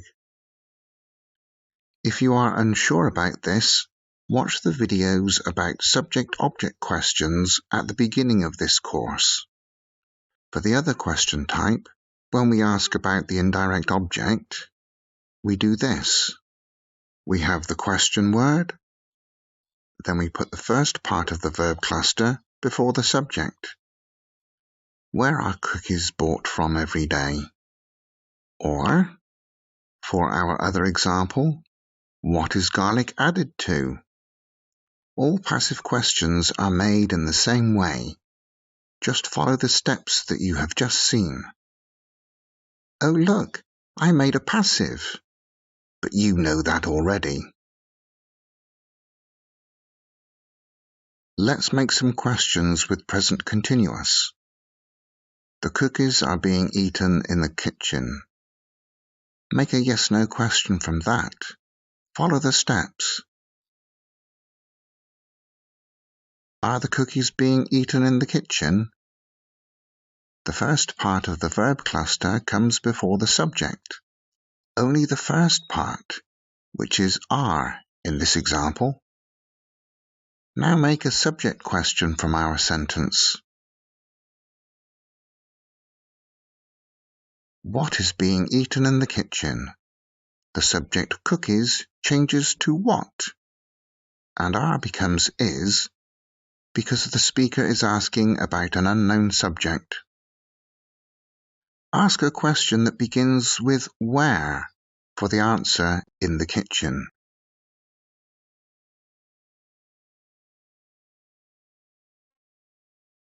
Where are the cookies being eaten?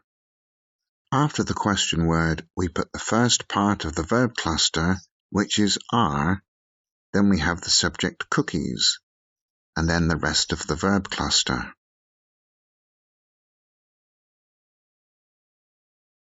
Let's see how you do with those in the practice questions. The first practice file in the folder is concerned with the present simple and present continuous. Download that, answer the questions, and then check your answers to see how you got along. Good luck.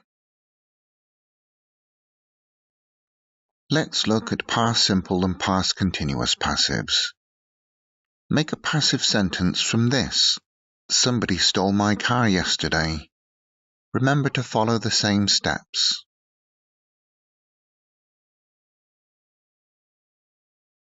The answer is, my car was stolen yesterday. The car becomes the subject. As the active verb is past simple, we then write was. We change the active verb into a past participle, stolen. Then we finish the sentence. Try this one. Tom ate the apples.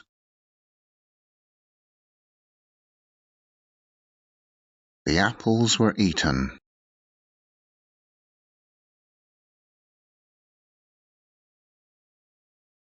Make a passive sentence from this one in past continuous. The children were riding horses.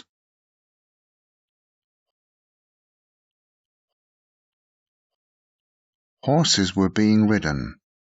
Horses is the new subject. The verb to be in past continuous is was being or were being. We choose were being because horses is a plural noun. Then we add the past participle of ride, which is ridden. Try this one. Kelly and Sue were writing the report.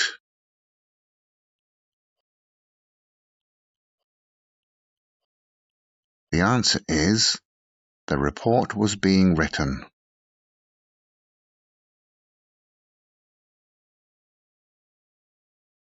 Now we are going to make questions in past simple passive.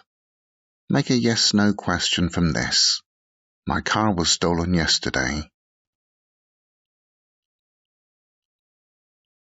Was your car stolen yesterday? The first part of the verb cluster, was, comes before the subject.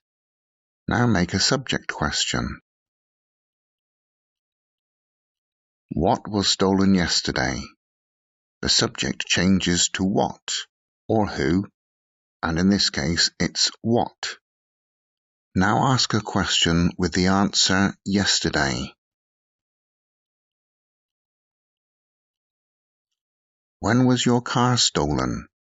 We write when, then we put the first part of the verb cluster before the subject.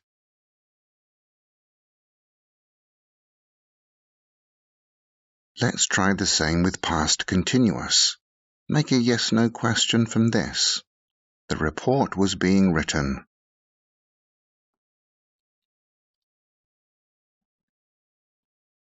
Was the report being written?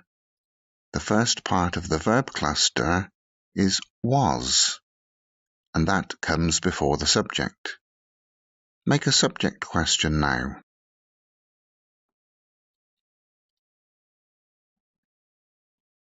What was being written? The subject, the report, becomes what? Now ask a question beginning with why.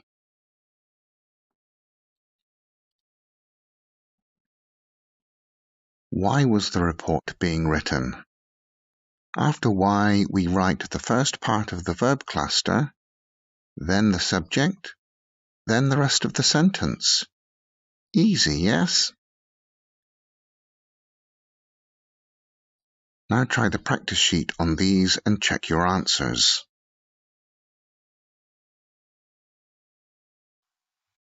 Now on to future passives. We can make passives in the same way as for any tense. Make this into a passive sentence, but think carefully. I will kill the monster. The answer is, the monster will be killed. You have to remember that the infinitive of a verb without to follows will, like all modal verbs. So the monster becomes the subject, then will, then the infinitive of to be without to, so just be, then the past participle of the active verb, killed. Now you can easily make a yes-no question from this. Will the monster be killed? The first part of the verb cluster comes before the subject, and the first part is will. Now make a subject question. What will be killed? The subject, monster, changes to what? Now make a question that begins with how. How will the monster be killed? Easy, right? Now let's try the going to future. Make this sentence passive. The boys are going to cook the food. Follow the rules that you have learned.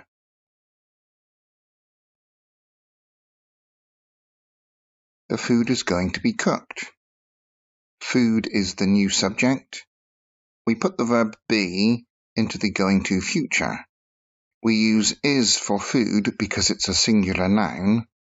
Then we add the past participle of cook. Now write a yes-no question. Is the food going to be cooked? Is the first part of the verb cluster, and it comes before the subject. Now ask a question that begins with when. When is the food going to be cooked?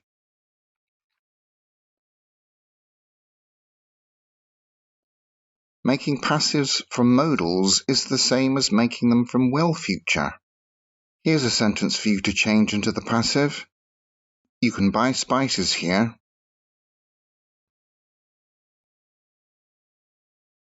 The answer is, spices can be bought here. Now make a yes-no question. Can spices be bought here? I hope you're now finding this very easy. Write a subject question now. What can be bought here? Now ask a question that begins with where. Where can spices be bought? Make this sentence passive. We should analyze the data. The answer is, the data should be analyzed. Should and might and may and all the other modals all work in the same way.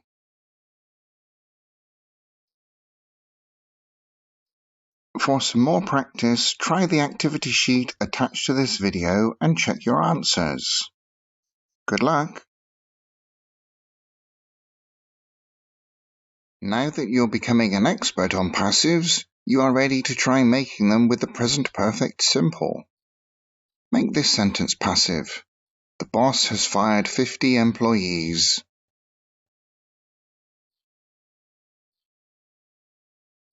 The answer is, 50 employees have been fired.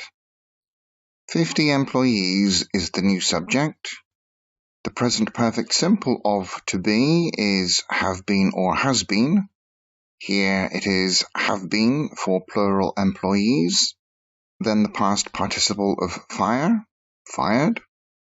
We don't need by the boss because it's only the boss who fires people generally. Now make a yes-no question. Have 50 employees been fired? Have is the first part of the verb cluster and we put it before the subject. Write a subject question that begins with how many. How many employees have been fired? There we just changed the number into how many. Now write a question that begins with why.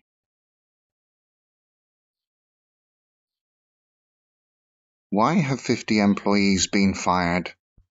So we have question word why, then the first part of the verb cluster, have, then the subject, then the rest of the verb cluster. Try this one. The girls have finished the work. The work has been finished. Make sure you choose correctly between have and has. Sometimes it is different from the active sentence. By the way, there is no passive for present perfect continuous. Now you can try to do some of those on your own. There is a practice sheet for making passives from present perfect simple. Don't forget to check your answers. Now you are an expert, you can try something more difficult. The past perfect simple passive and future perfect simple passive. However, if you don't know the meanings of these tenses, I suggest you watch the videos on those topics first and then come back to this video. Let's start with past perfect simple. Make this sentence passive by following the steps that you have learned. Peter had cleaned the house.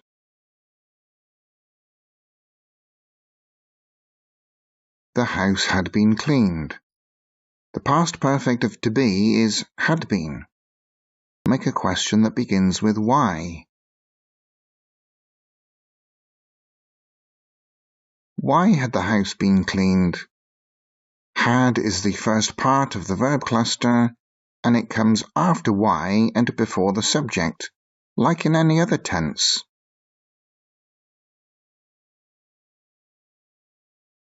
And just because I know you can do it, here is a sentence that I want you to change into the future perfect simple passive. The trash collectors will have collected the trash by tomorrow morning.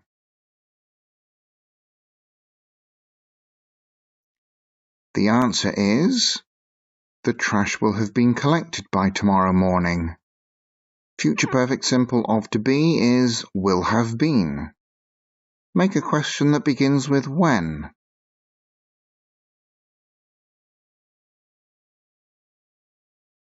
When will the trash have been collected by? Or you don't need to say by, or we can begin with by when.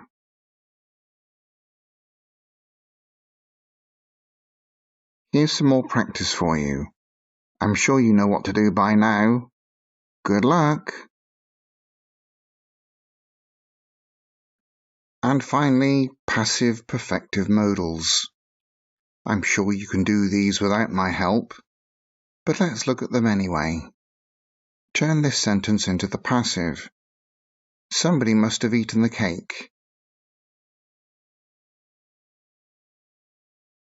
The cake must have been eaten. Just like the future perfect passive, we have must have been. Here's another for you. Somebody might have damaged the computer.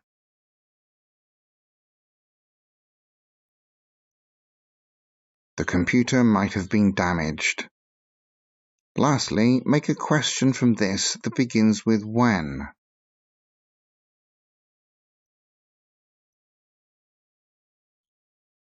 When might the computer have been damaged?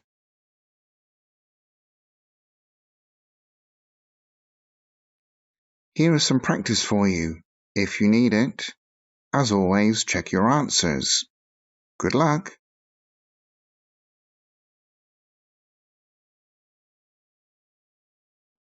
This video has a mixture of some of the passives that you have seen in the previous videos. Make these sentences passive. Only write by the active subject where necessary.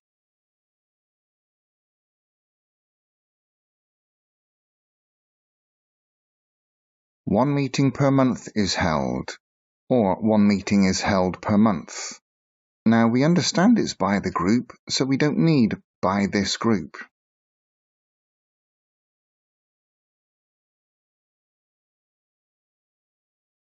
This school was attended by famous people. We need by famous people because if we just say the school was attended, well, of course, all schools are attended, otherwise they wouldn't be schools, would they? So it makes no sense without by famous people.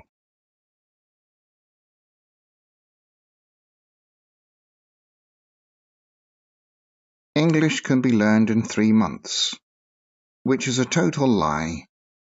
It takes a long time to learn English.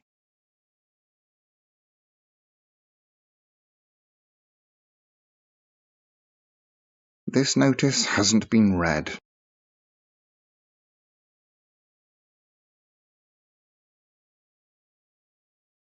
He had been left out of the team. We don't need by the coach because it is only the coach's decision, so we know who made it.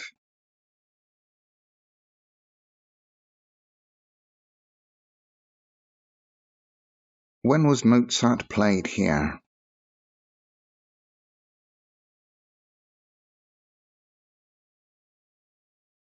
Should he have been fired?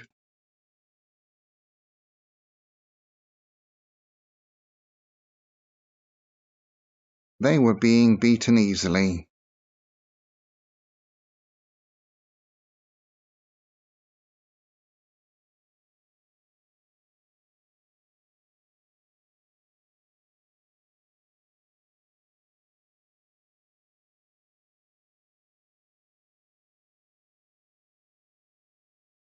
Correct the mistakes in these sentences.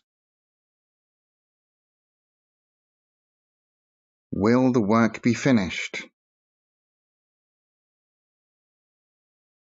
This should be because I had been seen by the police.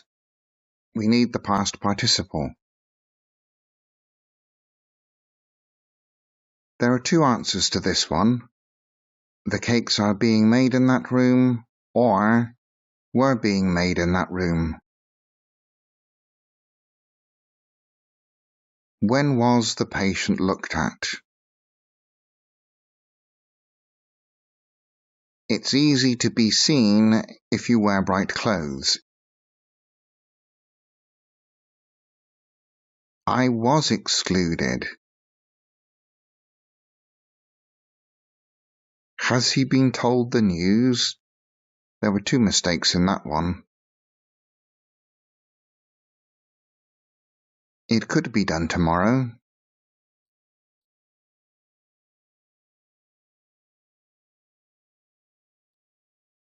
If you feel you need it, there is an extra practice sheet on all passives. So try that one. Good luck! The present perfect continuous is perhaps the trickiest piece of grammar for students to learn because, as far as I know, this kind of tense doesn't exist in other languages. But once you've learned it, then it means the future perfect continuous and the past perfect continuous will be easy for you. Let's just go over again what the psychology of present perfect tense is. Here's our timeline. We're talking in the present about a past action where there is some connection to the present. And remember, if you cut that connection, it becomes past simple.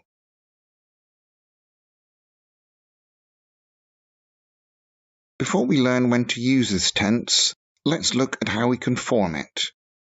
For positive sentences, we have subject plus the verb have, then been, then verb ing. Here are some examples. I have been reading about Barcelona. You have been waiting for a long time. He, she, or it has been eating garlic. We have been running every day for 2 weeks. They have been singing since they arrived.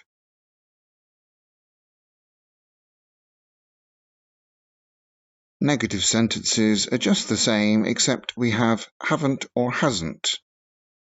I haven't been going to the gym for a while. You haven't been waiting for a long time. She hasn't been sleeping. We haven't been playing tennis. They haven't been complaining. To make yes-no questions, just put have or has before the subject. Have you been eating chocolate? Have I been sleeping? Has she been making a noise? Have we been working too hard? Have they been complaining? The short answers are yes, I have, no, I haven't, or I've not. Yes, you have, no, you haven't, or you've not. Yes, he has, no, he hasn't, or no, he's not. To make WH subject questions, who or what replaces the subject, like in any other subject question in any tense. Who has been smoking? What has been making that noise? Remember to use third-person singular, has, for unknown subjects. To make other WH questions, we write the question word, then have or has, plus subject, plus been, plus verb ing. What have you been doing? How long have I been waiting? What has he been eating? How many machines have we been making every week? Who have they been speaking to?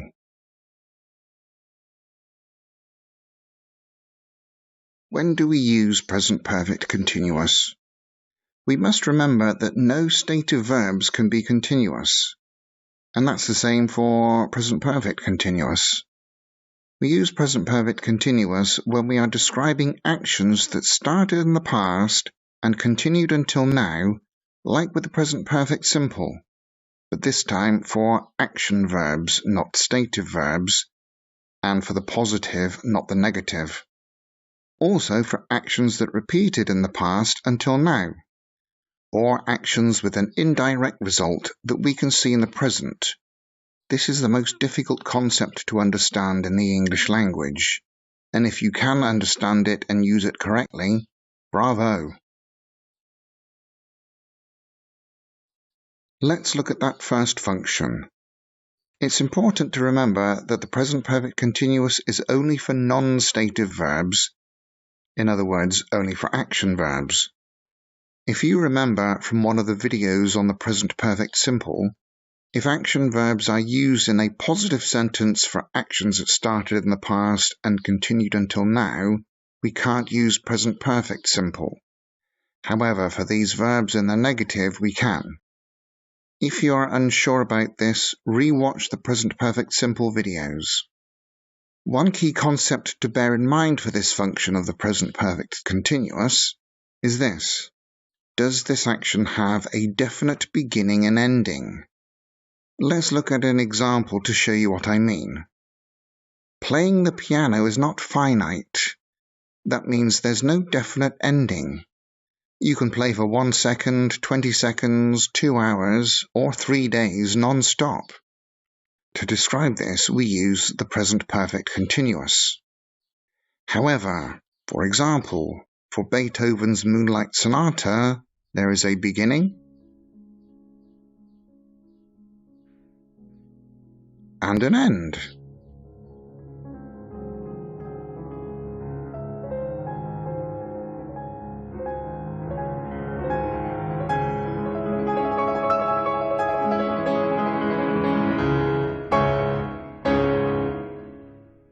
A definite ending. Therefore, for this situation, we would use the present perfect simple. I have played Moonlight Sonata.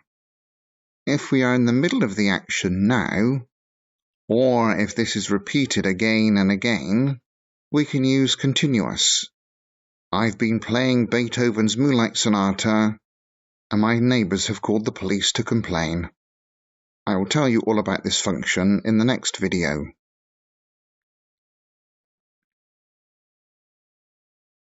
Let's look at this on the graph to help us understand. I've been playing the piano for 2 hours. This means I started 2 hours ago and I have continued until now. I have been playing the piano for 3 years. This means this has been my hobby for 3 years. It doesn't mean non-stop piano playing, but it's continuous because playing the piano is not finite. There isn't a definite ending, and we often use this for hobbies. I've played the piano for 20 years and may not play again. That means if we use the present perfect simple for a non-finite action verb, it suggests that this activity or hobby will not continue. Maybe the person is retiring. Maybe she wants to learn the guitar. However, I played the piano for 20 years. This means it was my hobby and it isn't anymore. Therefore, we have cut the connection. Past simple.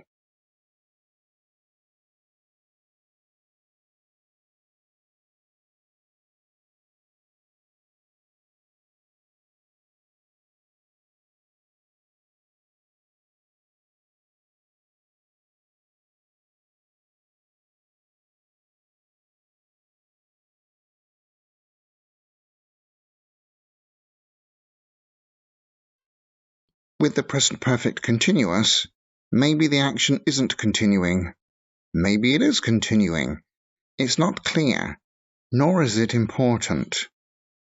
With the sentence, I have played the piano for 20 years, and that means you probably won't play again, you can also use the continuous with the same meaning. With present perfect simple, you definitely or probably won't play again.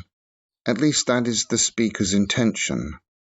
With the continuous, it's not clear if the person will play again, but it's not important. That isn't the focus. Consider this lyric from a pop song. I've been waiting for a girl like you to come into my life. Sorry, that's the best I can do. For this singer, his wait is over. He's talking to the girl now, but he still uses the continuous. This is possible because wait is an action verb. But don't think that we rarely use this tense. Here is a very common question. What have you been doing? The meaning is this. What have your activities been recently, maybe finished or maybe not? We are asking it because we have no information, so it is very non-specific. We are asking about finite and non-finite actions, finished or unfinished. It's a very general question and you will hear it a lot. We can ask, what have you been doing today? Which is like present perfect simple for unfinished time, but not specific about finished or unfinished actions. However, what have you done today? We are asking, what are the results of your finished actions today? Let's do some practice for this particular function of the present perfect continuous. Are these sentences correct or not? Correct the wrong ones. That is correct. That is wrong. No is a stative verb, therefore it can't be continuous. This is correct. Yes, the waiting has finished, but remember, it doesn't matter if it's continuing or has stopped. Present perfect continuous is used for both in this function. This is wrong. It should be, have we made 6 machines today? Because we're asking about a result, 6 machines. They are 6 finished results with a finite ending, a definite ending. It can't be continuous. You can't repeatedly make the same machines. When you make a machine, it's made, so it must be simple. This is wrong because match is finite. You start off at 0-0, and then you finish when somebody wins the match. However, they've been playing tennis for an hour is fine because the action of playing tennis can be 5 minutes or 5 hours. There is no finite ending. This is fine. It's a very general question because the speaker has no idea what the answer is. He doesn't know if that person has spoken to one or a few people. He doesn't know if that person has repeatedly spoken to one person.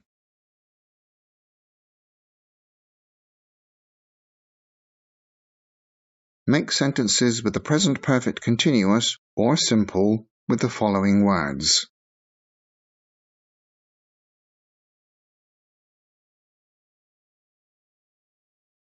He has been working on that project for 1 week.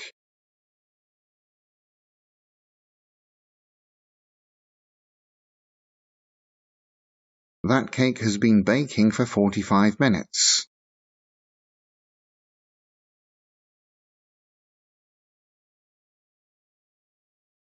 I've been feeling sick this morning. It must be continuous because this feeling is continuing. Or it's been repeated on and off, sometimes feeling a bit sick, sometimes not feeling so sick. I have felt sick this morning suggests that there's no real problem now.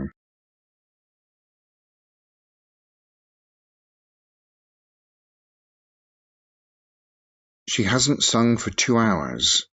As this is negative, present perfect simple is needed for action verbs.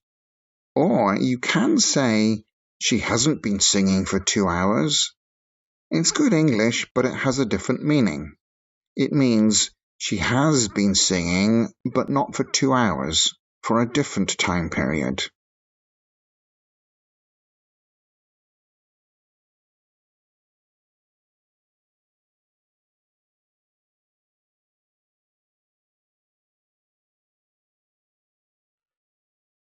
For some more practice, download the practice document that is in the resources section of this video.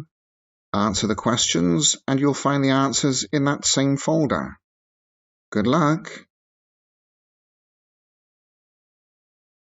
Let's look at another function of present perfect continuous.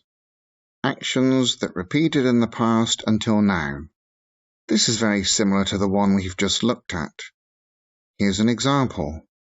I've been going to the gym since April. Maybe I've stopped, maybe I will continue. And there were all of these repeated trips to the gym from April until now.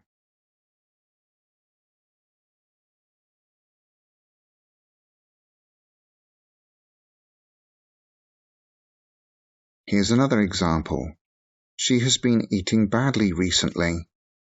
This means that she has had many meals that were bad for her, repeatedly eating bad meals. In fact, you don't need to have the word recently. You can just say she has been eating badly. We know that this is from some unspecified time in the past until now.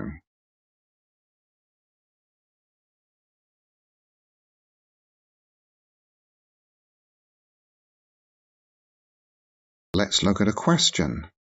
Where has he been going for the last week?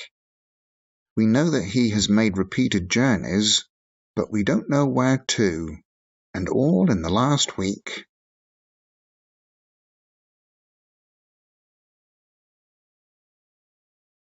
Let's do some practice on this function. Are these sentences correct or not? Correct the wrong ones. This is wrong. It should be, she has been eating. This is correct. They watch this show repeatedly. One last week, one the week before, one the week before that, etc. This is fine. Normally, the verb see is stative, for using your eyes. But to see somebody can also mean to be in a relationship, which is an action verb, not a stative verb, so it can be continuous. This is fine because it's negative. It doesn't need to be continuous for an action verb. This is also correct, and it's very non-specific. In the last few days, maybe this person has had repeated interviews. So you're asking, which people? Who has he been interviewing? This is correct. But continuous is also possible. How long have you been living here? This is because the verb live and the verb work, for having a job or having a career, both can be continuous or simple because they're like stative verbs.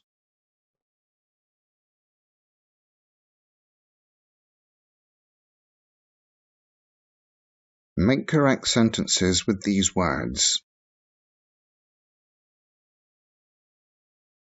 He has been visiting his mother every day.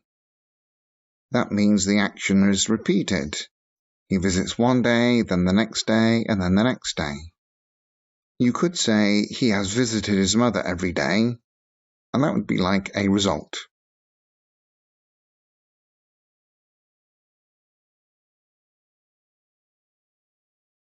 Has she been going to this bar on Fridays? That must be continuous. Fridays is plural, and so it suggests repeated action. It's repeated one Friday, then the next Friday, and then the next Friday, etc.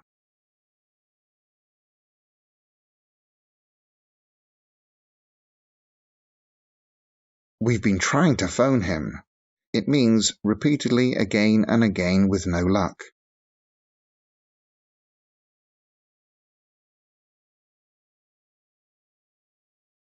I've been teaching for 25 years. If we write, I have taught for 25 years, it suggests the speaker's thinking about retiring, whereas that is not so clear with the continuous, and it's not the focus of the continuous. Maybe I'm going to continue for another 25 years.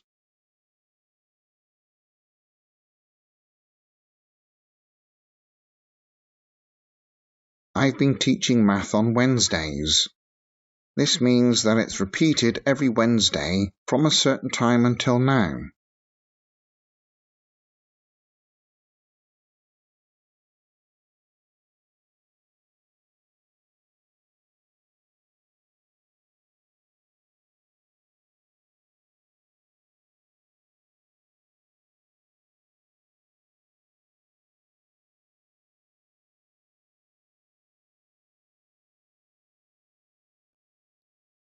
For some practice, download the PDF attached to this video, answer the questions, and you'll find the answers in that same folder.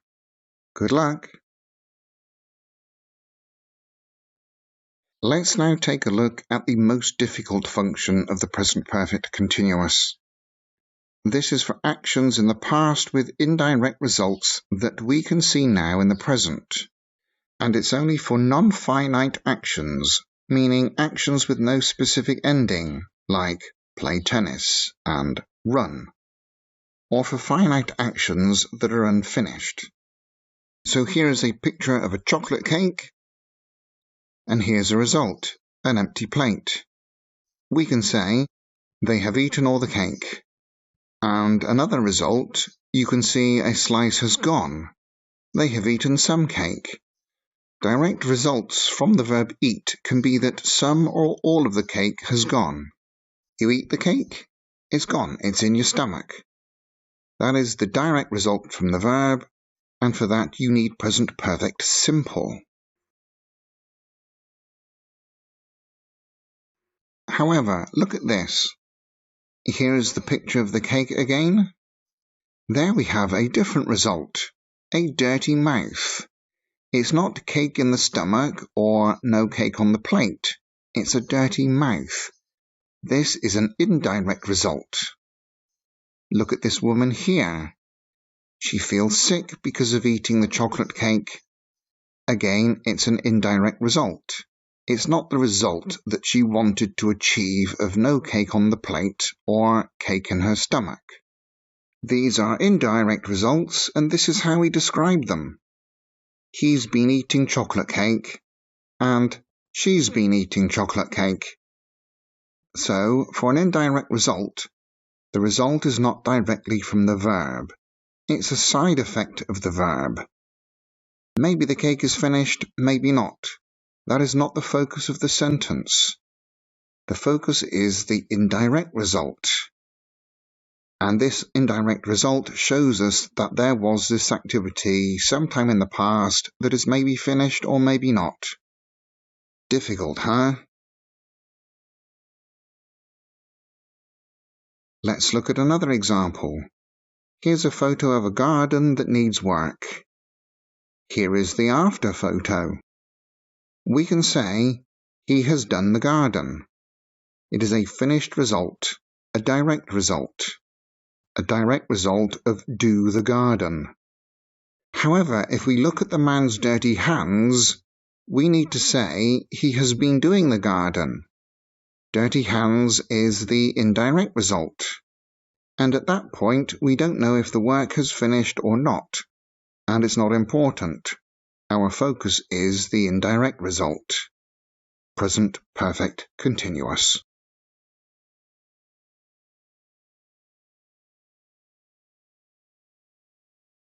Let's do some practice with this so that we can fully understand it. Are these sentences correct or not? Correct the wrong ones. This is wrong. It must be, I've been running. Sweating is the indirect result, and the verb run is non-finite. This is wrong because 2 kilometers is finite. You either run 2 kilometers or 1.5 or 1.7. It is a specific distance. That is correct. It is a non-finite action. You can smoke 1 cigarette, 2, 20, half a cigarette, and the indirect result is his breath smells bad. This is correct. It's a non-specific question because the speaker has no idea about anything. Meaning, maybe there's an action that is finished or not finished. That's not important. There is an indirect result that you look guilty.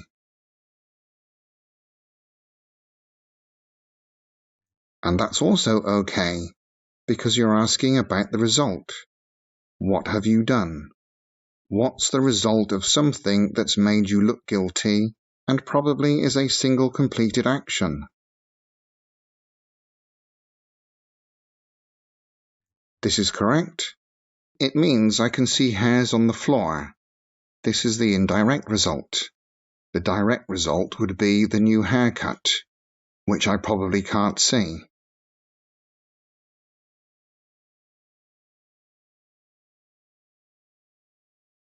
Make sentences using the present perfect continuous or simple with these words.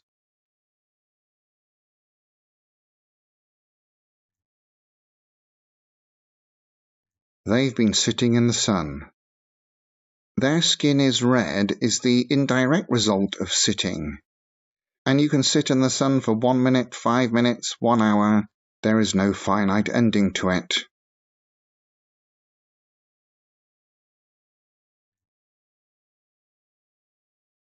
The sun has burnt them. Their skin being red is a direct result of the sun burning. The sun burned their skin. Whereas in the sentence before, the verb was sit, and sit normally doesn't result in burning.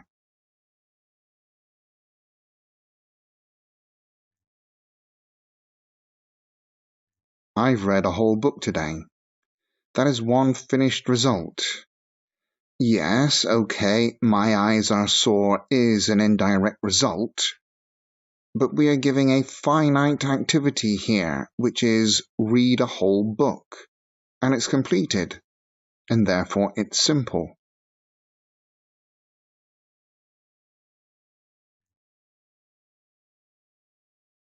I've been reading a book with small print. Maybe it's finished, maybe not. And my eyes being sore is an indirect result. But we haven't specified that the book is finished, and therefore it is continuous.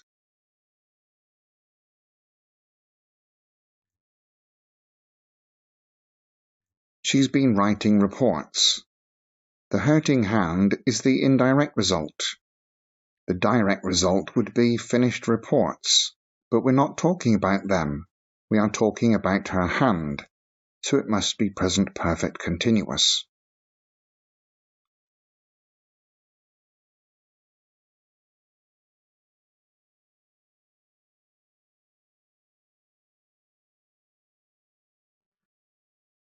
So for a bit more practice, download the practice sheet for this function of present perfect continuous, answer the questions, and you'll find the answers in that same folder.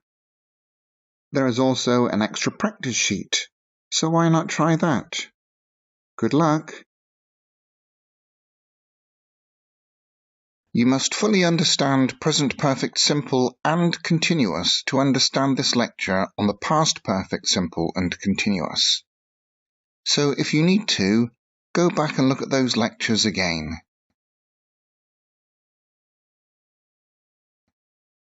So how do we make the past perfect simple? For positive and negative statements, we write subject plus had or hadn't plus past participle. For example, I had broken my leg. You had lost your keys. He or she had laughed loudly. We had repaired the car. They hadn't cut their nails. And the contractions are I'd broken, you'd lost, etc. For negative contractions, instead of saying I hadn't done, we can say I'd not done, or you'd not seen. But this is less common than hadn't.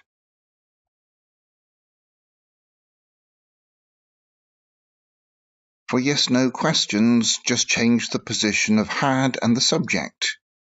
Had you thought about it? Had he prepared a speech? And the short answers are yes I had, no I hadn't, etc. And of course, a negative question would be, hadn't he eaten his food? For WH questions, we have question word plus had plus subject plus past participle. What had you seen in Paris? Where had they sung this song before?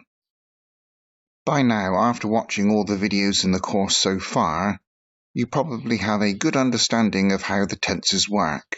There are similar patterns.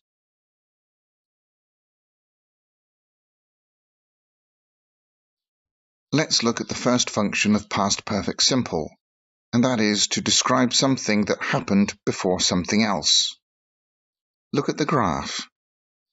Here we see actions A, B, C, and D, and they happen one after the other. We use past simple to describe them because it's one completed action after another. You went out, I came to your house, I knocked on your door, I left your house. They are in time order. So we use past simple.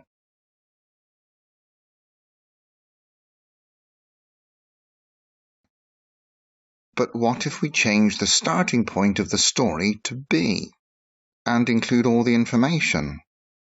Let's have a look. I came to your house and knocked on the door, but you had gone out. I left. So if the starting point is be, everything after be is past simple, but everything before this starting point is past perfect. You had gone out. It's like the past of the past simple.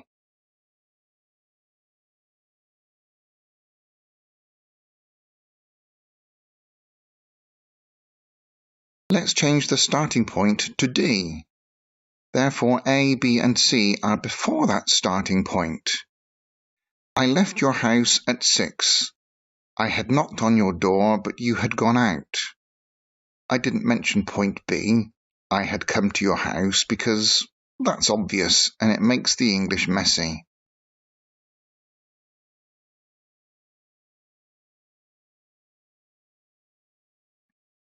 Let's look at another example. I left my keys at work. I climbed through the window. This is obviously because I didn't have my keys. Let's look at those actions on the timeline. There they are. Now let's start the story at point B and give point A as the reason. I climbed through the window because I had left my keys at work. Because action A happened before the starting point, we use past perfect.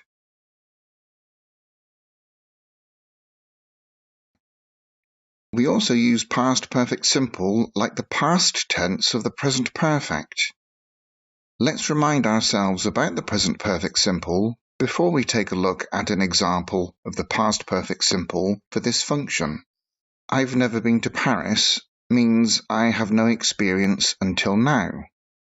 But let's say that that situation is in the past about having no experience. Until last year, I had never been to Paris. So until that past time, no experience, which suggests that at some point after then and before now, there was a trip to Paris, but we don't know when.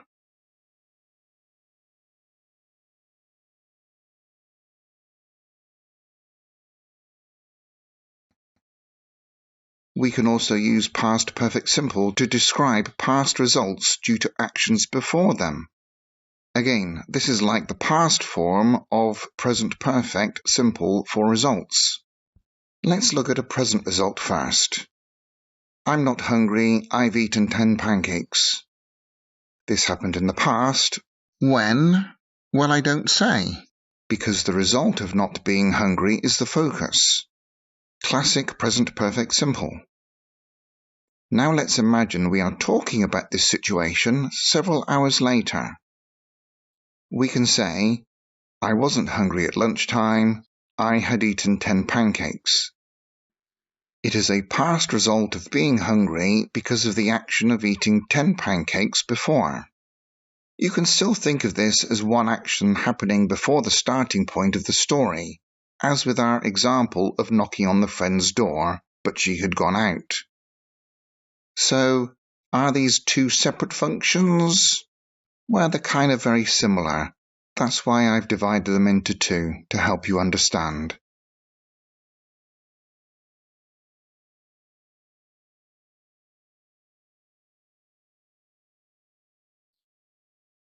Sometimes when we use before and after, we can use the past perfect simple. But it's not really necessary because the time sequence is clear when you have either of those two words. Look at these examples. I had made 10 phone calls before I left the house. The first action, action A, of making telephone calls is in the past perfect. However, we can also say, I made 10 telephone calls before I left the house. Because we have the word before, the meaning of the sentence is clear. Look at these two sentences. He spoke to his boss after he had made the mistake. Again, action A, the first action, making the mistake, is in past perfect. But we can simply write, he spoke to his boss after he made the mistake, and the meaning is still clear. We know which action happened first and which second. My advice is don't bother with past perfect with before and after, unless you are in a grammar exam and the instructions tell you to use past perfect. However, we use the phrase by the time to describe results until that time, or no results until that time. And for this, we must use past perfect. Here's an example. She had earned $1 million by the time she was 20. Let's practice the past perfect simple. Are these sentences correct or not? Correct the wrong ones. This is fine. We could also say by the time we arrived. If we say they started dinner when we arrived, this is a good sentence, but it gives a different meaning. It means that they started at the same time that we arrived, not before. This is wrong. It's illogical. You can't eat an apple before you buy it. Or if you do, that's stealing. This is fine.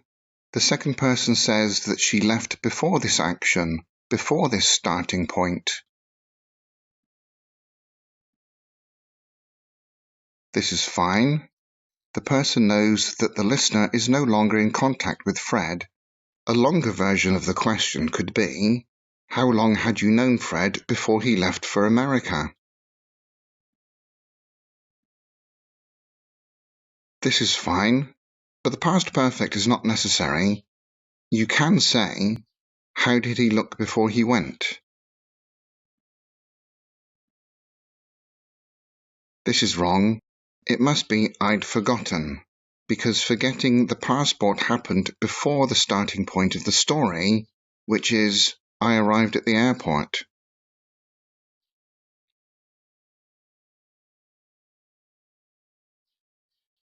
Make sentences using the past perfect simple with these words. Add when if necessary.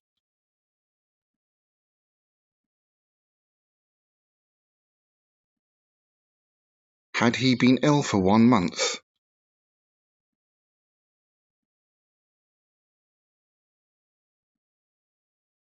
They had lived in Detroit for 10 years when they died.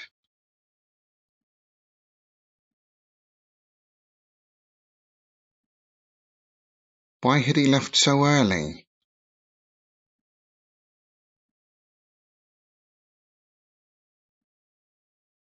John had won 20 races before he retired. Remember, when we use before, we don't need past perfect simple, so we could say, John won 20 races before he retired.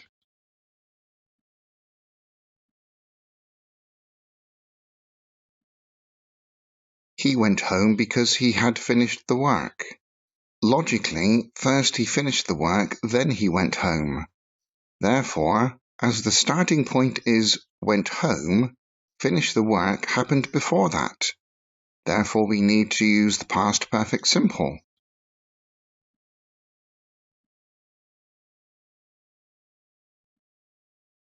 Had she done her presentation when the fire started?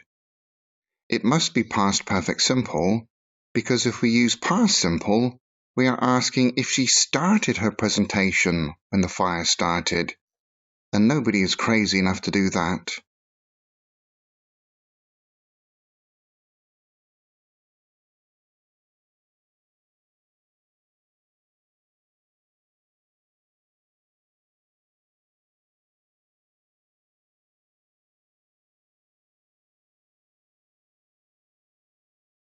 Now you've seen the past perfect simple, it's time to do a little bit of practice. You can find a practice question sheet in the resources folder. Answer the questions and then check your answers. Good luck! Let's now look at the past perfect continuous. First, how do we make this tense? To make statements, we have subject plus had or hadn't plus been plus verb ing. I had been sleeping. You had been calling her for 3 weeks. He had been eating chocolate. We had been making medical equipment. They had been stealing from a store. The contractions are as follows. I'd been sleeping, you'd been talking, etc.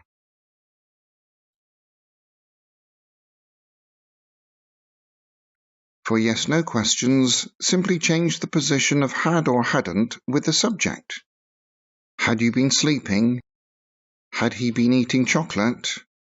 And the short answers are, yes I had, no he hadn't, etc. For WH questions, we have question word plus had plus subject plus been plus verb ing. What had you been doing in Paris? How much had he been eating? So when do we use past perfect continuous? Basically, this tense is the present perfect continuous, but in the past. Also, we can look at it as past continuous in the past. If you're not sure about the use of these other tenses, then look back at the previous lectures. So in other words, we use past perfect continuous to describe non-finite actions that started in the past and continued until some other time in the past.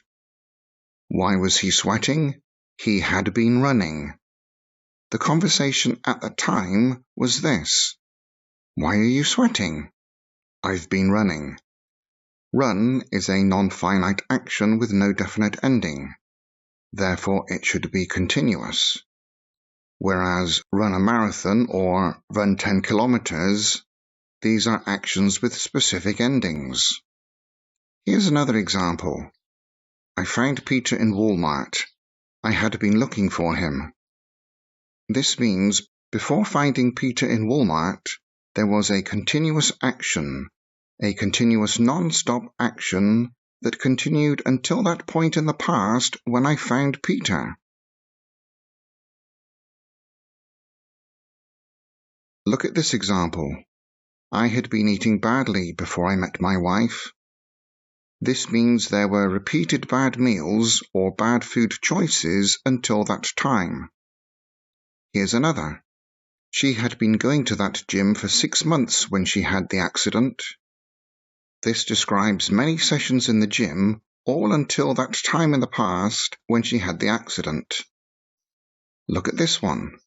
What had you been eating to become so overweight? In this question, we're asking, in the past when you were overweight, what had you been eating repeatedly before then? Make sentences using past perfect continuous with these words. Use when if necessary.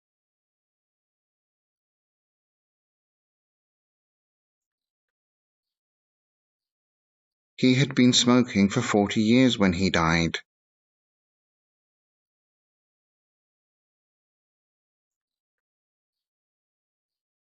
Had they been spying on us when the police arrested them?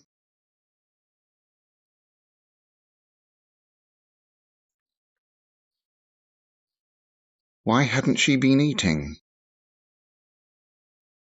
Think carefully for this one.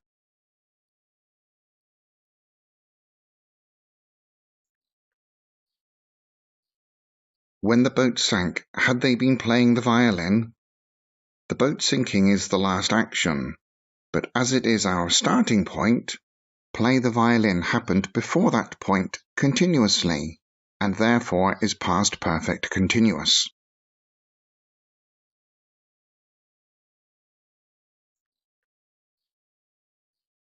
I'd been teaching for 10 years when I killed a student. True story, but don't tell the police.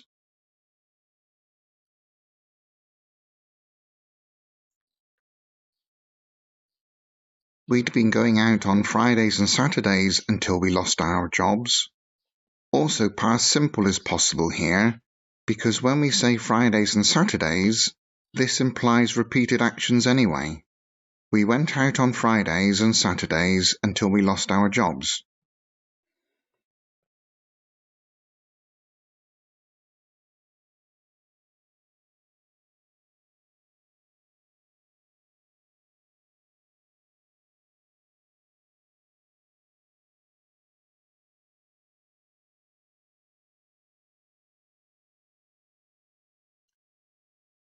Wow, so that was the past perfect continuous. Time for some practice, I think. You will find a practice sheet on that topic in the resources folder. Answer the questions and check your answers. And then, if you still need some more practice, why not try the extra practice sheet too, which is also in the resources folder. Good luck! To understand these lectures on the future perfect simple and continuous, you must fully understand the present perfect simple and continuous. So if you need to, check back and watch those videos. The future perfect simple is basically the present perfect simple in the future. We use it to describe situations that started in the past or in the future and will continue until some time in the future. We use this for stative verbs and the verb work for your career or your job, not a task, and live. Active verbs always take the future perfect continuous unless they are negative, just like with the present perfect continuous and simple. We also use it to talk about future experiences and future results and achievements, and for these we can also use just. The form is fairly straightforward. For positive sentences, we write subject plus will have plus past participle. I will have seen the Eiffel Tower by next week. You will have been ill for 3 weeks by Monday. It will have eaten all the food. We will have made 6 machines by this week. They will have spoken to your manager. And the contractions are I'll have seen, you'll have seen, etc.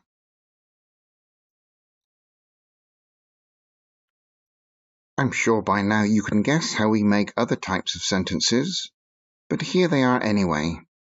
For negative sentences, it's subject plus won't have plus past participle. I won't have seen the Eiffel Tower. She won't have eaten all the food, etc. For yes-no questions, we have will plus subject plus have plus past participle. Will you have seen the Eiffel Tower? Will he have eaten all the food? The short answers are yes, I will, no, he won't, etc. For WH questions, we have question word plus will plus subject plus have plus past participle. What will you have seen in Paris? How much will he have eaten?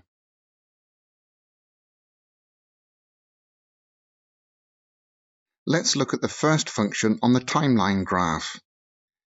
This is for situations that started in the past or future and which continued until a future time. By next June, I will have known Richard for 4 years. Knowing Richard started 3 years ago and has continued until now, and will continue until next June, another year or so. Here's another example. I will have worked here for 4 years by next June. Remember that live and work can act as stative verbs. And as you probably understand by now, the future perfect continuous is also possible here. I will have been working here for 4 years.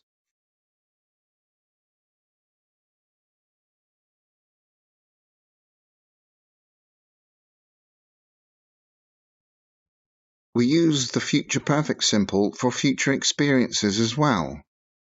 Look at this graph. I was born in the past, obviously, and my death is in the future, obviously. And so a future experience would look like this. Before I die, I will have met Robert De Niro. You are saying, in my life, I will have this experience. But when? At this point? Or this point? Or this point? It doesn't really matter when. I'm just saying, in my life, it will happen. It is a prediction for future experiences. Here is an example in the negative. She won't have had any children. It means this won't be one of her life experiences. Here's an example for future results or achievements. This year I will have read 12 books. The year is still continuing and the target is not met, and the end of the year is in the future. We are describing a future result of finishing 12 books. Here's another. By tomorrow I will have made 50 phone calls.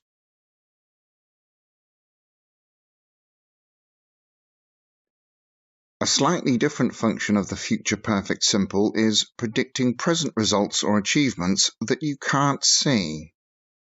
As you know, Present perfect simple is used to state results that you can see now. Also, you should know from the future forms lecture that will can be used for predictions or guessing. Therefore, if you are guessing a result that you cannot see now, then you can use future perfect simple. For example, Harry will have seen the doctor. You are guessing that this action is completed and there is a result of Harry knowing about his illness or he has left the doctor's surgery. And very often, this usage of future perfect simple is used with by now. So you could say, by now Harry will have seen the doctor. Or you can put by now at the end of the sentence. Let's practice future perfect simple. Are these sentences correct or not? Correct the wrong ones. That's correct. It's a future result.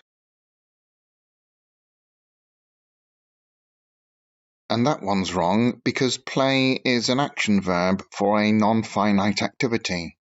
And so that should be continuous, not simple. This is fine because finishing your work is one moment. It can't be continuous. It must be simple. This expresses no future result. The word order is wrong. It should be, how long will we have known each other? That's okay. This is a subject question. The answer may be, Tom will have finished by dinner time. And this is fine. It's a negative question expecting the answer no.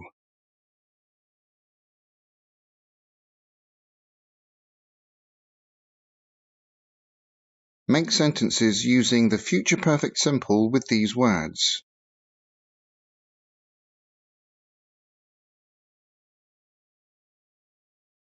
Will he have been married for 1 week?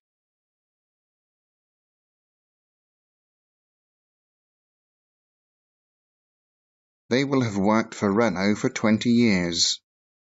And of course, you've probably noticed that because it's the verb work, continuous would also be possible.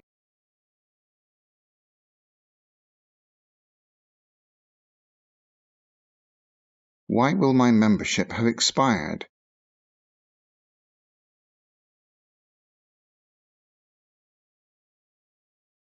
Jennifer will have won 2 Oscars before she retires because she's so talented.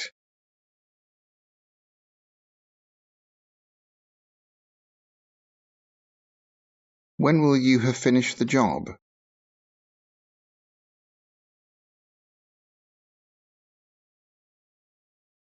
When you wake up tomorrow, how long will you have slept?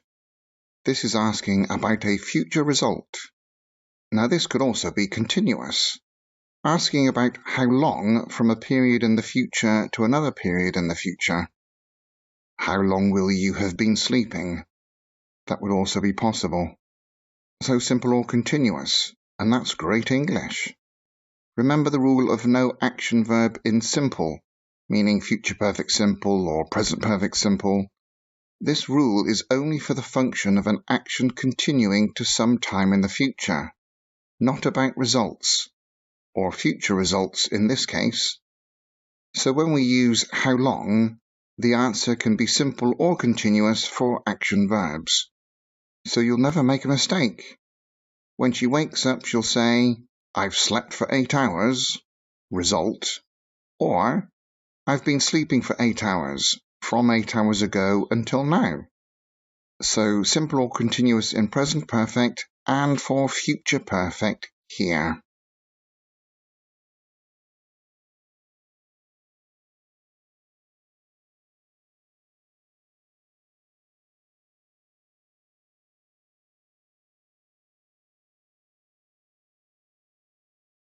The first future perfect practice concerns future perfect simple. Download that PDF and answer the questions on it, and then check your answers. Good luck! Now on to future perfect continuous. And this is basically present perfect continuous in the future. We use it for actions that started in the past or future and continue until some time in the future. This tense is for action verbs. We also use it for future non-specific actions that may be repeated. And here's the form. For positive sentences, it's subject plus will have been plus verb ing. At 6 o'clock, I will have been waiting for 3 hours. You will have been working here for 3 weeks by Monday. In 2040, she will have been playing piano for 25 years. We will have been making machines all week. They will have been speaking to your manager. And then in the negative, simply change the will to won't. I won't have been speaking for long. He won't have been working in this sector long enough. And yes, no questions, we just changed the position of will with the subject. Will you have been working here for long? Will she have been running? And the short answers are yes, I will, no, he won't, etc. For WH questions, we write question word plus will plus subject plus have been plus verb ing. What will you have been making? Why will he have been watching me? Let's look at these functions on the timeline. For actions that start in the past or future, and which will continue until a future time, we use future perfect continuous for non-finite actions, actions with no specific end. Look at this example.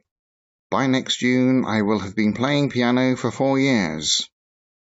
Play piano is an activity with no finite ending. Therefore, it's continuous.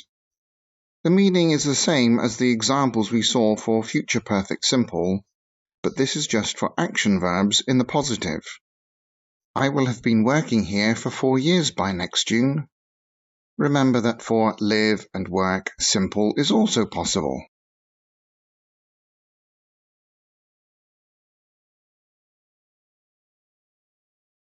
This next use of future perfect continuous is a little bit difficult to understand because the meaning is so vague, so inexact. It is for future non-specific actions that may be repeated. When I say non-specific, I mean that the time is not specific. It could happen at any time. Consider this sentence. He will have been speaking to his clients. It means at some point in the future there may have been this going on. Maybe the speaking will have happened several times, maybe once. Maybe there was a continuing dialogue with one person. It's very, very non-specific. This function of future perfect continuous is rarely used, though.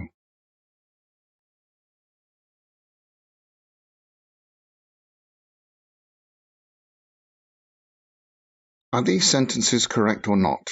Correct the wrong ones. This is wrong. It should be, she will have been playing for a long time. Remember, play has no finite ending, therefore it must be continuous. This is fine. Feel can be continuous. This is okay. Remember, to see somebody, meaning to have appointments with them or to be in a relationship with them, this is an action verb, and so must be continuous. This is wrong because the verb love is a stative verb, and it can't be continuous.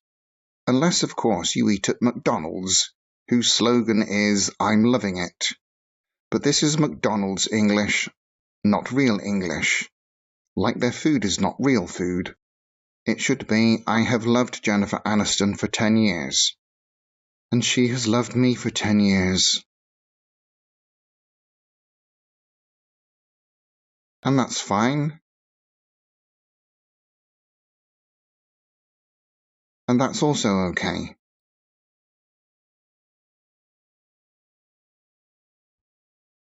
Make sentences using future perfect continuous with these words.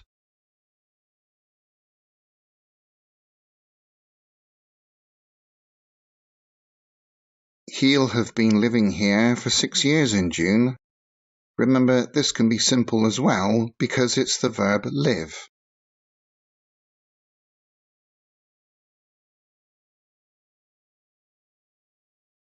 They won't have been shopping at Macy's for 6 months. However, it can also be simple.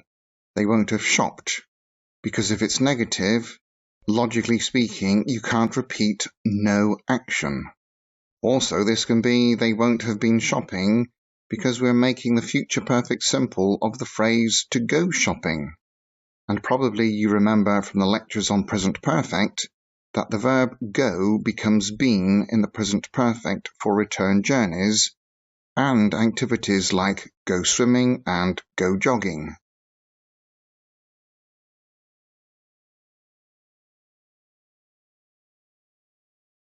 Why won't he have been practicing the guitar?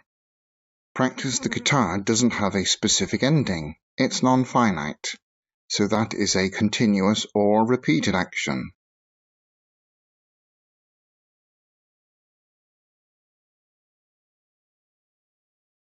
Will she have been speaking Spanish the whole time?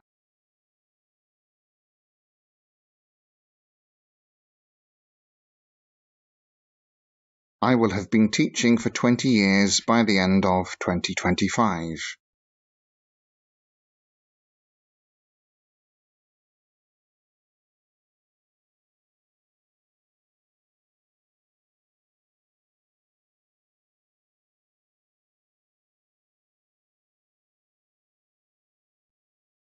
The second future perfect practice PDF concerns future perfect continuous.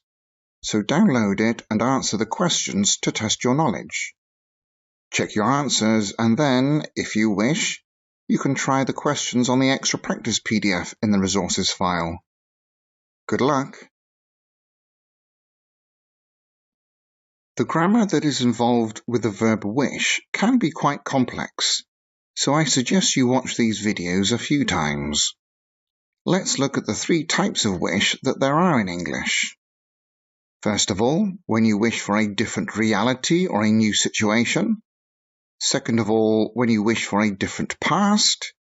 And thirdly, when you wish for a change in someone's habit or for someone to start an action or stop an action. And all of these have different grammar. So let's look at the first type. These are things that you wish were different now. I don't have $1 million, but I wish I had $1 million. You don't live in France, but do you wish you lived in France? He has to go to work tomorrow. Does he wish he didn't have to go to work tomorrow? So this is rather like the second conditional.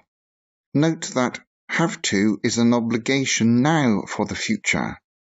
The man says now, I have to go to work tomorrow. So he wishes he didn't have to go to work tomorrow. Now he wishes, not he will wish. Another example, they wish they spoke French, or they wish they could speak French. So they are wishing that they had this ability that they don't have. And those alternatives kind of mean the same. We wish we could go home now. The fact is we can't go home now, but we wish we could. This is wishing for an opportunity that doesn't present itself. They are wishes for a different present. Like I said, like the second conditional. The form of this type of wish is as follows. Subject plus the verb wish, and then the next clause, subject plus past simple or continuous, and then the rest of the sentence. I wish I were shorter. She wishes Barry loved her. But I do, Jennifer. I do. Ralph's children wish he wasn't working at that company. This is also similar in form to the second conditional, and it concerns an unreal present. In formal English, we use were instead of was for he, she, it, and I. Many people would now say, I wish I was shorter. So you could say, Ralph's children wish he weren't working at that company. But wasn't his perfectly fine these days? Let's look at the negatives now. I don't wish I had $1 million. That means I don't have $1 million and I don't wish for it. That's a very strange wish. Or, I wish I didn't have $1 million. This means I have $1 million, but I wish I were poor. That's an even stranger wish. Don't you wish you lived in France? In this question, the listener doesn't live in France. But in this one, do you wish you didn't live in France? The listener lives in France, but the speaker is asking if the listener would prefer to live somewhere else. You can state a future wish for a different reality in that future present. I may lose my friends, so I will wish I didn't have $1 million. It means I will wish in the future for a different reality in that future. We have the same grammar for the thing that we wish for, past simple or past continuous. Here we have past simple, didn't have. If you don't give me money, you will wish you never knew me. Another future wish based on a conditional of you not giving me money. All that changes is the form of wish. Do you wish it now? I wish. Will you wish it in the future? I will wish.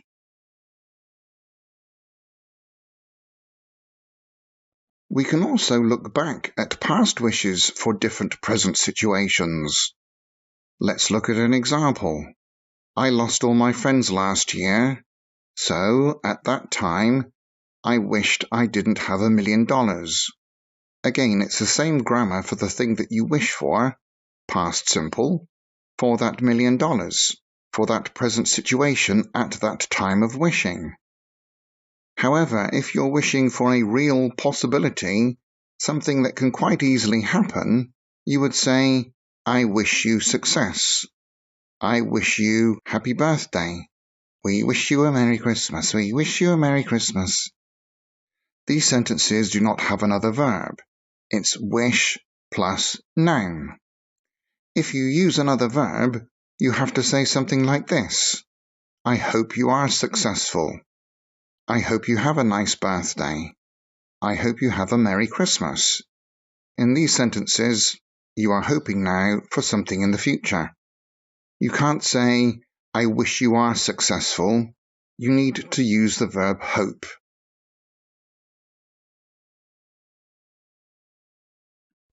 Are these sentences correct or not? Correct the wrong ones. That is true. In the past, he made this wish for that situation. At that time, it was present.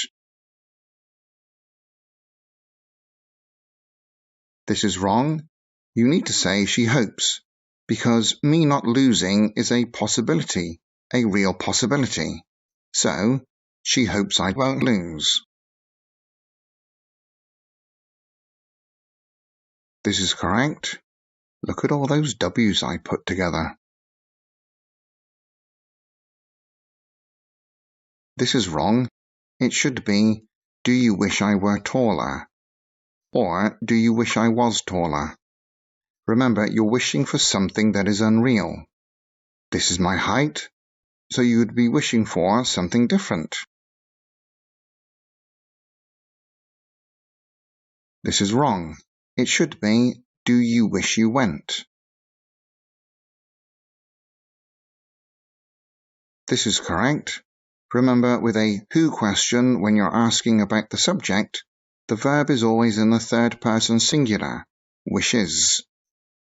And I were, this is formal English. But it's still true. You could say, who wishes I was kinder? But we like to speak higher English, don't we?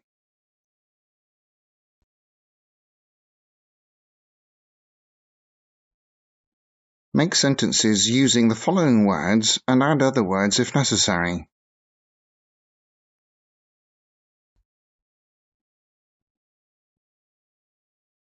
Do they wish they had a dog?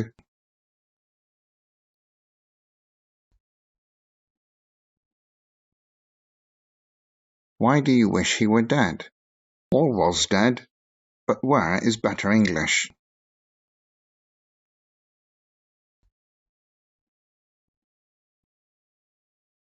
I wish I could fly in the sky. So you're wishing for an ability, not for a different situation, so we write could.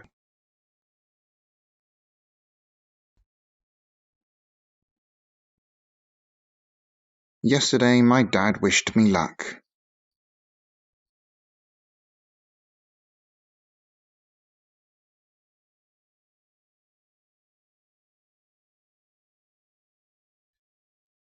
Now you're ready to do some practice.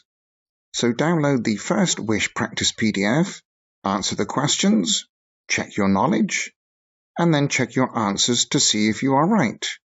Good luck! Let's now look at wishing for a different past. This is the form. Subject plus wish in any tense you need, and then the next clause, which is subject plus past perfect plus the rest of the sentence. For example, this is how we wish in the present for a different past. She wishes she hadn't gone home in the rain. Now she regrets it. The key is this. The verb that describes the wish is in past perfect. Here is a future prediction for a wish for a different past. You're going to wish you hadn't met me. This means in the future you will wish for a different past of not meeting me. The verb meet is still in the past perfect, even though it is a future prediction. Here is a past wish for a past before that was different. He wished he hadn't lost all his money. At that moment, he wished he hadn't lost all of his money in the time before that.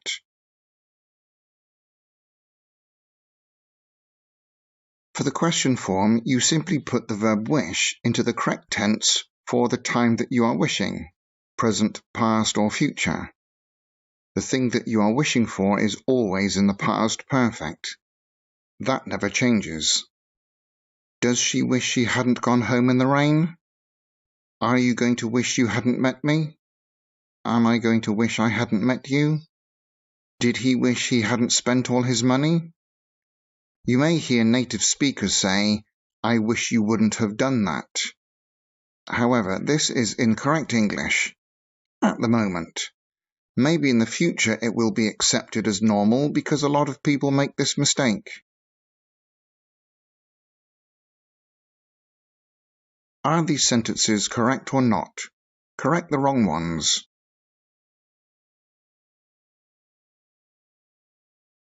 This is wrong. It should be, she wishes she had ordered soup. Maybe she can now see that the soup smells delicious and she regrets not ordering it. She wishes she ordered soup. This means that for some reason it is not her habit to order soup, and she wishes this present habit to change. This is the type of wish from the video before this one, but it's illogical. What is stopping her from ordering soup occasionally?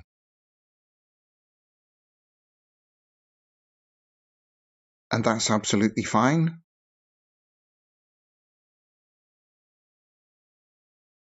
That is correct. Yes, I'm sure he does wish that.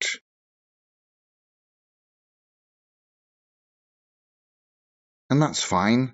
If you say to a young child, yeah, you will wish you had tried harder at school, they could answer with this question. When?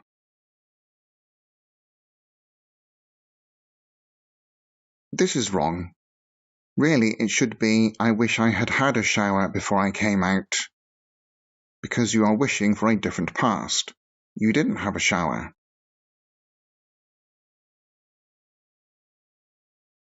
And that's fine as well. It's present continuous. Is this their wish at the moment about the past that they had never come here?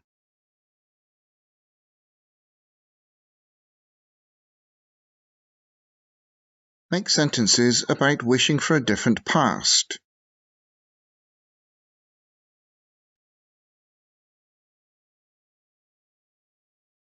Now he wishes he hadn't spent so much money yesterday.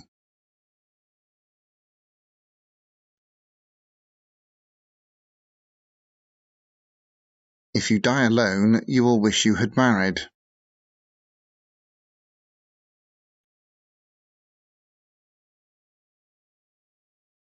Who wishes they had tried harder at school? I certainly do. I wouldn't have become a teacher otherwise.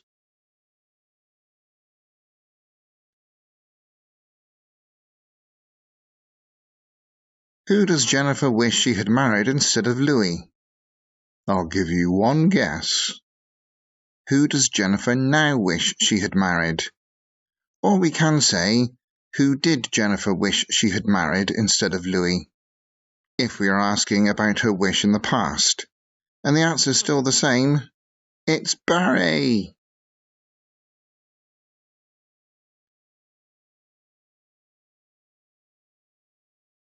There are two possible answers here.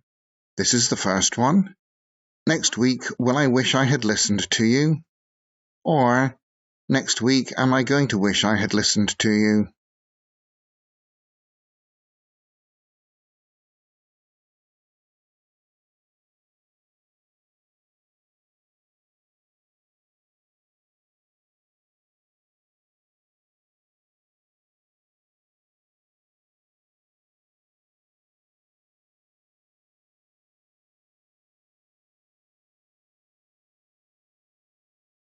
Now you are ready to do some practice on this.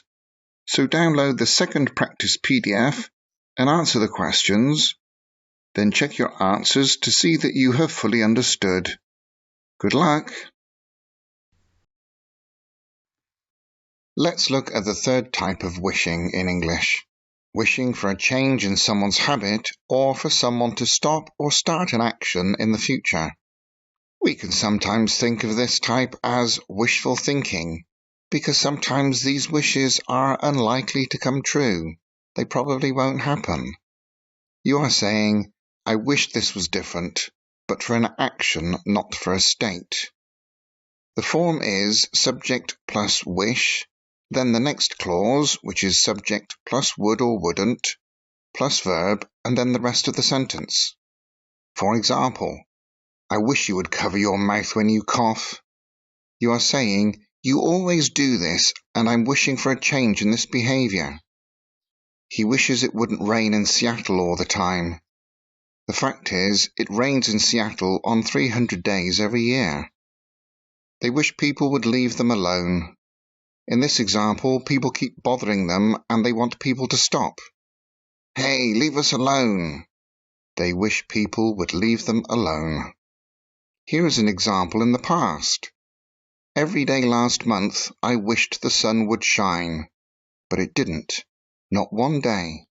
But I kept wishing. However, there is no future form for this type of wish. You don't say, I will wish.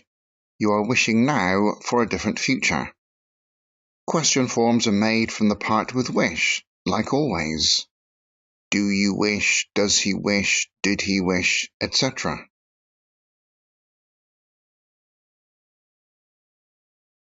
Are these sentences correct or not? Correct the wrong ones. No, this is wrong. It should be, I wish I weren't short, or I wish I wasn't short, because this is not a future action. This is a wish for a change in a present state or present situation. So it's the first type of wish, not this third type. Yes, this is correct. The person is complaining about an annoying characteristic, and he wishes it were different.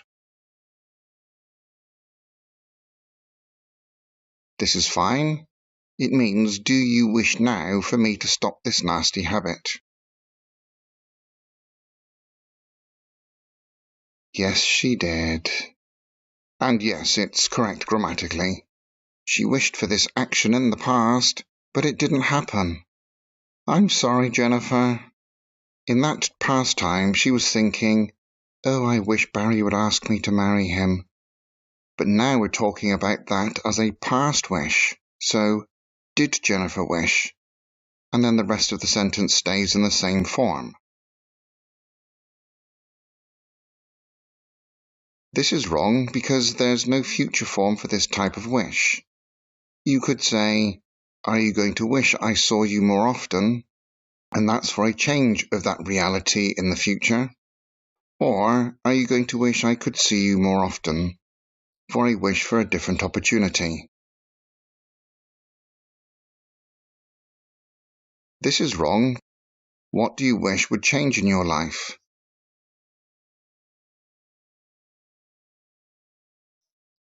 Make sentences using these words.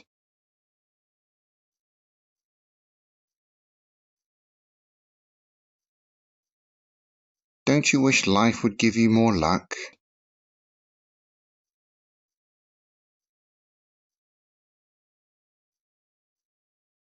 He wishes I would visit him more often.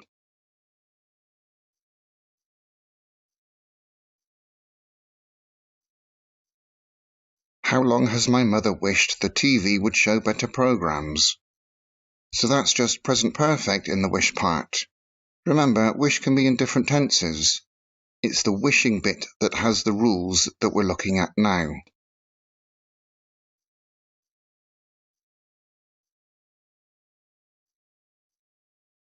I wish it could have been me in his place. I'm wishing for this past opportunity, this past chance that I didn't get.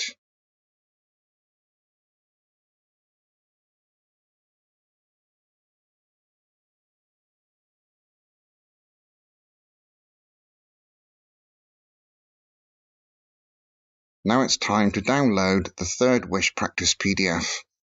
Answer the questions and check your answers to see if you have fully learned them. Also, there are extra practice questions on another PDF, so why not try those? Good luck! What is reported speech? If someone says something in the past and we are telling someone now what that person said, that is reported speech. Let's look at this example here. Let's say in some past time, Brian said, I'm happy. We report it like this. Brian said he was happy. Or, Brian told me he was happy. The first rule of reported speech is change the tense one backward. So present simple becomes past simple. In this case, am changes to was. Rule number 2 is change the pronouns so that they are logical. So I becomes he for Brian. Be sure that your object pronouns also change if needed, and your possessive adjectives. By the way, this is Brian. We're going to be hearing from him a lot in these reported speech videos. Brian said he was happy was our answer. But this begs the question, isn't he happy now? Present tense? Because we said, Brian said he was happy, past tense. Actually, you can say Brian told me he's happy if he's happy now. That's present tense, meaning he is still happy. And you know he's happy. However, this doesn't mean he isn't happy now. This is just how the grammar works normally. But, and this is important, if you are not sure, or if you know for sure that this is no longer true, you must follow this grammar of putting the verb one tense backwards. Brian told me he was happy. We can add the word that to the sentence, but it has no extra meaning. Brian said that he was happy. Brian told me that he was happy. There's no change in the meaning. Let's look at another present simple example. Joan likes coffee. Brian said Joan liked coffee. Now, of course, you can keep the present simple and say Brian said Joan likes coffee, because presumably she still likes coffee, unless she stopped liking coffee, or she's dead. Here's an example for a negative sentence. I don't like milk. Brian said he didn't like milk. Or Brian said he doesn't like milk. My advice is that you should use the 1/10 backward rule, especially in a grammar exam. That way you will always be right. Now it's time for some practice. Change these into reported speech and begin each sentence with "he said."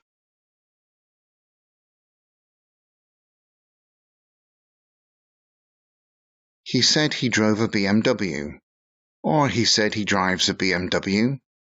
Drove is perfectly correct because you've changed the present simple into past simple, 1/10 backward. But of course, logically speaking, if he still drives a BMW, then you can use the present simple.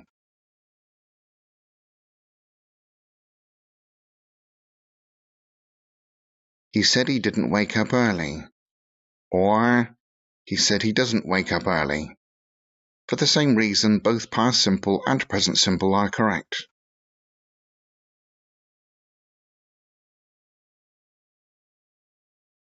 He said they have lots of time. Or he said they had lots of time. Now the speaker used we. And if you, the person who is reporting this, are in that group of we, then you would use we in the reported speech. But if the we in the first sentence does not include you, then it's about other people, so you would use they. This is just a question of logic. He said his wife didn't smoke. Or he said his wife doesn't smoke. Don't forget to change my into his, because it's not your wife, it's his wife.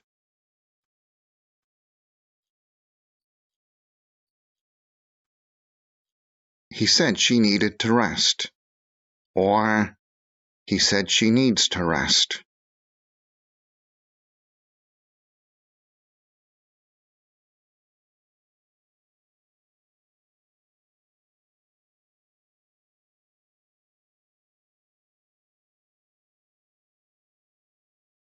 Now you can download the first reported speech practice PDF and answer the questions.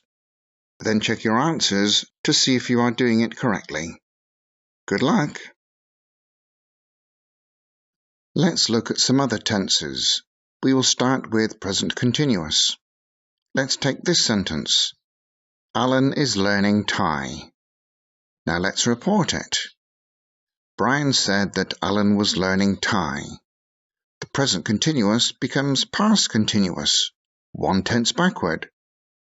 Or we can say Brian said Alan is learning Thai. We can use that if it's definitely still continuing. And in the negative, Alan isn't learning Thai. We can report it like this. Brian said that Alan wasn't learning Thai. Or isn't learning. But remember, it's always best to follow the 1/10 backward rule to be sure that you are right. Let's try present perfect simple. My grandma has baked a pie. Brian said his grandma had baked a pie. So present perfect simple becomes past perfect simple. Brian said his grandma has baked a pie. If that pie is still ready to eat, maybe you can smell it. For the negative, my grandma hasn't baked a pie. Brian said his grandma hadn't baked a pie. Let's look at two future forms. I will kill the monster. Brian said he would kill the monster. So will changes to would. Brian said he will kill the monster. This is possible if the monster is still alive. But of course, would is fine for if the monster is dead or not. Remember, going 1/10 backward is always right. And now for going to future. I'm going to cook the food. Brian said he was going to cook the food. So am, is, are going to becomes was or were going to in reported speech. Or of course, Brian said he's going to cook the food. That's Brian there. I hope he isn't going to make my kitchen dirty. we're going to do some practice with the tenses that we have just seen in this video. Change these sentences into reported speech. Always begin with he said.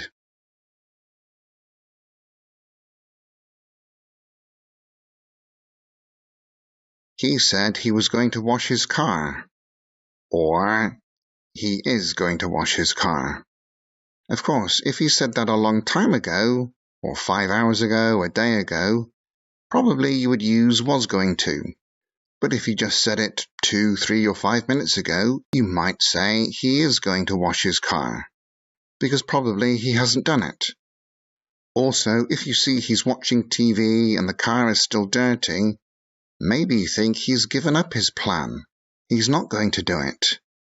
Then you would certainly say, he said he was going to wash his car. This small change in grammar can give a different meaning.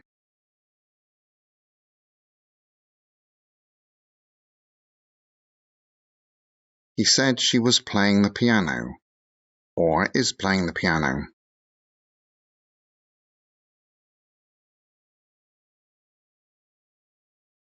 He said the weather would be sunny, or will be sunny.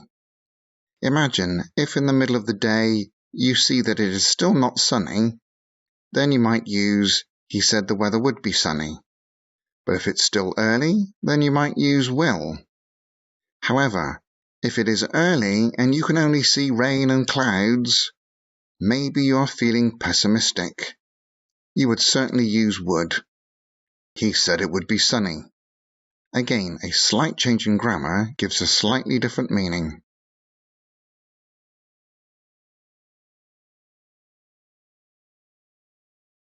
He said they had never been to Moscow, or have never been.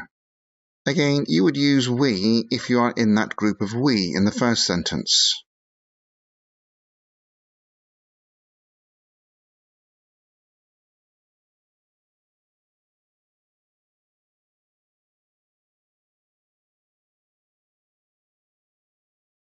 Now try these ones.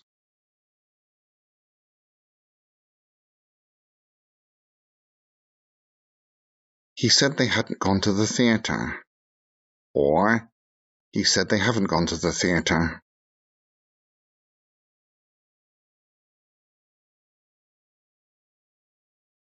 He said he wasn't going out later. Or isn't going out later.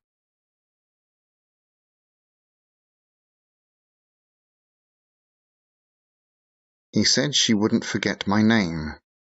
Or she won't forget my name. Don't forget to change your to my if the first person was speaking to you about you.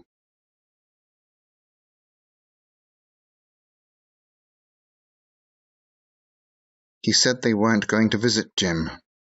Or he said they aren't going to visit Jim. Or you can use we if you are in that group of we.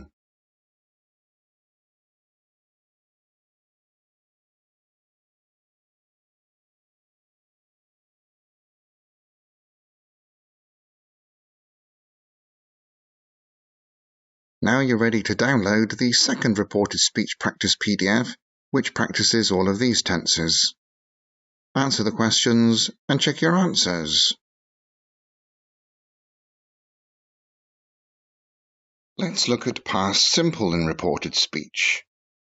Here's a sentence. Batman ate my hot dog. We can report it like this. Brian said Batman had eaten his hot dog. So past simple becomes past perfect.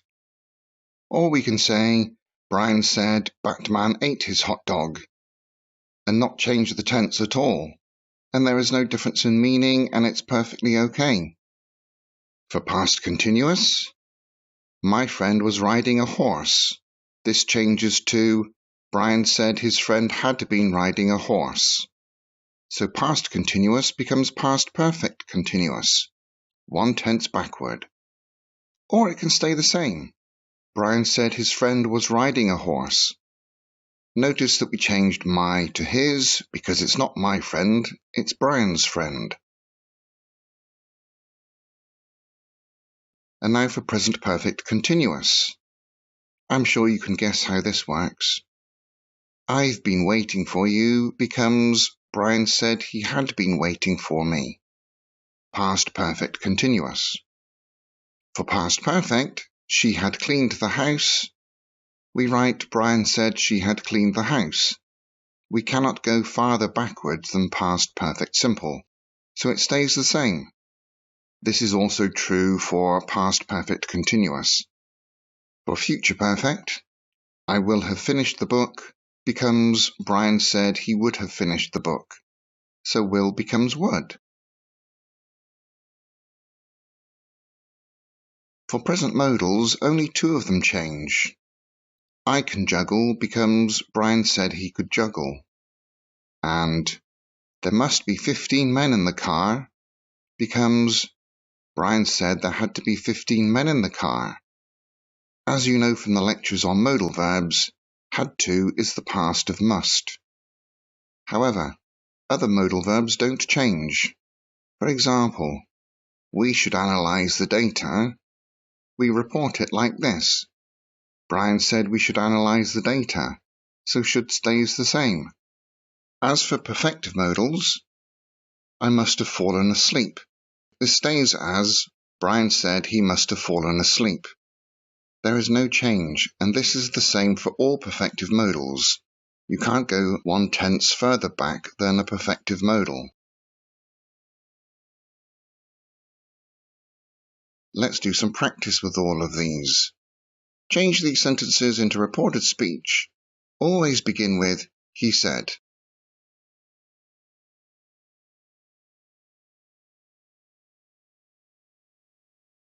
He said Peter had taken his mom to hospital. Or, he said Peter took his mum to hospital. Remember, past simple doesn't have to change in reported speech.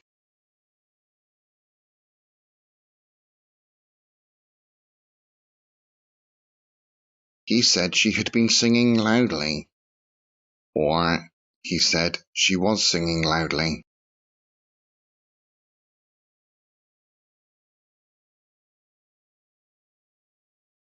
He said he had been sitting home for ages. Or has been. Again, that doesn't have to change either, but it can. Remember, it depends really whether the sitting has finished or not, and how long ago he said it.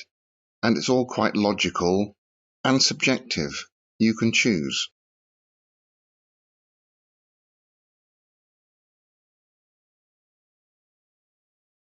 He said they had never been there before.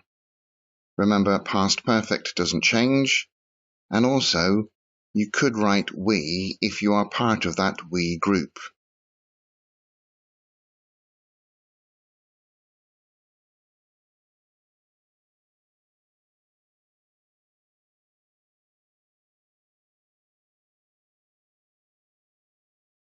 Here are some more questions for you.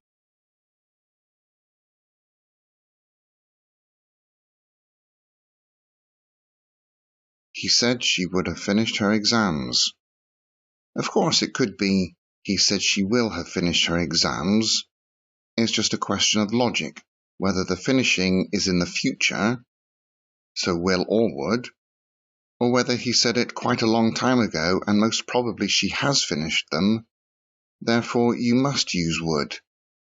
It's all logical, as much as English can be logical.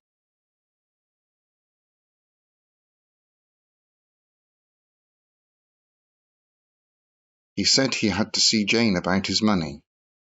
Remember, the past of must is had to. Of course, if he still must do this, then you can keep must if you want.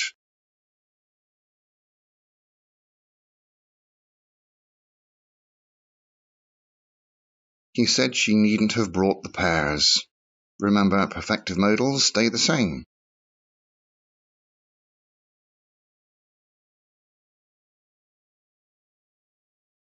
He said they hadn't thought about China.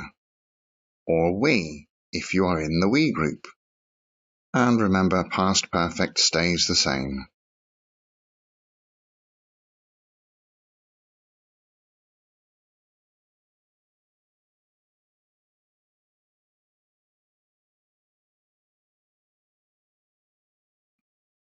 Here's some more practice.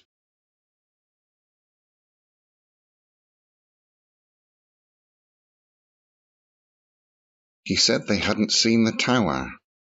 Or, he said they didn't see the tower. Past simple doesn't have to change.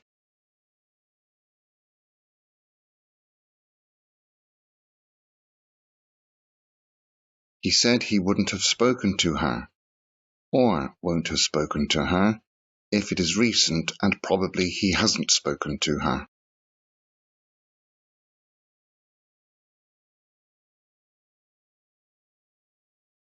He said she hadn't been paying attention, or he said she wasn't paying attention because past continuous can stay the same.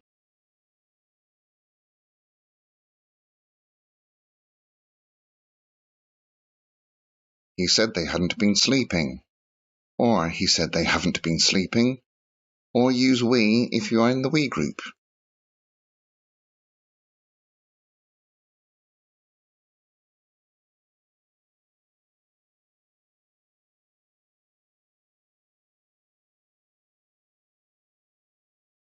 So, do you think you can do some practice on all of those? If so, download the third reported speech practice PDF, answer the questions, and then check your answers. Good luck! When you use reported speech, you also have to consider the time phrases. These sometimes change. Sometimes they don't. But the golden rule is this: just be logical. Let's look at how we report days of the week. Last Tuesday, Brian said this: I finished my course yesterday. We can report it like this. Brian said he had finished his course the day before. If it is still Tuesday when we report this, we can say Brian said he had finished his course yesterday. If it is the same week, we can say Brian said he had finished his course on Monday. So this is just a matter of logic. When we report time phrases like this morning or this week, we often change this for that if it is logical. For example, I've been waiting for you since this morning. When we report it, it becomes Brian said he had been waiting for me since that morning. Instead, we can write Brian said he had been waiting for me since yesterday morning if we are reporting it the next day, because that morning was yesterday. And if you report on the same day, there's no change in the time phrase because this morning is still this morning. Brian said he had been waiting for me since this morning. This is how we report tomorrow in reported speech. You will have finished by tomorrow becomes Brian said I would have finished by the following day, or by the next day, or the day after. If we report this on the same day, then we write Brian said I will have finished by tomorrow, with no change in the word tomorrow, because tomorrow is still tomorrow. And we don't need a change in the tense because it is still definitely about the future. When we report the word now, it becomes then, if it is logical. Sarah is eating now. That becomes Brian said Sarah was eating then. However, if you report this soon after and Sarah is probably still eating, you can say Brian said Sarah was eating now, or Brian said Sarah is eating now. With the word today, we report it like this: I'm going home today. Brian said he was going home that day. Or today if you are reporting it on the same day. But you already know that, don't you? Here's an alternative for immediate reported speech. So if you report the speech straight after you hear it, we can say, Brian says that, and then repeat the same tense and just replace the pronouns where necessary. For example, I'll do it tomorrow. Brian says he'll do it tomorrow. Maybe you are talking to Brian on the phone and telling someone else now what he is saying.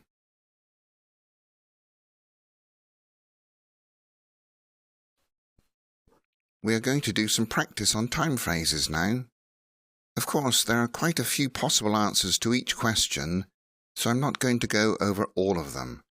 I'm sure you will understand if the logic in your answer is right. I may mention one or two alternatives. Put these sentences into reported speech and begin with he said.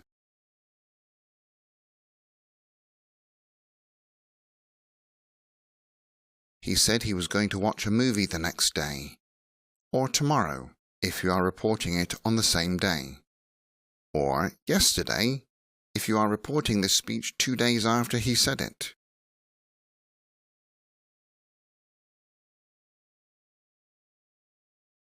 He said she had found $20 the day before.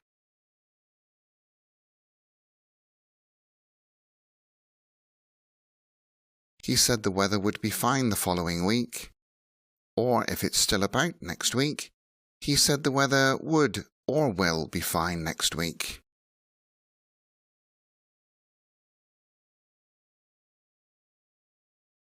He said they were going the next afternoon. Of course, if you're reporting it on the same day, you keep tomorrow afternoon.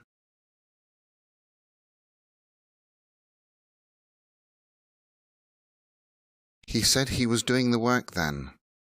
Or if that person is still doing the work, he said he was doing the work now.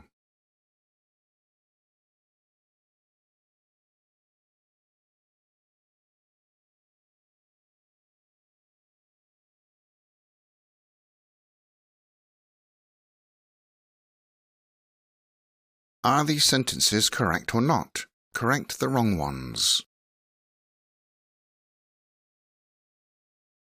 This one is fine. This is wrong. It should be, Sue said they were planning a party because Sue is speaking, we, about her and some friends. So it should be they were. That's absolutely fine. Remember, last week becomes the week before when you report it. This is fine if we are reporting on the same day. If we are reporting it days later, then it would be Sue said she would see me the next day or the following day. Nope, this is wrong. Sue said there was a fly in her soup, not in my soup. My soup was fine. And that's okay because it's immediate reporting and the tense stays the same.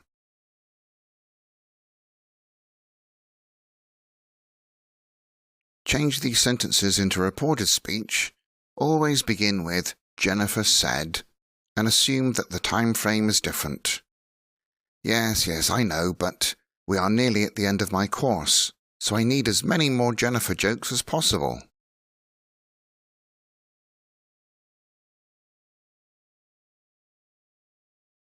Jennifer said they were going to watch that film the following week, or the next week, or the week after.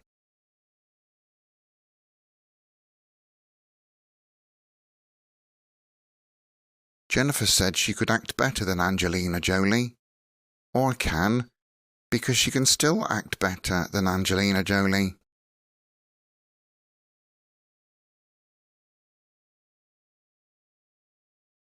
Jennifer said she hadn't heard of it before then. Remember, now becomes then.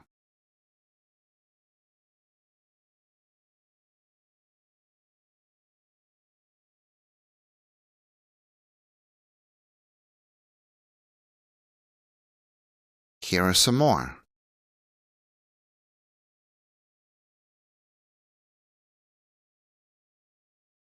Jennifer said Brad had been kind to her, but that Barry was kinder. Remember, past simple can stay past simple, so Brad was kind, or it can be past perfect, had been kind. And the same goes for Barry is kinder. It can stay in that tense or move one back. Notice, because we had two parts of the sentence with two different subjects, that I added the word that in there. That's also possible because, as you remember, we can begin reported speech with "he said that." So I put that in there to show you where it can go, because Jennifer said two things, and we can put that before each thing that she said.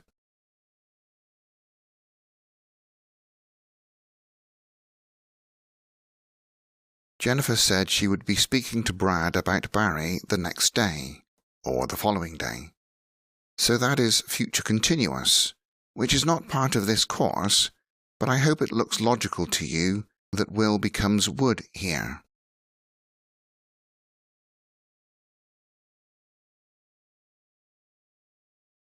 Jennifer said she loved Barry with all her heart and that he loved her. Or, of course, we can have present simple there, loves, because she still loves me and I still love her.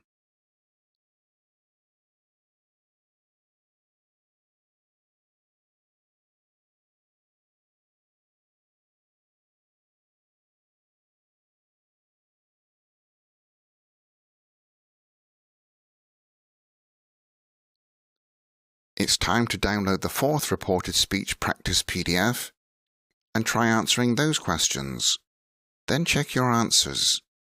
Good luck! Let's look at reporting WH questions.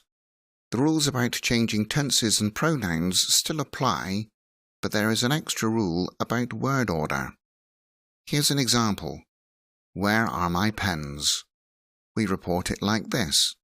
Brian asked me where his pens were. So in a reported WH question, the word order is this. Question word, subject, then verb. There's no auxiliary verb like do, does, or did, and no putting the first part of the verb cluster before the subject. In other words, there is no question word order. Here's another example. Why do you have an old telephone? We report it like this. Brian asked me why I had an old telephone. There is no auxiliary verb do, as this is not a direct question. See? Question word, subject, verb, and then the rest of the sentence.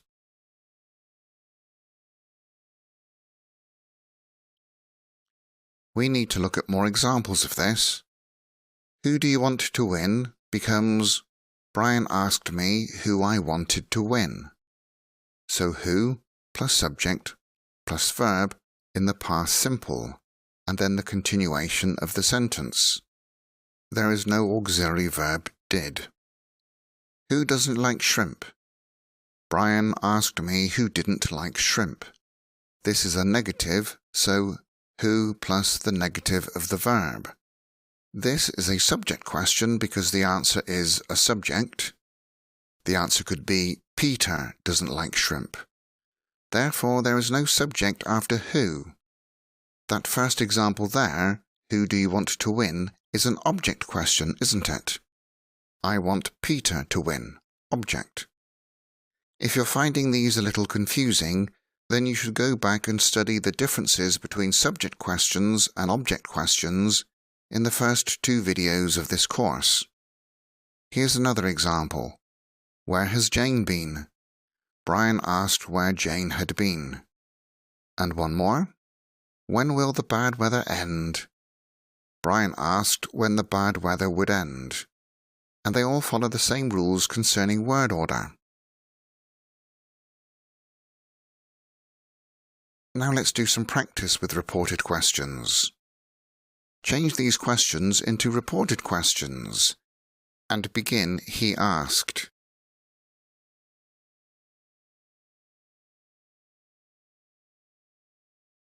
He asked who was going to pay for that. Or this, if we can still see that thing.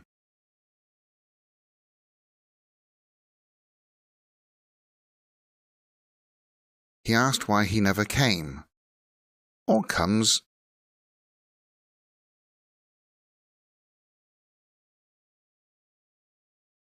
He asked where he could find Mr. Jones.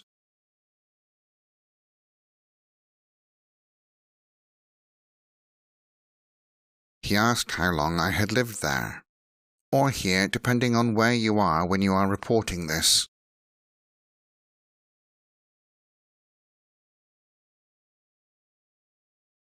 He asked who didn't want to eat fish that day, or today. Of course, for all of these, there are different possibilities with different tenses, etc.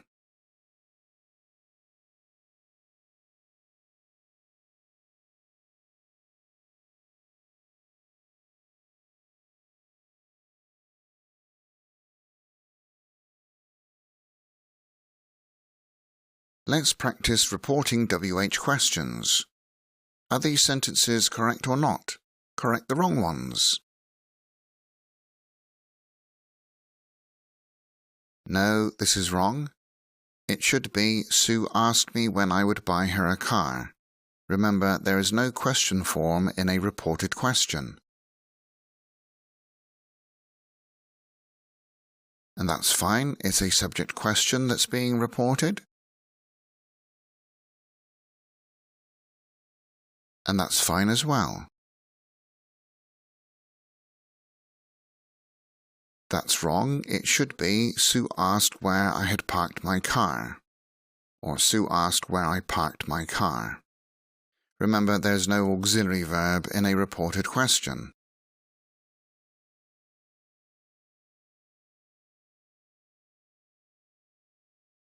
And that's fine.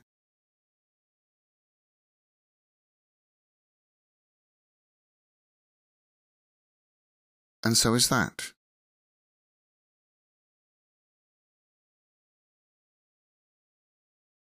Change these sentences into reported speech. Always begin with, Jennifer asked, and assume that the time frame is different.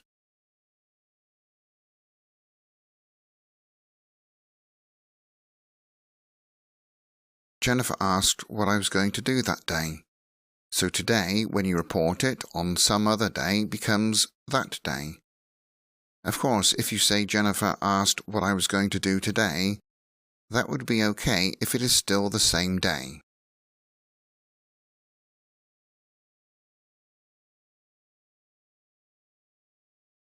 Jennifer asked who should give her their report.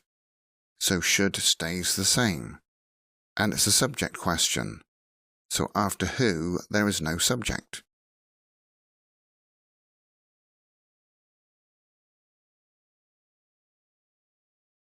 Jennifer asked where I had seen that man, or where I saw that man. Remember, past simple when you report it can stay past simple, or it can change to past perfect. Personally, I prefer past perfect. And this man becomes that man, because I'm guessing that man is not in the same place when you're reporting it. He's not with you, so you can't say this man.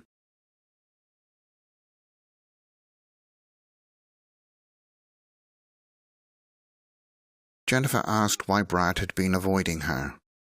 So present perfect continuous becomes past perfect continuous.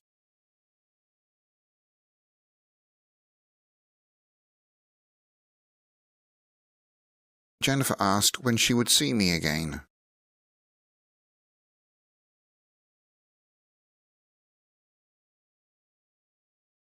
Jennifer asked how she could cook that afternoon. So can becomes could.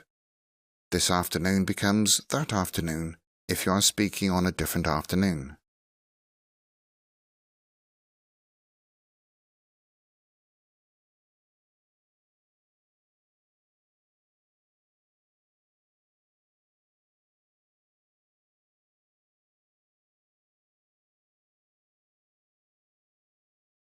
So download the 5th reported speech practice PDF and answer the questions, and then check your answers. Good luck! Let's now look at how we report yes-no questions. And for this we use the words if or whether, and they mean the same, but they are not conditional. Let's look at an example. Are you happy? We report it like this. Brian asked me if I was happy, or whether I was happy. Let's look at that word order a little more closely. whether or if is followed by subject and then the verb, and then the continuation of the sentence, just like in reported WH questions. Here's another example. Do you want some tea? Brian asked me if I wanted some tea. So there is no auxiliary do, as this is a reported question. Here's another. Did she feed my dog? Brian asked if she had fed his dog. If you are reporting immediately, you don't need to change the tense, of course, but you still need if or whether. Have you been to Paris? Brian is asking whether you have been to Paris.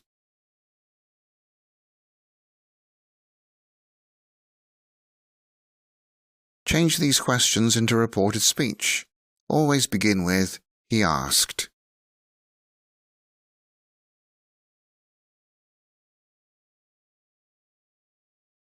He asked if I had ever eaten couscous. Or, of course, if I have ever eaten couscous.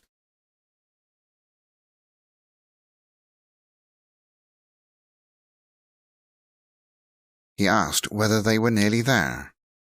Or we, depending on if you are included in that we. Remember that you can write if or whether in these, and it doesn't matter which.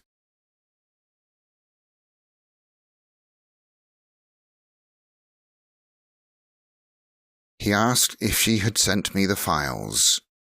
So you becomes me, because this person was talking to you, and now you're reporting it to somebody else.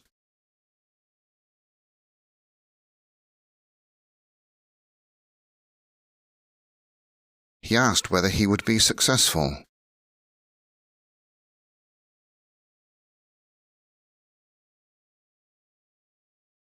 He asked whether I could help him pack. We can also say he asked me to help him pack.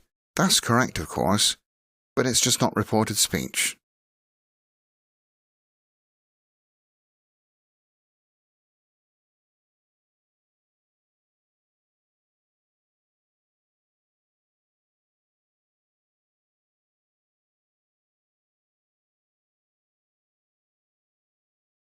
Are these correct or not?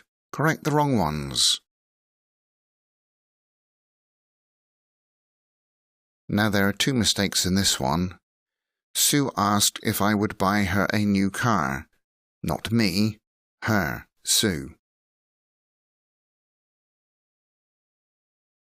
And that's fine. And that's fine as well if you are reporting it in the same week. If you are reporting it a few weeks later, then you would say Sue asked if Pete had bought his book the previous week or the week before. If you're reporting it 1 week later, then you would say last week. No, this is wrong. Sue asked whether I could bring her some water. Remember, there is no question word order in reported speech. And that's fine. Change these sentences into reported speech. Always begin with Jennifer asked, and assume that the time frame is different.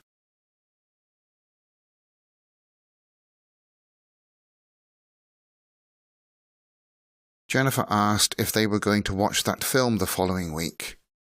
Or you can use we if you are lucky enough to be in the we group, like I am, because Jennifer always goes to the cinema with me.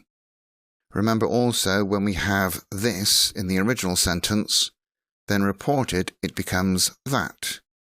And when the original has that in there, that stays as that, no change.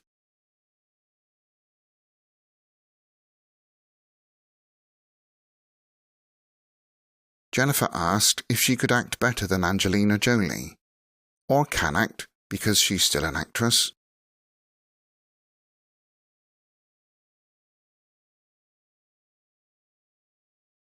Jennifer asked if I would marry her the following year. Will becomes would in the future perfect simple.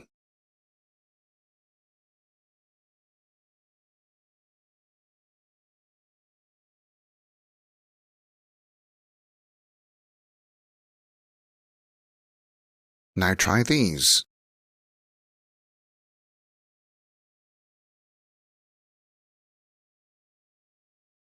Jennifer asked if her dad had spent more time with me. There are lots of pronouns to change there.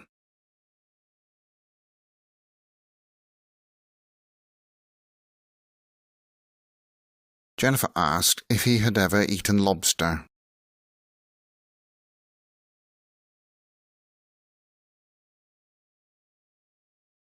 Jennifer asked if Stephen would have finished his movie by the following day.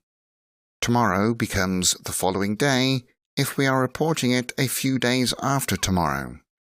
Of course, if you are reporting it on the same day, then Jennifer asked if Stephen would have finished his movie by tomorrow. Or if you're reporting it tomorrow, Jennifer asked if Stephen would have finished his movie by today. It's all logical.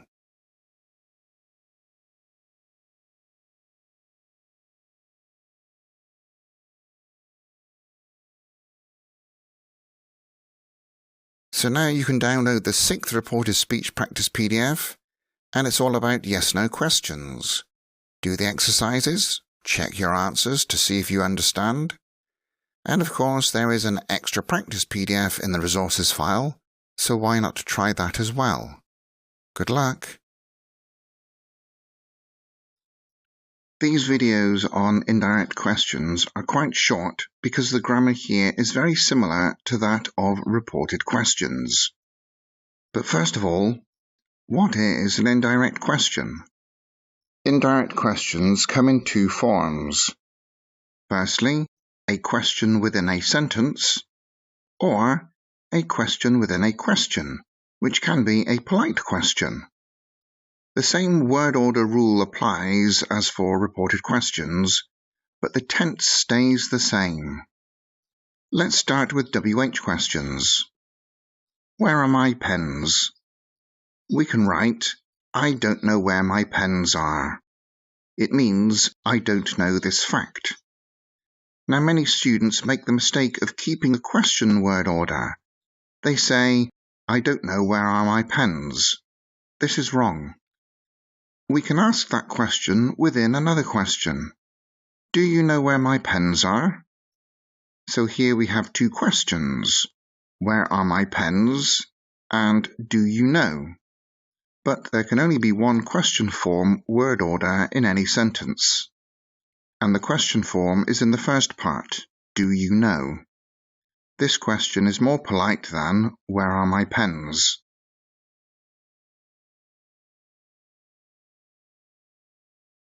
Here is another example. Why do you have an old telephone? Here's a statement with that question in there indirectly. I wonder why you have an old telephone.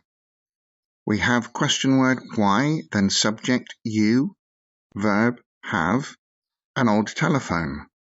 We lose the auxiliary word do because this isn't a question. Here's one more. Where is the post office? Can you tell me? Can you make a polite question from that? Can you tell me where the post office is? Oh look, there it is. The question form is at the beginning, can you tell me? And the rest of the sentence is in normal word order.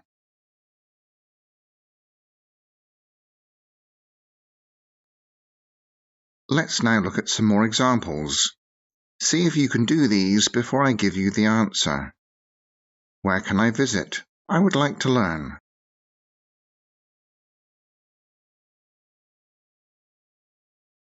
I would like to learn where I can visit. Who wants milk? I need to know.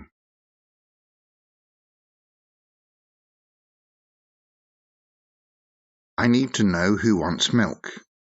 This is simpler because it is a subject question and the word order doesn't look unusual. What music does Ray listen to? Tell me.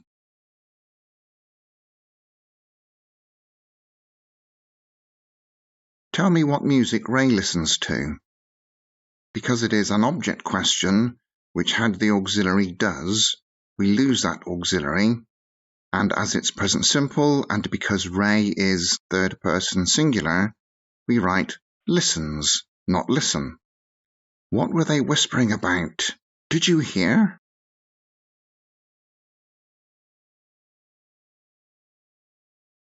We can have this indirect question. Did you hear what they were whispering about?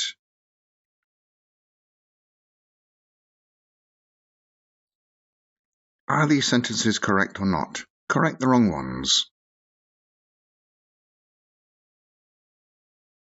That one is fine. No, that's false. It should be, I'm wondering where he went last night. He, then past simple, went. It's not a question, so there's no question form, no auxiliary did. And that's fine. This is wrong. It should be, can you show me where the bathroom is? This is incorrect. It should be, I need to know how much he has paid. And that's correct, just like the movie.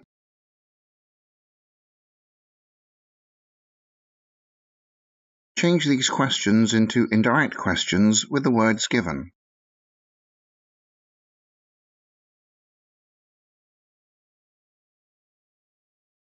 I would like to know who he had spoken to.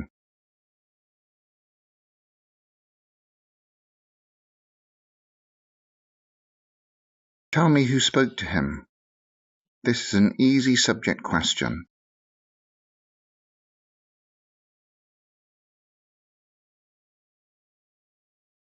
Can you tell me what you are fixing now? We can see that are is after you, as in a normal sentence.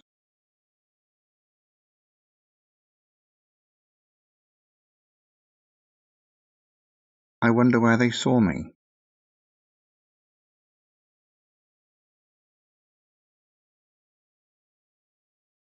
I know what Jennifer is doing now.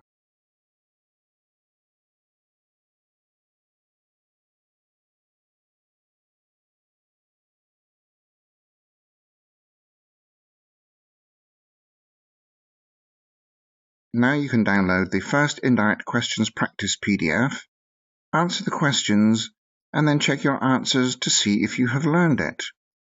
Good luck! Let's take a quick look at indirect questions from yes-no questions. Again, it's very similar to reported questions in the previous video. We use if or whether. After if or whether, we write subject, verb, and the rest of the sentence. Normal sentence word order. But we keep the same tenses as with indirect WH questions. Easy peasy, right? Try to make indirect questions from these before I give the answer. Are you happy? Tell me.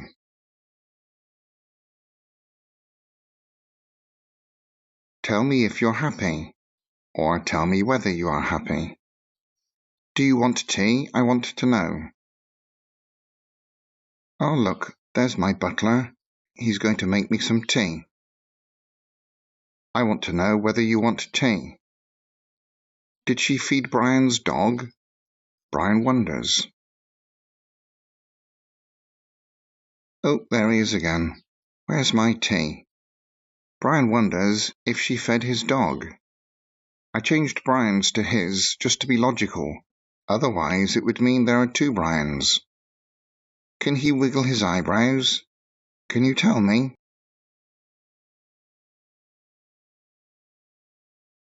Can you tell me if he can wiggle his eyebrows?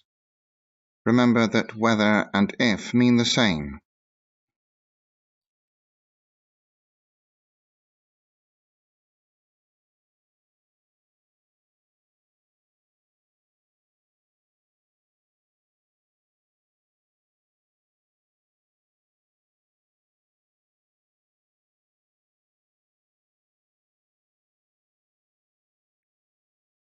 Are these sentences correct or not? Correct the wrong ones. No. I'd like to know if she has visited Grandma. Remember, No question form in this part. This is fine. It is present perfect continuous in its non-question form. And that's correct. The original sentence is, does he like carrots? No, this is wrong. It should be, I wonder whether she is joking. Not in question form. And that's fine. And so is that.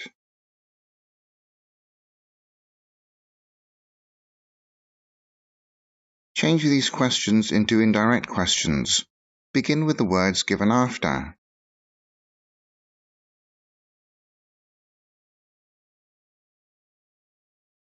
Tell me if you're going to do something fun today.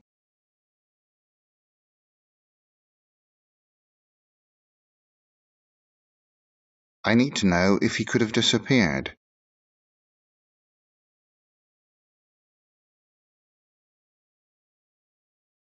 I don't know if she's been speaking to Brad.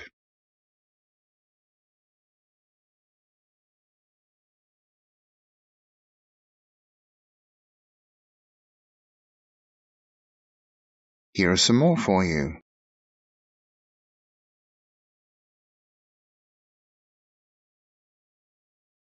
I have no idea whether they would lie to me.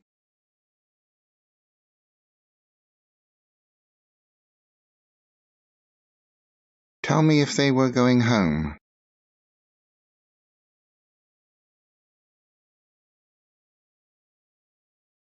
Can you tell me if you can see the sea from the window?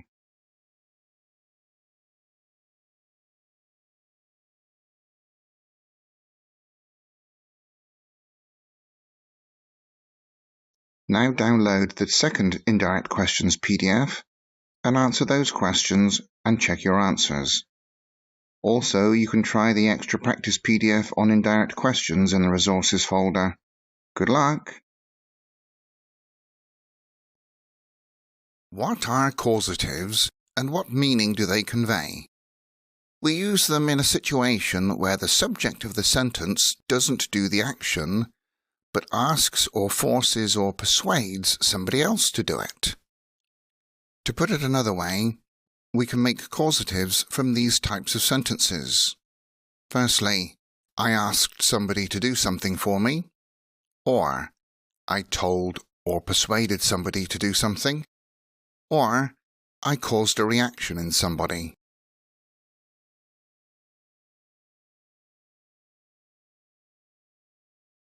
Let's look at the causatives that give the meaning that somebody does something for you. And in these particular sentences, we are not going to write the agent or the doer of the action in the causative. Let's look at an example to see how we do this.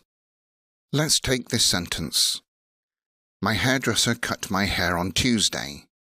The causative sentence is, I had my hair cut on Tuesday.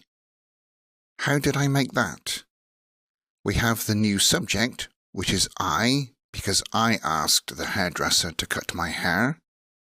Then we have a form of have, in the same tense as the original sentence. Then we write the object, and then the past participle of the verb. Let's look at another sentence. A mechanic is going to fix my car. The causative is, I'm going to have my car fixed. There is the new subject, I, then have in the same tense as the original sentence, going to have, then the object, then the past participle. Here is another sentence. A manicurist is painting my nails. The causative is, I'm having my nails painted.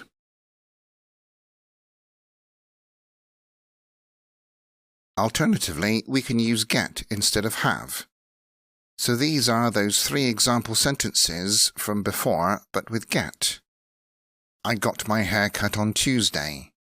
I'm going to get my car fixed. And I'm getting my nails painted. For these sentences, We need to ask someone or tell someone to do this thing. So in the exercises and practice sheets, don't write the verbs ask or tell in your answers. That will give a different meaning. A causative sentence already gives you the meaning that you are asking someone to do something, or telling them, or forcing them.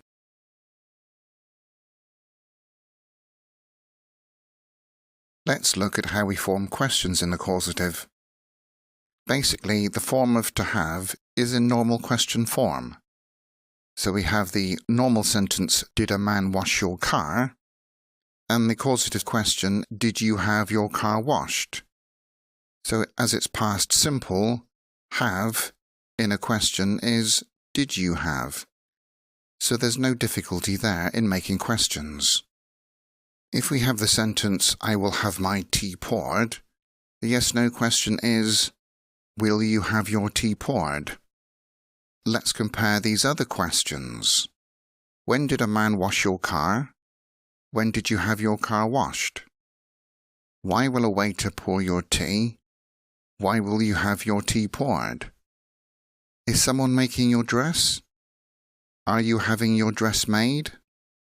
This is the same for questions in all causatives. Let's practice with these. Change these sentences into causatives without the doer, without the agent.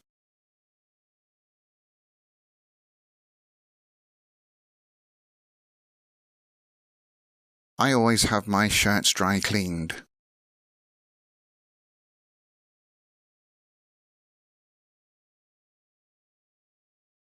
I was having my eyes tested when you called.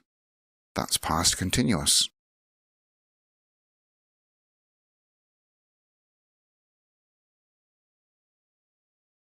I want to have my nose pierced. So after want to, we always have an infinitive, as you know.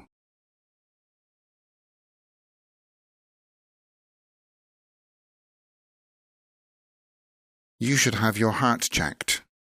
Remember, we don't write the verb ask in the causative because the causative implies that you asked somebody to do it.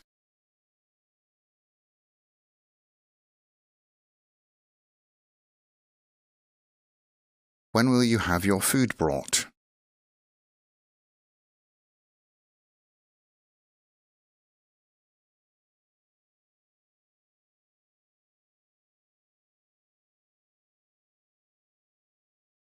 Here are some more.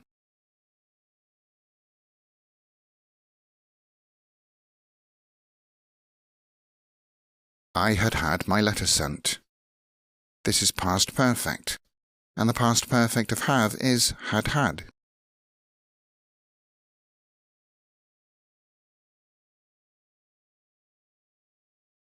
Are you having your pool cleaned tomorrow? Remember, there is no verb to ask in the answer.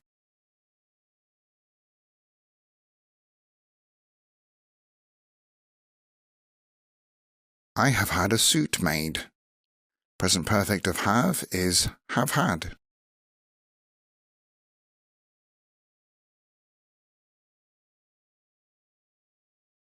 I will be having my girlfriend flown here. I wonder what her name is.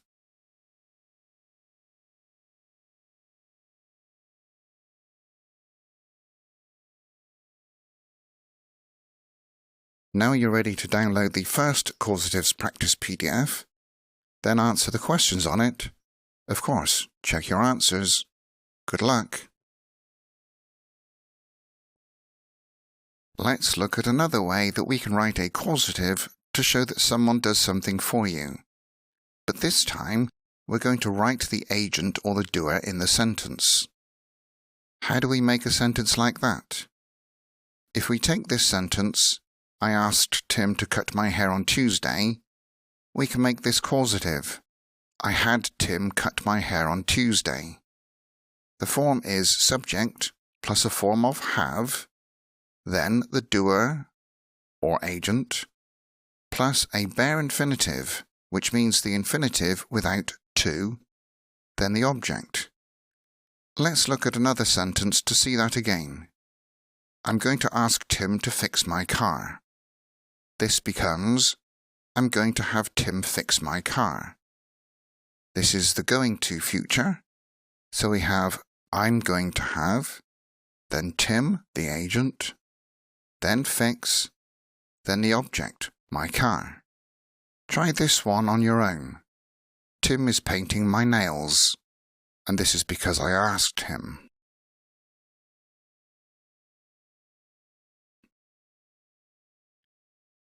I'm having Tim paint my nails. What a wonderful friend Tim is. Alternatively, we can use get instead of have, but with a full infinitive, meaning with to. We will use our examples from the previous slide to show this. I got Tim to cut my hair on Tuesday. I'm going to get Tim to fix my car.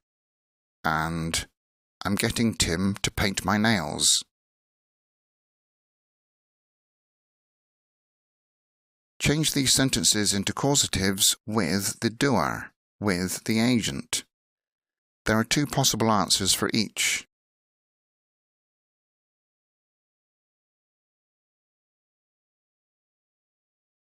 I always have my butler dry clean my shirts. Or, I always get the butler to dry clean my shirts.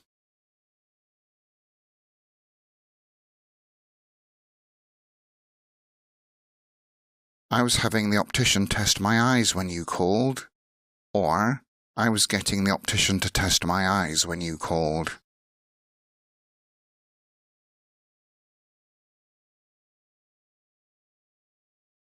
I want to have Tim pierce my nose. Or, I want to get Tim to pierce my nose. What an amazing friend Tim is. He can do so many things.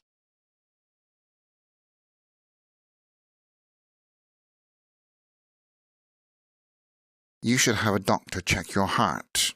Or, you should get a doctor to check your heart.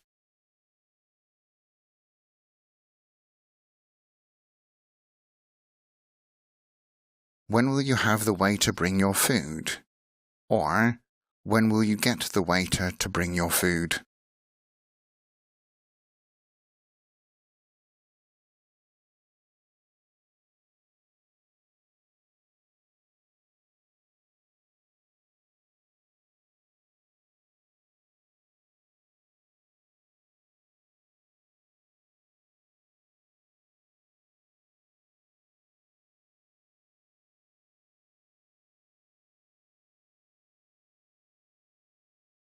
Here are some more.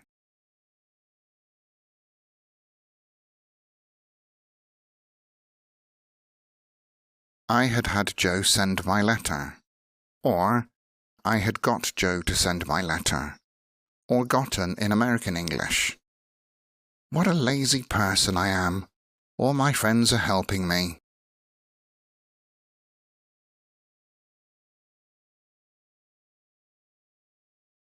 Are you having Fred clean your pool tomorrow? Or, are you getting Fred to clean your pool tomorrow?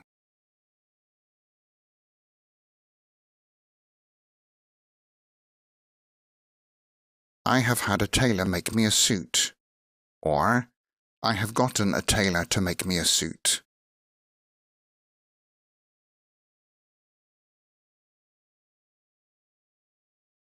I'll be having a private jet fly my girlfriend here. Or, I will be getting a private jet to fly my girlfriend here.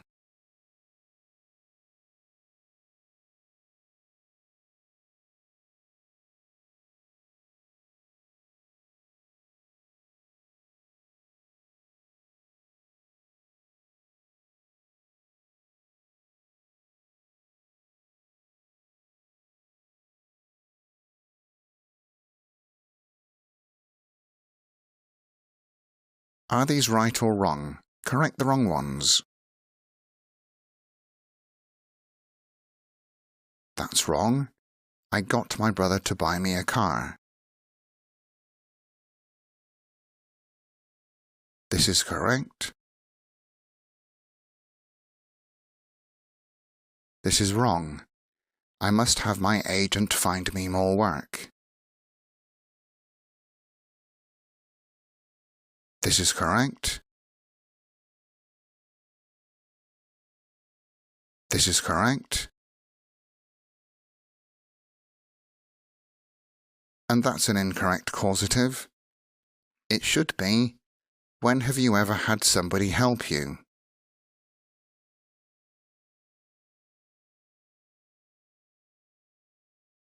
Now download the second causatives practice PDF, answer the questions, and then check your answers to see if you have understood them. Good luck! Now let's look at the causative that gives the meaning that you are forcing someone to do something or causing someone to do something. This is a little more complicated than the previous two causative types, but there are some instances when more than one form is possible. For this type of causative, you need to choose your purpose, the aim of your sentence, and then choose which causative form to use. When we persuade someone to do something for us, when they don't at first want to do it, we use get, just like the second causative type in the video before this. So, I persuaded Greg to quit his job becomes I got Greg to quit his job. However, if you force someone to do something, meaning you give them no choice, we use make, and the form is to make someone do something. There is no to with the infinitive. Look at this sentence. I forced Greg to quit his job. The causative sentence is this. I made Greg quit his job. If we trick someone into doing something, we use get. I tricked Greg into quitting his job.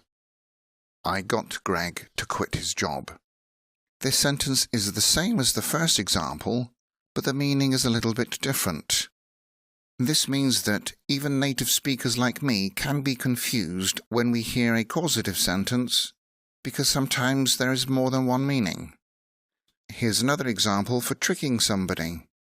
The police tricked the thief into confessing. This becomes, the police got the thief to confess. Finally, when we create a reaction in somebody, we can use make in the same form, to make someone do something. Here's an example. He hit his brother cried. We can write the causative sentence, he made his brother cry. You have probably heard this expression before. Don't make me laugh. There is a song called Make Me Smile. The singer is asking for his girlfriend to cause this reaction in him. Be careful about putting to where it is necessary. With get, but not with make. Use these sentences to make causatives with get or make. Only use the underlined words in the correct form in your answers. I will help you with the first one. The thief put a gun to the man's head. The man opened the safe. You won't write these words in the answer. These words tell you whether to use make or get. The underlined words here will be in your answer.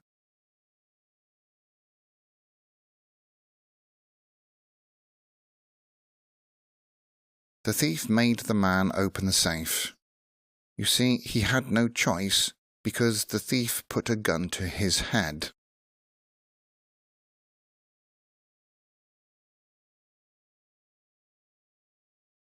Katie made her son do his homework.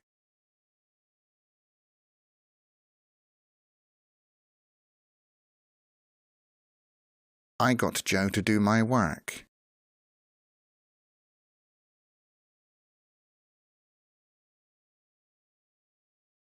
I got Megan to marry Harry. True story.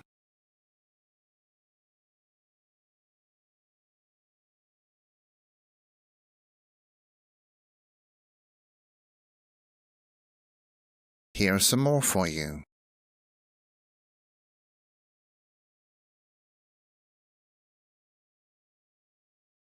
How will you get Jeff to tell you his secret?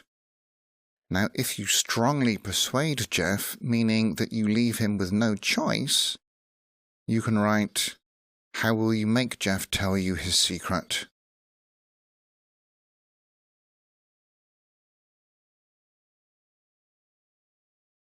Are you going to make me give up?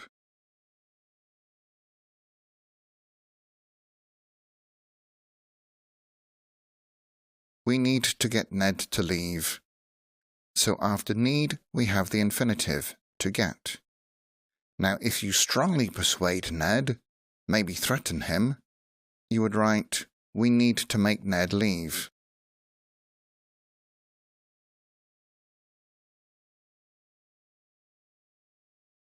I made Jennifer laugh. And I hope I made you laugh with my Jennifer jokes, and all the other ones.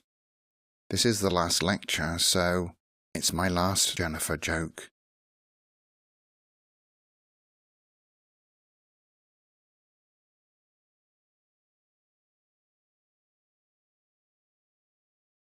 Now download the third causatives practice PDF and answer the questions. Then check your answers to see if you have understood it all, and then try the extra practice PDF if you wish. Good luck! Wow, that is the end of the course. I hope you found it useful. It's certainly not the end of your learning because there are so many things to learn in English. But you must keep practicing. If you don't practice, then you'll start to forget these grammar topics. And the more you practice, the easier things become. Also, keep reading storybooks for learners. It's much more fun than doing exercises. And if you liked the course, please rate it. That way more students can benefit from it. If you're interested, I have other courses that are available on udemy.com. One of them is Academic Writing for English Language Learners.